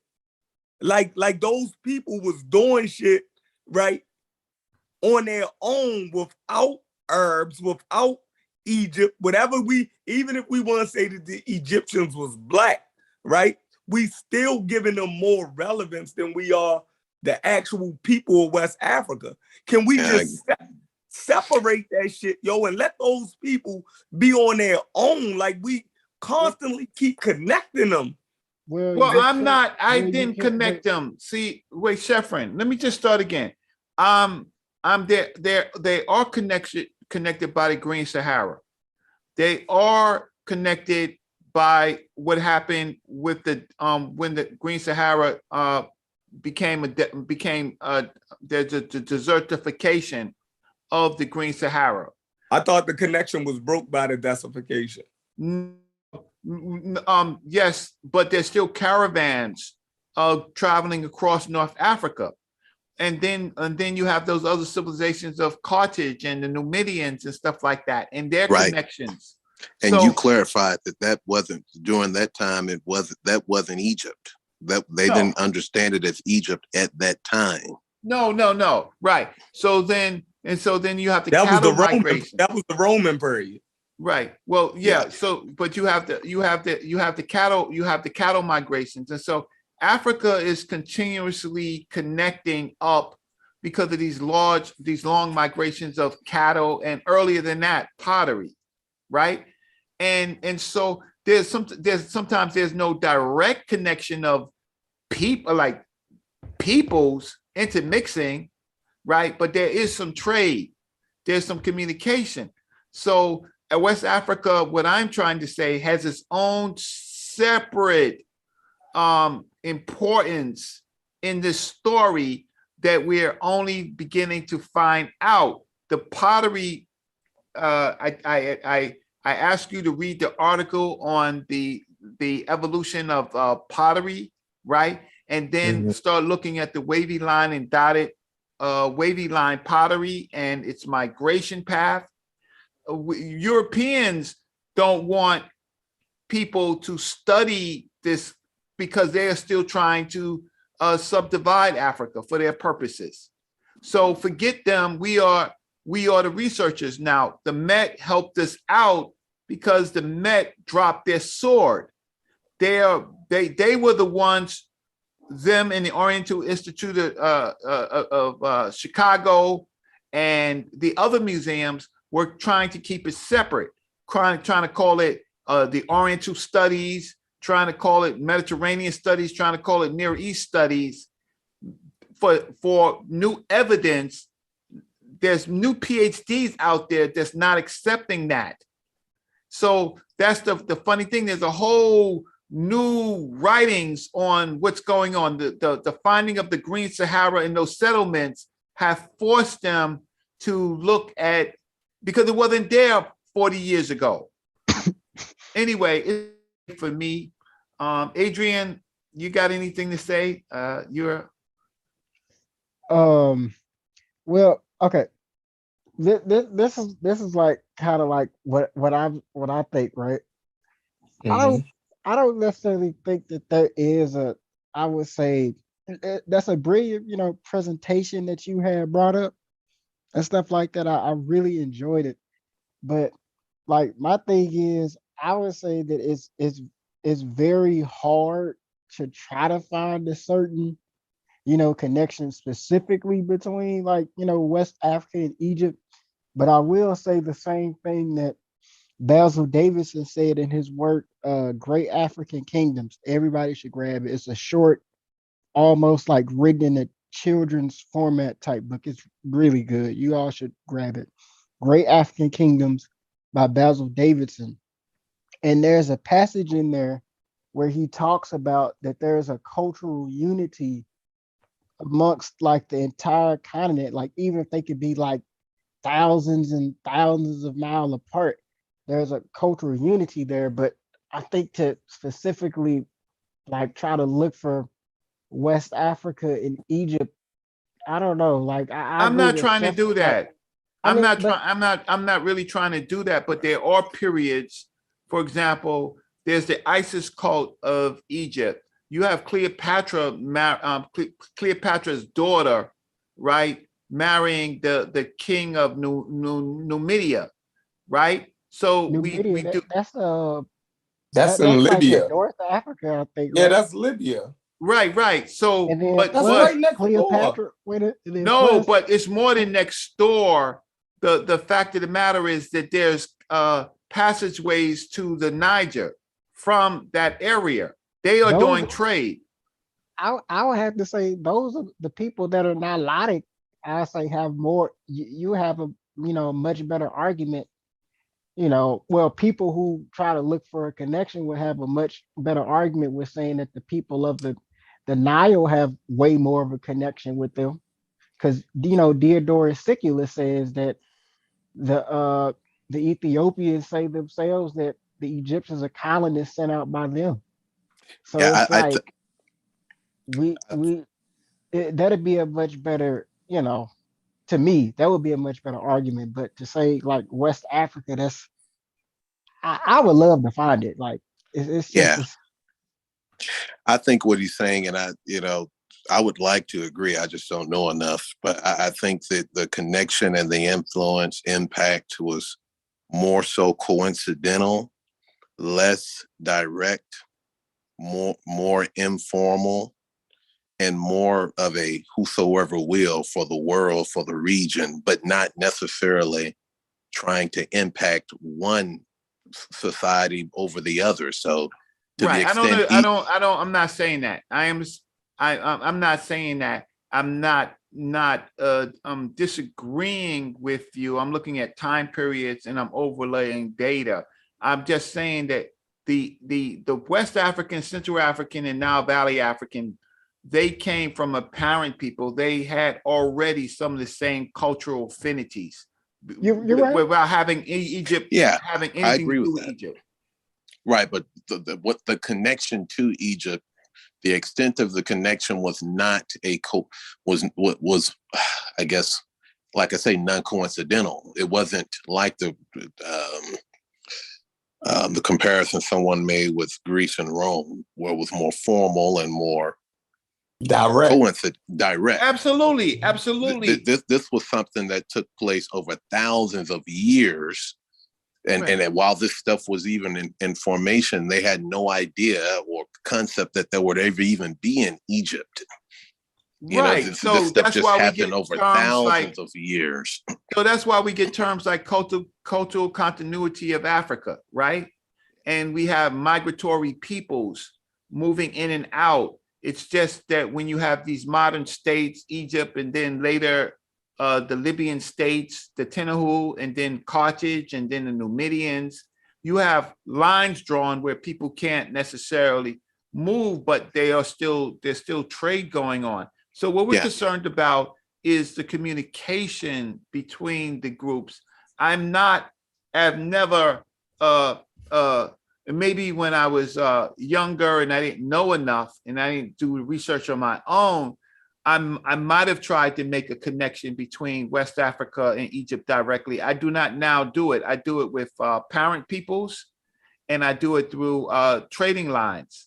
But it was also the Europeans that was trying to make Egypt the Michael Jackson, because that's where they would have their foot in the door, trying to say that Mesopotamia stimulated Egypt, and Egypt wasn't in Africa. Egypt was part of the Near East. And it's another thing that has to be stated. A lot of the things that we talk about rivers and waterways in Africa as being highways, right? And how people, navigated and got around. A lot of the river systems in Africa is unnavigatable. You know what I mean? So it would be hard. There's only certain portions of those rivers that is even navigatable, right? So to think that people could just move across, West Africa on boats and that's a simplistic way of looking at it, because even when we look at the Nile River, right? The Nile River is like, we say is a cultural highway, right? It is. But no, it's not. Yes, it is. No, it's when not. you study, when you go to work, when you take world history courses, they tell you that all civilizations start by great river systems. And the great river system of Africa is in the I don't have no problem with that. I have no problem with, early civilizations being there with near rivers, water and stuff like. Have no problem with that. But to act like the Nile River, because it's that long connected all of Africa together, it was a barrier in some places, right? It disconnected people because of the cataracts and the rapids, right? You have whole marshlands that river created in areas, right, that stretches hundreds of miles, that the Romans in them said that the shit was impassable, right? So for the most part, we be thinking shit is connected because of the river. But Sheffrin, they think it's the Mississippi. It's not the Mississippi. But Sheffrin, Mississippi River. The ancient Egyptians did know how to assemble and disassemble boats. So that's how they got to definitely around the first and second cataracts. Right. But we don't know that they did it past that. No. So we had no record of them. They relied on the inner Africans, right? And other tribes to trade with those people. Correct. So correct. Indirect. Correct. So so then you have you have the fishing. First of all, the Africans early on were you could call them aquatic civilizations. So they did a lot of the gathering, hunting and gathering on the shores of rivers. They created log boats and rafts. Now, and they were able to assemble and disassemble. I don't disagree with you to make it simplistic, but look, you got cowrie shells in Egypt, right? Where do they come from, right? They come from Central and Central and West Africa. You find that cowrie shells in Egypt, and so, but the source is somewhere else. I don't want to make it simplistic. I don't think that you're incorrect. I just tried my best to try to overlay some data, and I don't disagree. The Egyptians and West Africans did not connect directly. They did connect through the parent peoples. They did connect through the Trans-Saharan slave trade. They did connect through the period of Carthage, right? That through trade, through just normal trade. I'm not saying that we are West African, that we are Egyptians. We are West Africans because of the transatlantic slave trade, but we're still. But I am not. It'd be different if I was a Kemet nigga. I am not. I'm not that. And then Brian Lex is gonna chop what I say and say that Brother Reggie said that I'm not a Kemet nigga. And he's going to make it disparaging, but while he chops it up, what I am trying to say is that some people want to make Egypt the Michael Jackson instead of looking at Joe and Catherine, Smokey Robinson, Otis Redding. They want to do that for their purposes, and I don't think that is right. I don't think that is a right methodology, and they don't have any methodology, right? I'm not doing this religious. I'm not disagreeing with you, Sheffrin, but I am showing some data to make indirect communications possible. No, I agree. And you know, I think the only pushback that I really have is that, you know, Egypt doesn't need West Africa to stand.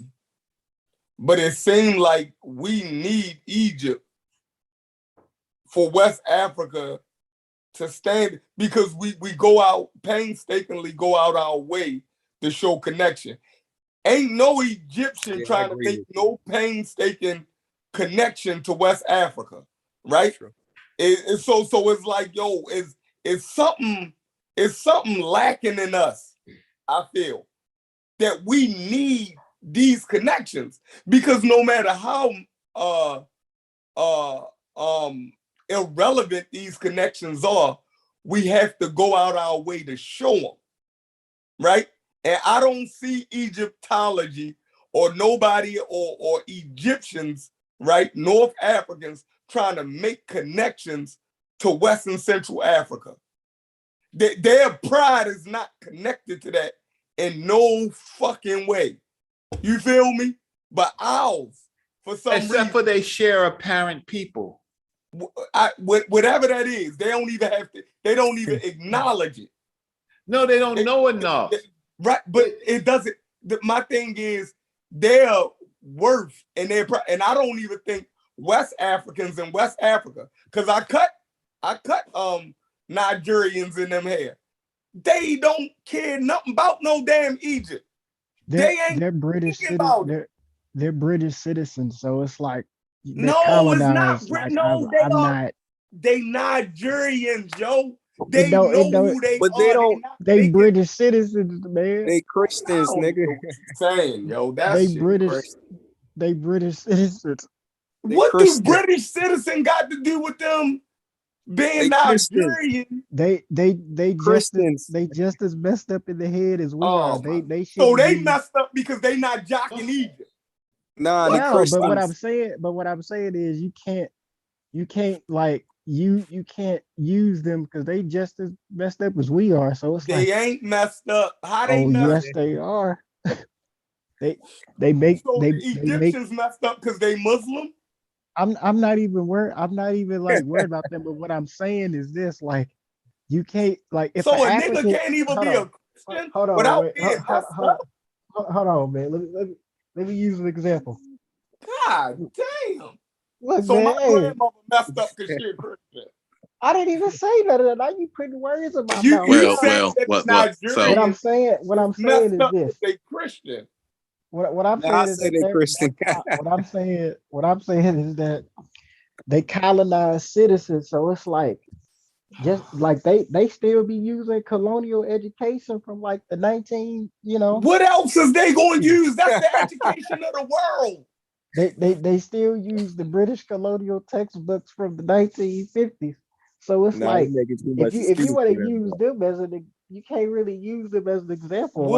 What other educational system? Tell me an African educational system that is comparable in literature, math, science, and technology, and then I can say, all right, we need to roll with that. Show me that. I know Egypt is the pretty girl. Understanding what I'm saying, like Egypt is that pretty girl that you want, you can't have, but then you realize you don't need her anyway, and you didn't need her in the first place. That's where Chef is. Right. He's realized that I don't need her, I didn't need her, and I don't really want her either. But there's a group of us, not us, but that see the pretty girl, we want her, we know we can't have her, but we keep trying to get her. And eventually we'll realize, hey, I don't need her. I really don't want her. I just want to bang. God damn, man. you know what I'm saying? But that's what she is. That's what Egypt is. You got to walk away. I don't even care about Egypt. We got to walk away. Like you said, we got to walk away from her. I don't care about the European don't walk away. Why should I walk away? They got Greece and Rome. Listen, that's theirs. Hell with you. They can have whatever their issue is with Greece and Rome. Let them have it. Yeah. Why we got to deal with the same psychosis as Europeans? Because the reason why there's a Egypt is the is pretty girl. It's not just a pretty girl, but every culture needs a, not to say the beginning, but where intellect, that's high peak intellect right there. Why would we throw that away? So what if it wasn't us? But what it is, it shows that this great civilization had color, and it was on the continent of Africa. It doesn't matter if they were light-skinned African, they were African. Yeah, they had when I say African concept. They had an African thinking. You know what I'm saying? Why would you want to throw that away? Yeah, when I say walk away from the pretty girl, what I mean is that as far as her being yours. Nigga, we walked away from breakdancing. Hey, nigga, we walk away and let the Chinese grab breakdancing, nigga. We don't have that shit no more. No. Nigga, the hell with you. Nigga, they trying to take the tongue of hip hop. If but they take away, I care about Marx and Lenin. I don't care about. I care about Marxism. But see, if we walked away from breakdancing, breakdancing was originally ours. That's what I'm saying. So you can walk away from what's originally yours, but Egypt was not. You see what I'm saying? So we got to walk away from the idea that this was us. An African creation. So is South Africa. So is the Congo. So is Tanzania. European though. Why the hell we gotta be different? No. Why we gotta be different? Why can't we just have what was given to us on the continent? That's our shit. Let's protect home base. Yes, hold on. The same way as all the other countries. The same, but we got to look at each. The same way as all the other countries. What about it? What about it? I'm saying you view Egypt and appreciate Egypt just like you appreciate all the others. So you're not clamoring to say that you're Egypt over the Congo or over Mali or over South Africa, whatever the case may be, Kenya. It's just we view it as the same. All right, let me ask you a question, right? There's a lot of kingdoms, a lot of royal family in the world, right? Mm-hmm. Right? Why do we care about the Queen and King of England? Why the fuck Why the fuck did we? Why the fuck America care about a goddamn Queen of England when we live in we got a fucking president, but we worry about the Queen of fucking England? It's a reason for that shit. They take pride in their motherfucking shit, nigga. We don't. Why you want to whole? Because look, I'm not saying that we don't take pride into it. Nigga, that's not what I'm saying. I know exactly what I'm saying. What I'm saying is, right, nigga. Great Britain the Saudi Arabia prince. That nigga got more money than the fucking Queen of England. But the Saudis, listen, the Saudis. Great Britain is America's ally, so we do care about them. I never say we didn't. I never said it, but what I'm saying is, why do we care why do these European white people in America care about the Queen of England? We are forced to care about the Queen of England because they are. I don't care about them. I know you don't care as an individual. I'm just saying as a. As a status. Yeah, because of its place in history, its relevance. I hear what you're saying, but what I'm saying is we also have to protect. This is the greatest civilization ever. Egypt. Yes. No, every group, every civilization in the world has produced a zenith. China, they come out of the queen, the king. Nobody give a damn about China. Everybody in the world. But hear me out. Everybody has a zenith. Everybody has a zenith. Like Egypt wasn't the best civilization in the world. No, not? China had its zenith too. The Arabs had their the Arabs had their zenith. They conquered, Spain and But Portugal. nobody went to China like how they go to Egypt. The Arabs went to China all the time, and even But on have top you of ever everything, noticed? But have you ever noticed? I ain't done yet. I ain't done yet. So even I can even prove this to you. Did you know there's evidence in the Great Zimbabwe right now that Africans were actually trading with the Chinese? That's what they want to say. They're saying the Chinese built the damn. Because They say we actually have archaeology that backs it up, though.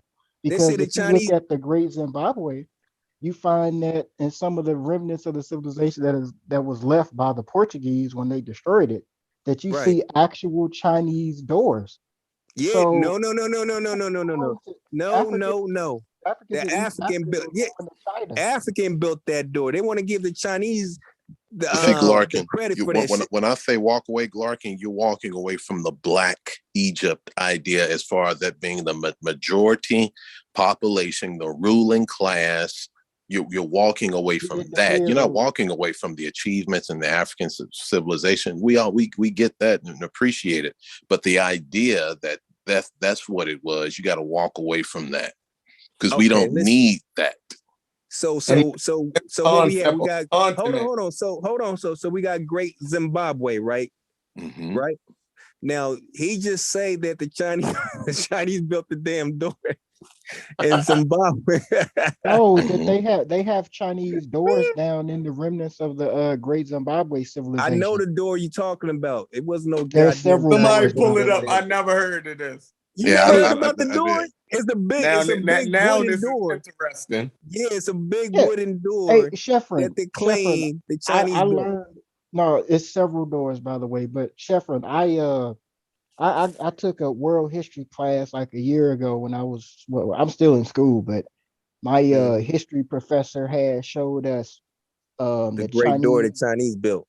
No, it's several doors, but he showed us the Chinese architecture that's part of the remnants of Great Zimbabwe. But well, I think 100,000 mile view. We got to be okay. So you agree about the Chinese building a door in Great Zimbabwe, but you can't believe the suit. You can't believe the suit. The people from Sudan, it's actually connected with the people in ancient Egypt, though. The Magi were the police force. The Magi were the Magi were the police force. So they're saying something. Okay. Yeah, I think what we have as a people, the last 6,000 years, however long, we got to be okay, because history bears it out, and it's just tough to really deal with it. But we weren't always the major innovators for every major big change, and every new technology, every new advancement in science or agriculture, whatever the case. We don't have to be the ones. Yeah. But I think that we, some of us, we want to kind of cling to anything that's hot. You know what I'm saying? Throughout the past. And it's okay if at certain points we were ahead, certain points we were behind, in the middle. It's just, we don't want to claim the part that we were ahead. If it's direct or not or indirect, we don't want to claim that when we think of being ahead, we think of Egypt, right? And that never was us. So Africa. I hear what you're saying, but all civilizations like that. Look at America. America's based on Greece. The schoolwork and everything is based on Greece. But Greece is not trying to claim America. The Grecians are not claiming us and saying that's us. Who is the Grecian? The people in Greece. Now you trying to nitpick what he's saying. Now you trying to. You sounded like the country of Greece wasn't really ancient Greece. Oh my God! Africa, Africa for the most part. What about Africa? I think that we have we generalize that continent too much. We have that picture. We have that picture of the silhouette or the outline of Africa, and we think that outline is holy and sacred. It is. Right? That is not. No, not throughout history. It is connected to the rest of the world, and it does not belong to Black people alone. Absolutely. Oh Absolutely. my God. That's biggest- like, yo, you know what you remind me when you say that? When you know what, you ever watch, you seen a movie. But watch Black this. Panthers, right? You seen Black Panther, right? The Black people that were there didn't think it, but as they traveled around, see the concept that we have of Africa now, this ownership is not even. I don't know if they thought that had that same level of ownership, viewing it the way that we view it now. Yeah, the territorialism way that we view it mentally. I don't know if they had that mindset. Yeah, we sick. Because every time I hear them talk about Africa, they say Egypt. It was in Africa, and they say it with so much vigor, like like that shit means something. Like who are you talking about? The continental? What does that mean?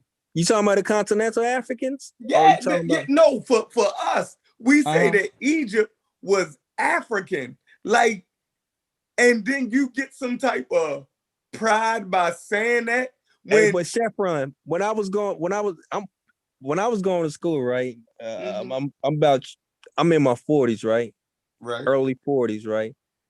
Egypt wasn't part of Africa growing up. They would just say, Sub-Saharan, then you just have Egypt as being separate. Maybe probably the same. I'm in my early 40s. Egypt has always been a part of Africa. I swear to you, then there's a problem with y'all education. But y'all not gonna put that shit on everybody. If y'all didn't know Egypt was a part of Africa, that's your issue. Stop trying to act like the world pushed. I'm just telling you what was going Egypt on when I was a part of Africa. It's something wrong. That's because that's something wrong with the education. It's not something wrong with education. It's a part of the curriculum, period. Oh, fuck it. Yeah, Chevron, for real though. Y'all just want to blame white people for y'all not even looking at a map, yo. I didn't even say. No, Chevron, it's not a point. No, I didn't.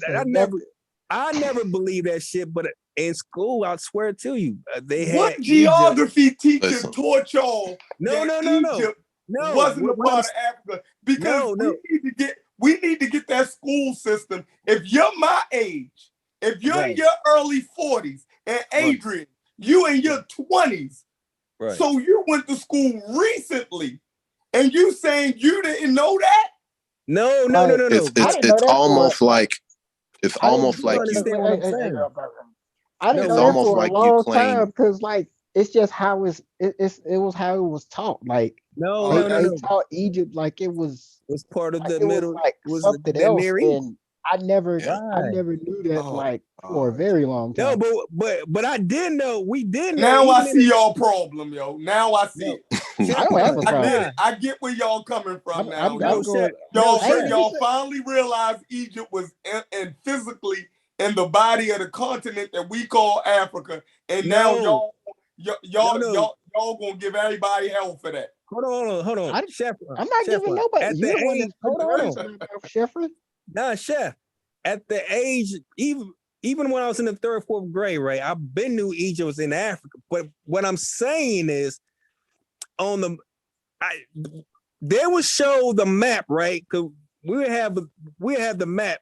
They would show Egypt, right? And below Egypt, it'd be Sub-Saharan Africa. Below there that's what they would have. They would have the rain in Egypt, but below Egypt, it was just, they would say Sub-Saharan Africa. That's what it is? Huh? So, because that's called listen, yo. Even in Houston, Texas, right? When I was dating a female friend, I was dating some girl down there. Her child brought home the map of Africa, and they were doing the same shit. They were having Egypt separate from the rest of in Texas. You in Texas, right? So right now I'm in Jersey. I'm saying when I was dating, you grew up in Texas, so you know the geography. No, I didn't grow up in Texas. No. Well, I'm saying I spent some time in Texas now, and I had a girlfriend down in Texas. I'm talking about. So what's south of the Rio Grande? You said south of the Rio Grande. Yeah. Wait, south of the Rio. Damn, I need a fucking map for that. What's You mean that? Rio Grande? You mean Rio Grande? The Rio Grande. Or Rio Grande? Grande? Rio Grande? You said Rio Grande. It's Mexico, yeah. It's Mexico. Well, I know the word Rio Grande. Not I'm having Rio so Grande. much fun. Like this is so fun. Like this is Rio. is fun. Listen, what I'm saying is there is Rio such thing. Rio Grande. Yeah, there is a such thing. Rio Grande. It's Sub-Saharan Africa. Yes, all right? it is. All right. Egypt is in Northeast Africa. Yes, sir. Right? It's right next to Asia. Those Right words. next to what? Right next to Asia. Okay. Is a border country, right? Yo, why?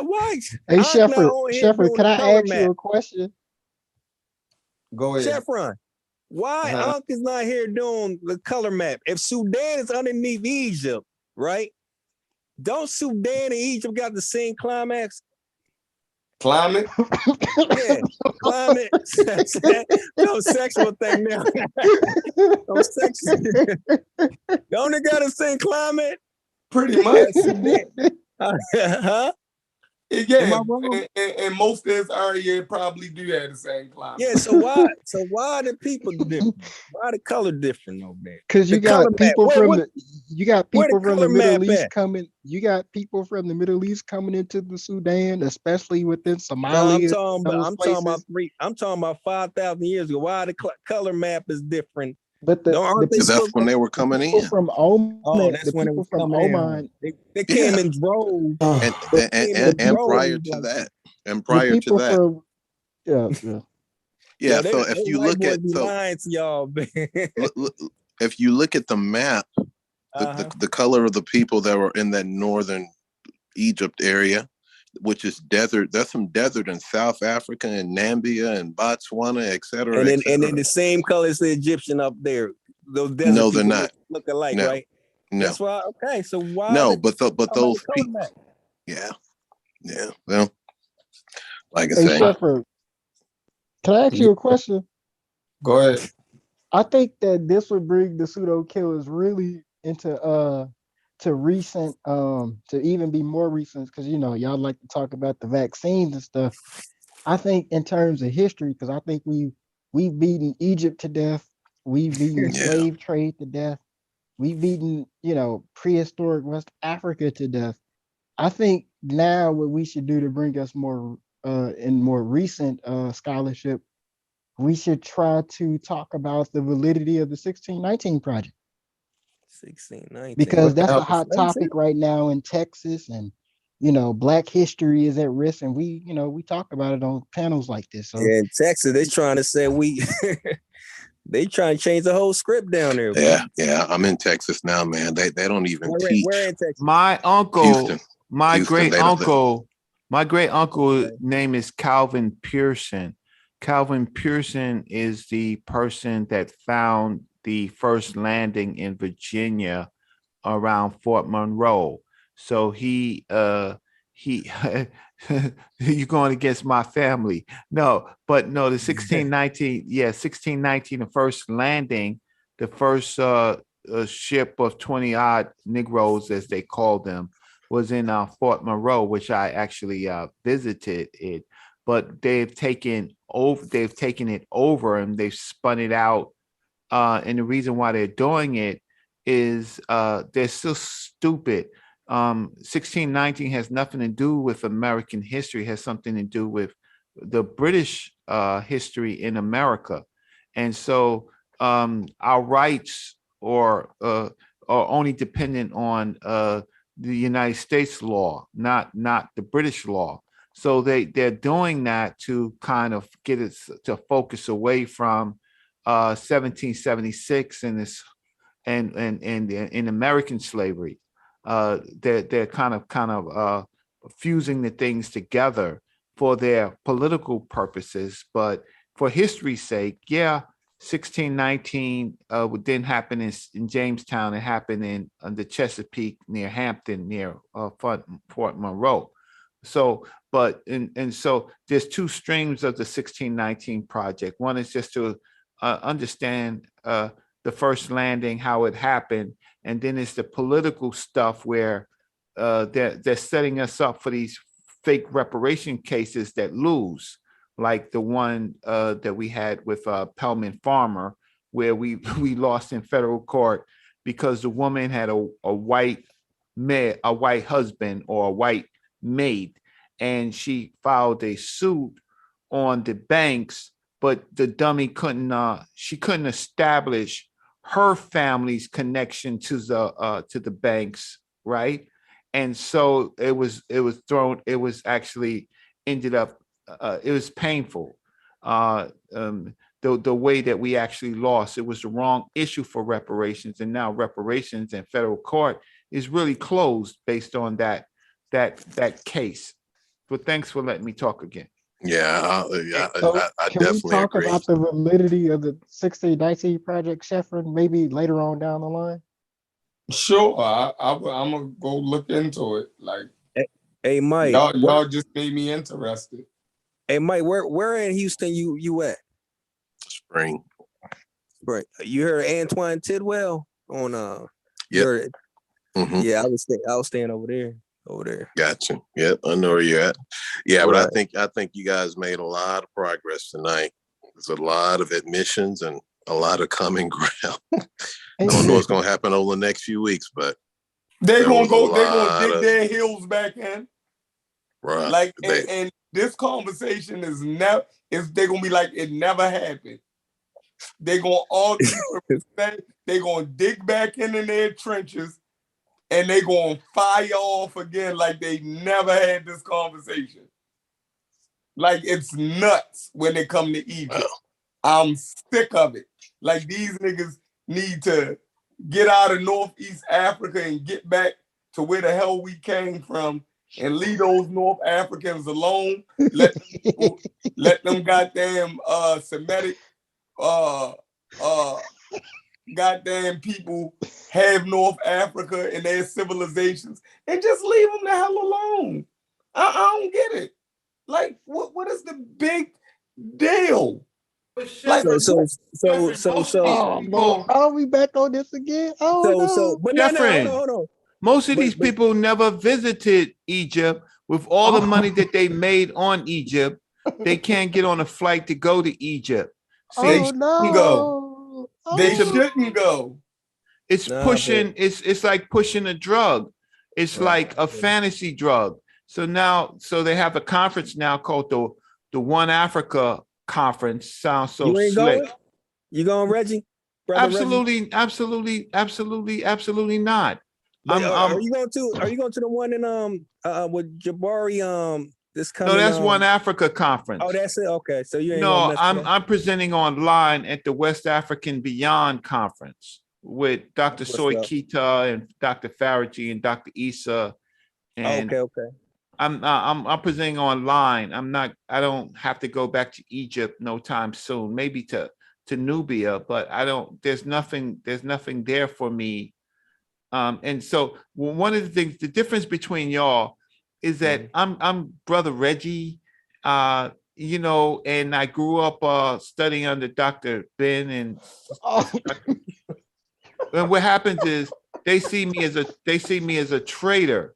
They don't see me like they don't see me like y'all. They see me as if they could just remove me from the argument, because and so for me it's much more painful to push the message than it is for y'all, because they call me traitor to my face. And then they say, oh, I'm helping Zion Lex learn the meta nature and stuff. Absolutely not. Right? Absolutely not. Hey Reggie, before I get off my that script down, what's the name of that script down in Nubia that they say is hard to decipher? The Moronic script. Is that the Moronic script? Okay, so is it older than the no, it's the heretic? Not the heretic. Is it older than the heretic? No. No, hieratic is just a. It's kind of like the cursor, handwritten. right? Yeah, the Yes, hand cursor, cursive right. is script. Right? No, the Meroic script. First of all, those people have always had their own languages, and Right. so basically they used characters to make up their language, and we haven't. Well, it hasn't been deciphered. Hasn't been deciphered yet because we don't have a good triliteral script. But the concepts. Remember, it's the parent people of both Egypt and the Cushitic people that we need to look toward to. What the Meroic people did was they cut themselves off from Egypt, and they created their own structure. If I could say that. So no, Meroic script is not older, but the language may be older. We just don't know. We just don't know yet. Okay. Yeah. Brother Reggie, can I ask you a question? Yeah. Okay, and keep in mind, I'm being like, as respectful, as possible with this question. I'm seriously about to ask, right? I'm being be very respectful. Get it out, Adrian. Get it out. Okay. I mean, like, like I'm just gonna start off by saying, man, I'm jealous of you that you got to, meet and talk to the fathers of Africana studies, Dr. Ben and Dr. Clark. I was their pallbearers. I was both their pallbearers. It makes me break down and cry. Like I swear, because I remember when I saw because Dr. Ben was not he was not nice. Dr. Clark was probably one of the beautiful elders I ever spoke with. But Dr. Clark, Dr. Ben, he would curse you out. He would use you out and push you out on a ladder to have you drown and then laugh at you. Dr. Ben was he was a tough person to work with, particularly in his old age. But because I had so much respect for him, it helped out my character, right?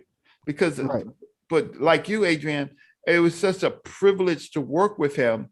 But in his old age, he just became difficult. So, but what was your question?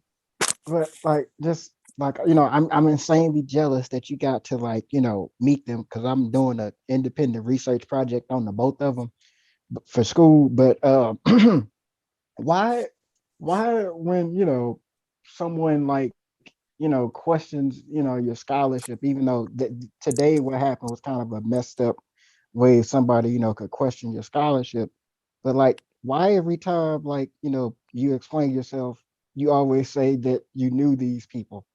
Because they're a god to him, man. But nothing wrong with that. No, I could tell it, because what happens is that at some point people act like these people never said and never said specific things. So if they can erase me, see, I'm in a generation between all of them, right?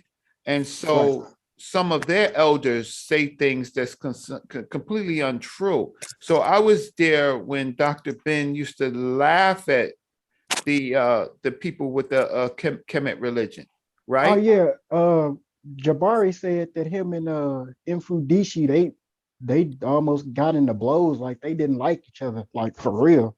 That's what he said. Who didn't like each other? I remember Jabari said on Sarnetter a long time ago that Mfudishi and Dr. Ben didn't like each other. That's absolutely if you could call Jabari up on this on the show, first and foremost, at that time period, Infidisi was the only person that Dr. Ben let teach in the university in Egypt for him. Infidisi Jehudimas had great reverence for Dr. Ben. So you have to be, I'm 56 years old, Adrian, right? Right. So when I met Dr. Clark, he was 70 and I was 20, and Dr. Ben was like 50, 58. So some of the people who are talking, they didn't know these people, or they knew them at their old age. I knew Dr. Ben in his prime, like he was just a few years older than I am. So so that's why they don't like me so much, because I was around.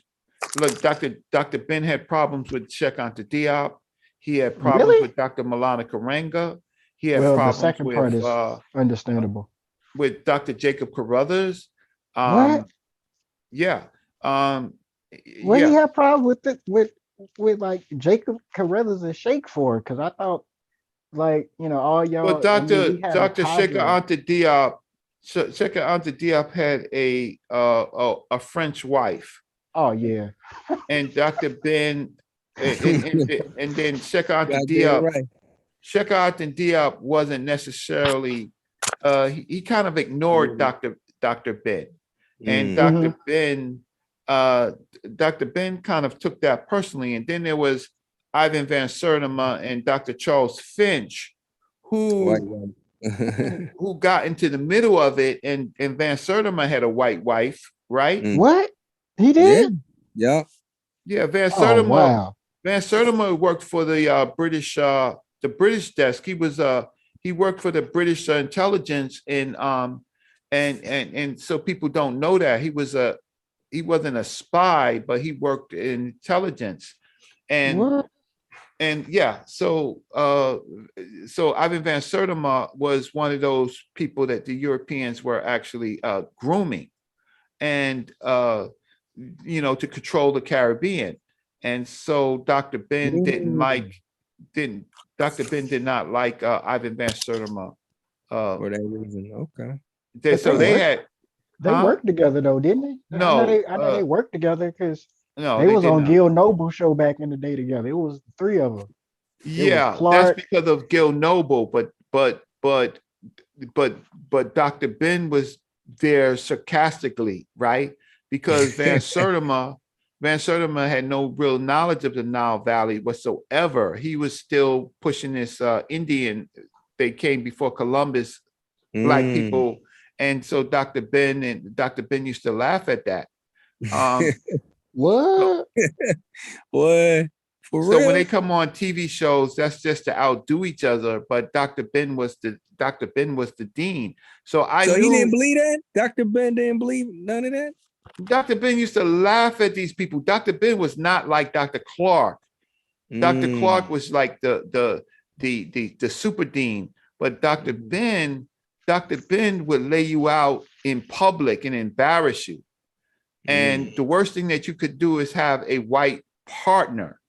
So Dr. Ben would just embarrass you and slay you on that. He would slay you. So that's what you should write a book about, your relationship between those three, because I got a few about that shit. Look, look. There's people care about. You should write a book about how you care. do Dr. Clark and them. That would be something. That would be one day something I was trying to find. I could show you. The other day I went to my sister's house. I took a picture of Dr. Clark and Bishop Tutu. And Tutu from South Africa. Yeah. And I couldn't find it. And I have a picture on the same day with me and Dr. Clark, my only picture with Dr. Clark in the 80, in like 80, it might have been about 84, 85. The rest of these, so no, I couldn't write. See, because a lot of stuff is kind of personal. I know both Dr. Clark's wives, right? I know Sybil Clark and his first wife. I know Dr. Clark's children. I know Dr. Ben's both his wives, right? I know their families. Dr. Clark went to my father's funeral, sent me a wedding gift when I got married, and so I was very close. So the reason why I bring it up is because and I used to read to Dr. Clark when he was blind. I used to go to his house once a week, And he used to have me page books for him and read to him, right? So and then I went to West Africa with Dr. Clark in '86, and I went with Dr. Ben in '87 when we took 1,000 people. Were you on the trip when I heard Dr. Clark was talking about Louis Farrakhan, how he went to Egypt and went into the holy that was Maulana Karanga. Yeah, that was when he was talking about Farrakhan in the 90s. He was talking about Farrakhan. He said he was very disrespectful when he went to when they got on the bus and they went traveling to the temple, certain temple in Egypt, and he went. That was Dr. Maulana Karanga. That wasn't Farrakhan. I guess he got the name messed up because he did say. You heard him say Farrakhan, but what's his name? It was Maulana Karanga. I was on that trip. That was '87, and basically, it was 1,000 people on that trip, and so Dr. Maulana Karanga now is who's still alive. Who I know him personally. At least I've met him a couple of times and spoke with him. And Dr. Maulana Karanga was leading a group of people that he was with into the holies of holies, and Dr. Ben said, you can't go into that. And then Maulana was like, well, white people going into it, why can't we see it? And Dr. Ben was, he pulled out his craft situation where he's part of the mystery systems, and he basically says that you're not permitted to go in. Disrespectful, right? Because he doesn't even go into the holies of holies, right? And it was just a power play. And then people do not know, at that same conference, Dr. Ben had his craft of American people in the Masonic tradition that he was the Grand Master of, and he put them all on stage to show Maulana and Dr. Carruthers that these people that you think are your friends are not your friends. They're under my craft. They're my army. I seen all of that personally.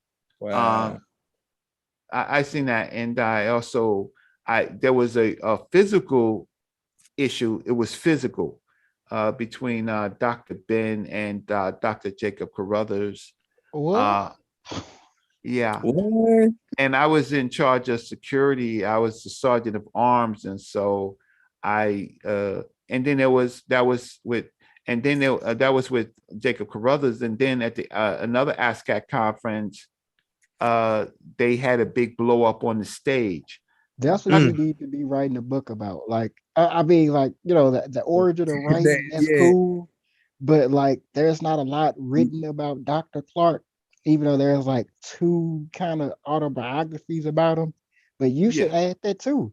I mean, because the Africana studies, like, we need, more stuff written about, Dr. Clark and them. So you should be writing that, man. Well, no, because it's Oh, go ahead. Finish your what you about to say. Well, because my situation is that I'm family. There are lots of look. Yeah, you don't when you want do to put interpersonal. Right. There's interpersonal. There's lots of there's lots of affairs. There, I was security, so you might look at me now. As frail and lanky and tall, and then people talk to me a certain type of way, but that wasn't always necessarily the case, right? And so I laugh at some of these young people that disrespect me because look, I mean, my son is in a PhD program, right? He's a doctoral student, right? I live for my son, right? My son is in a doctoral program for neuroscience. So he's studying psychoplast, he's studying MRI, he's studying all the tools that we talk about on this show, right? The psychoplast is part of the PCR or whatever for the detecting the coronavirus. And And so me getting into real arguments with like when what's his name X comes on, I showed the dude a peer-reviewed article that I wrote that's cited in libraries, right? And I have other writings, and I just simply say, look, you don't have to respect me, but my work is different than your work. And if it wasn't for me, listen, the Amin Ra squad and the pseudo killers is all part of a history of there was nobody dealing with the meta nature in public except for me, right? And then other people came along, but I put together the Kemet on trial. So when people were battling the Hebrews, I was the first to do it, and I won. I pushed them back. And you were behind when Polite went to Egypt. You was one of the you and Jonathan, you guys was not only that, I drove Polite to the airport, right? I picked Polite up. I talked to Polite. Polite is a friend of mine, no matter what the controversies is. And I talked to him with Jonathan on the phone when he was in the when he was showing us the glyphs from the pyramid text of Unis. So the difference is that, listen, I'm just asking y'all, if I do something wrong that I need to be disrespected, then that's fine. But people just coming on these channels and just disrespecting me is really I shouldn't be in a situation where I have to curse out curse out somebody who, how can I say, is on our channel. Old enough to be your son. Not only that, that's not African. That's not West African. African. It's not an African. It's not even what I mean about that is it's not something we do to our elders. Even in American culture, old American culture, they do it in Egypt. Huh? They do it in West African. That's not West African culture. Well, no, at West Africa, so people get it wrong. So I've been to West Africa. At West Africa still has servitude, right? Right. And so they have these chiefs. And basically, if you're part of the servant class, meaning family names, these chiefs take advantage of you. And then the chiefs now give out fake stools. These people saying they did get a stool in their chief. That's fake. The Akan people don't even want to teach you their language. They don't even want. You got to learn the language from other people. They want to keep it secret, and they're Christians. So I'm not trying to hear no West African saying anything. They need to get their stuff straight. Yeah, we can't go back to pork chop nationalism. We're not Africans no more.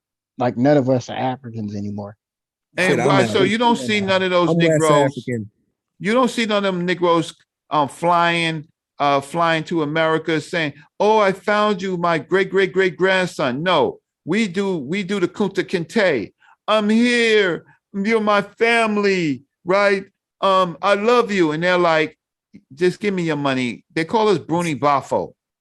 Bruni Bafo. You got to tell which country doing it, because Ghana. Okay, yeah. You can't just say this, say Ghana. But not only Ghana, the Islamic African countries, Ghana, Senegal and Mali. If you're not Muslim, you're jack shit. Right. Right, you're right. Right. And you're saying to them and saying, why you trying to do Hajj? Why are you trying to follow the Prophet Muhammad? Don't you read? Don't you read the history? No, they just read the Quran and the Hadiths. I said, well, read the Hadiths. They don't care about black people like that, but they have a belief like we have with Christianity. But my big point is that any given day, I can debate any Hebrew, any Christian, any Muslim, right? and it means something. Like sometimes on these shows, these are just shows where it's going back and forth. Listen, I went to high school with General Yohana. Right. I overheard you saying that. Right. I know him personally. He was a friend of mine. Right. Right. Actually, I mean, I have a lot of respect for the brother, right? Growing up, right? Because he didn't do the things that I did when I was growing up, right? So he actually was a good dude, strong, right? But he wasn't the commanding general then. I know his brother, right? So that's why they don't. General. Huh? He was the young general then. He was a wrestler. What? Yeah, he was high school champion wrestler. He wore the Greek suit. Stop playing. Nah, that's what they wore. They wore the tighty, the bikini, the one-piece bikini. But General Yohana could fight. General Yohana could fight. But in my neighborhood, I'm from Castle Hill, we ain't really fight. Like, I mean, we did fight 52. Yo, who came out of Castle? Who came out of there, Reggie? Like famous? A bunch of correction officers, a bunch of criminals. No, only reason I'm asking, I thought one of the Wu-Tang came out of Castle. Maybe nah, they from Staten Island. My younger brothers, my younger friends that I grew up with, they were involved in sex, money, and murder. So I grew up watching them. I was older, but I grew up watching them being involved in sex, money, and murder. And you know, I was I did what I did in the projects. It wasn't nice. It wasn't nice at all. I was responsible for a lot of personally responsible for a lot of bullshit in the projects, right? But get back. Hey, let me ask you a question before I go to bed. So what was really making Dr. Clark mad at Louis Farrakhan? I mean, what he do? I mean, because he used to throw some shots at Louis Farrakhan, like, because Malcolm X was Dr. John Henry Clark's friend. Yeah, Dr. Clark had taught him. Yeah, Dr. Clark wrote the Organization of Afro-American paper. He wrote it for Malcolm. That's Dr. Clark's work. And so he was but Bumpy Johnson was a friend of Malcolm X too, a close friend. That's actually true. Like, cause I feel like that's made. Well, I mean, I don't know, but I just felt that's like kind of made up. That's actually true. Yeah. Like what happened is that when Malcolm got killed, Malcolm and Bumpy used to play chess. People don't know that. But when Malcolm got killed, the Nation of Islam, they were emboldened about Malcolm being killed, and people were scared to go to the funeral of Malcolm, and so there was a big war in Harlem, and Bumpy Johnson paid for Malcolm X's burial. Oh wow! And he stopped the Nation of Islam for harassing the people. He basically said, "You killed my friend, right? Just leave it alone. Let us bury him, right?" And so my Professor Small, he ended up working with Sister Ella Collins, Malcolm's sister, right, and becoming the Imam of Muslim Mosque Incorporated. And I've met Sister Ella many times. Malcolm's sister, Malcolm's nephew, Rodnell Collins, and Sister Betty many times, and the children. Sister Ella, I heard she was like a gangster, like. She was. Yeah, I heard about. Yeah, I heard a little bit. She was no nonsense. She was no nonsense. She ran Boston, some Boston politics. She had a home on Strivers Row, right? She was involved in a lot of legal and illicit stuff. She had a lot of real estate. But during the time period of Malcolm's death, she took it upon herself to try to figure out who did what. And so a lot of people, there was a war going on. There was a lot of bloodshed people don't know about. Between what actually happened with Malcolm, and a lot of people left the country and fled because Ella was really, really upset about what happened to Malcolm X, to a type of situation where you brothers gonna have to man up and you're gonna have to do something about it. And the fight wasn't really necessarily with the Nation of Islam, because it wasn't the Nation of Islam. They were provocateurs. They were doing a lot of clowning and making a lot of noise, but there were a lot of informants and other groups of people involved in this process. And it was basically like the Mau Mau. Like all you needed to do was get your finger somebody point the finger at you and you might die. Right. And Ella was so, and Professor Small is a nice elder. I'm telling you right now, these days, he's a nice man. He's a nice, good brother. Leave Professor Small alone. He's not what you think he is, right? So don't get it twisted. People just gotten old but Professor Small was, he was Muslim Mosque Incorporated, and he was in charge of the OAU, and I still work with him today. And it's tough working with him. Did you know that Spike Lee, and if you read his book, By Any Means Necessary, The Trials and Tribulations of Making Malcolm X, did you know that Spike Lee had actually interviewed Dr. Clark on his relationship with Malcolm? No, I suspect he may have, but I did not know. I did not know it's. Well, I'm not a fan of Spike Lee, by the way. Yeah. But Wesley Snipes did the. Yeah, he did. I seen a that. Great and Mighty Walk documentary on Dr. Clark. Yeah, he did a better job. The Malcolm X movie that Spike Lee did, it actually had a lot of problems. There was a lot of hidden truths in it, but it was really problematic.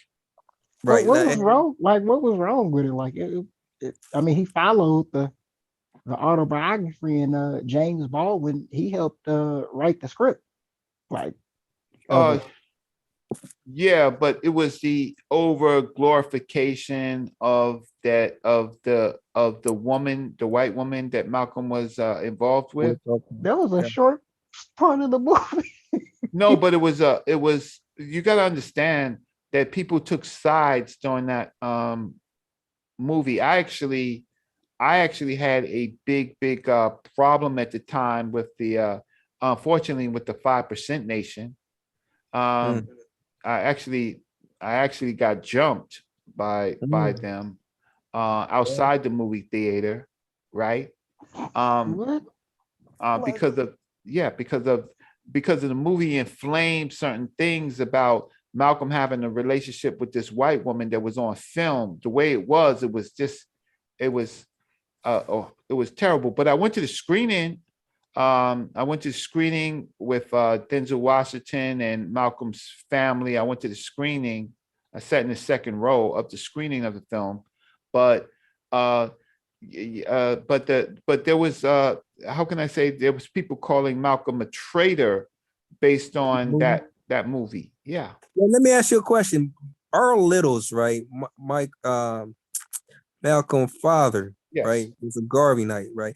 I seen picture in that movie of Marcus Garvey. My question to you is, do you feel that Black Hollywood has failed to make a movie about Garvey?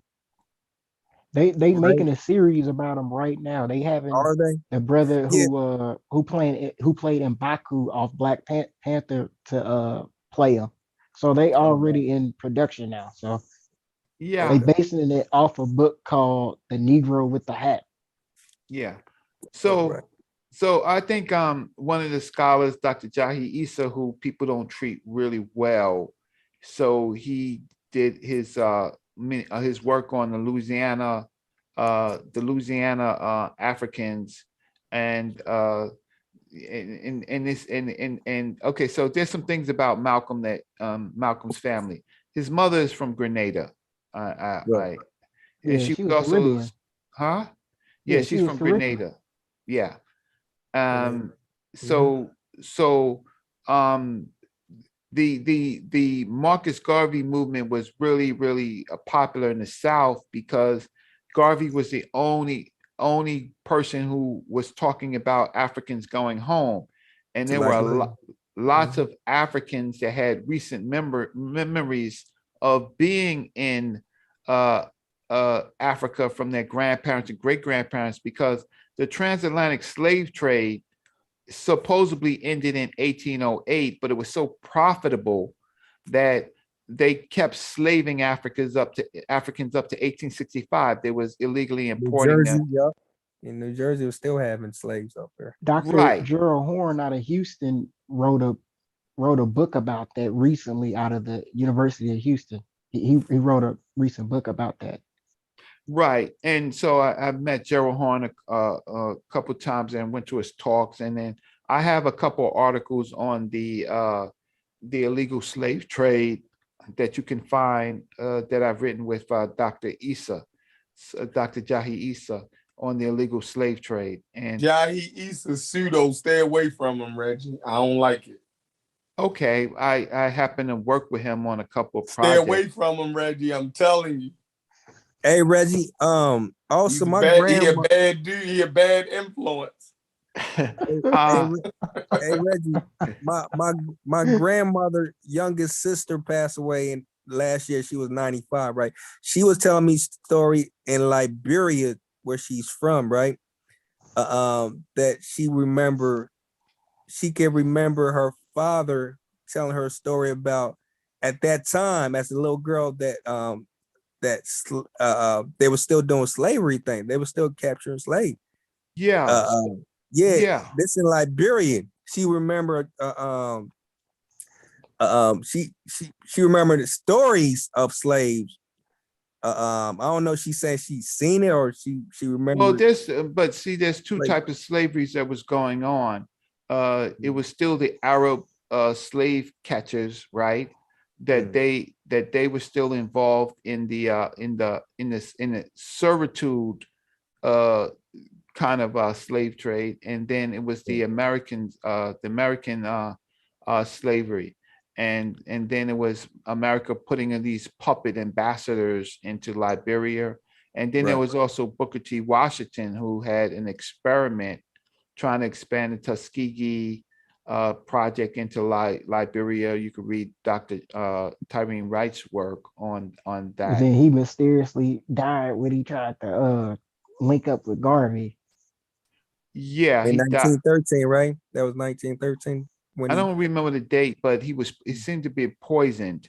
So he was poisoned by some Black Americans that he was in conflict with. Well, we don't actually know like how he, we don't know if he was poisoned or not. Like I don't think people have really came up to like how he died and stuff yet. So we gotta, yeah, well, so I mean, there's material out there you could search, but one of the things is there was this big problem with him getting beat up, seriously getting beat up prior to this situation, supposedly over some white woman, and then he ends up going, I don't know, to like I don't know if it was somewhere in New England, right, for a conference. And then after that he gets terribly sick. Oh wow. What's the book on this? Because I've been trying to buy Booker T. Washington's journals, but a lot of them are starting to be out of print now. So what's the Dr. source on Tyreen that? Wright, Booker T. Washington, The Making of a Pan-Africanist, is probably one of the best books because she was she was how can I say, she did her PhD on it, and she was able to look at the Booker T. Washington papers directly. What's it called again? Booker T. Washington, the making of a Pan-Africanist. Making of a Pan-Africanist. I'm looking this up on Amazon. Yeah. The making. The making of a Pan-Africanist. And she said, so one of the things that people don't know about Booker T. Washington is in his last year or 2 years, you got to remember, since the slave trade, they weren't, they had stopped the immigration of Africans into the United States. So he worked with the president of the United States, and the last thing that he did was they ended the African exclusion measure. The African exclusion measure was allowed Africans from the Caribbean and Africa to come into the United States, to immigrate into the United States. And that was so important because it added numbers to our population, our fleeting population. So Dr. Tyreen Wright has a chapter in her work on that. But Gerald Horne is a must read on the illegal slave trade. No matter what Sheffrin says about Dr. Issa. Come on now, don't be throwing the jabs now. We got to remember we on this show still. Nah, he did say something. He's trying to Yeah, I'm just trying to say that okay, I want to mention something that will probably be coming up on the conference. Interesting that this guy, this African named Perry, who they get the 00 haplogroup from. Yeah. Okay, so what's interesting about that, and that's going to come up in this conference that we're going to do. I've been talking to Dr. Issa about it, is that we have Perry, but we don't have his parents. So it's interesting that the only line is from Perry. So where are his parents if he was born in America? It looks like that Perry was one of those Africans that was still that was snatched as a young boy during the illegal slave trade. Because see, there are lots of Africans that show up in the Americas during the period from 1808 to 1865. They just show up. They get Anglo names and stuff like that, and they have to learn to survive English very quickly. But they're being transported up the Missouri and Mississippi River, the backwoods, and so they needed those Africans to cut down the forest, the logs, and they needed So people don't talk about that, and then they don't talk about the Union troops and the forts that they created, where they collected these Africans that were off the plantation, and basically. Many of these Africans died. There's something called the Punch Bowl. I forgot what it is there, where there are these huge graveyards of Africans after the Civil War, being basically dead bodies in shallow graves. That might be probably due to the fact that when the Union was liberating plantations, there was a lot of slaves that was following them, and so they was like, we need extra manpower, and they put the black soldiers in the front. So I mean, who knows? That's what I think probably. Well, they collected them into forts. So you got all these vagrant Africans walking around, right, with no place to go, and so the Union collected them, and then there was outbreaks of viruses, and I mean, I don't know if it was smallpox or something like that, but in some of these forts there were these breakouts of diseases, and lots of Africans died. So if you look up, I think the Punch Bowl, that's one of the big things that researchers come out, and then there's all of these graveyards of Africans during the period of the Union Army. So the Union Army wasn't kind. Their whole thing was to end the war, and to get the Southerners under control. But to say that they cared about the African is a misbelief. And at the same time, they needed to control the population because those Africans would become voting members. And so the population during the Civil War was roughly 50% white and 50% black. So from that period, we shrunk down to a population of 13% through the policies of the United States. Hey Reggie, now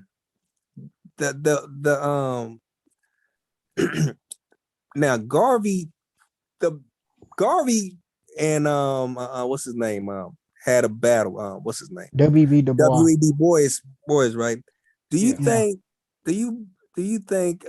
as you look back at it retroly, right, that Garvey probably lost the battle, but he actually won the war because Du Bois end up dying in Ghana? You know what I'm saying? What I mean about that? What I mean about that is, Garvey was pushing back the Africa shit, right? And Du Bois end up dying in Africa when he was pushing. While he was pushing. Wrong. You say that again. You looking at that completely wrong. You think so? They had this was the issue primarily between W.E.B. Du Bois and Marcus Garvey. Okay. W.E.B. Du Bois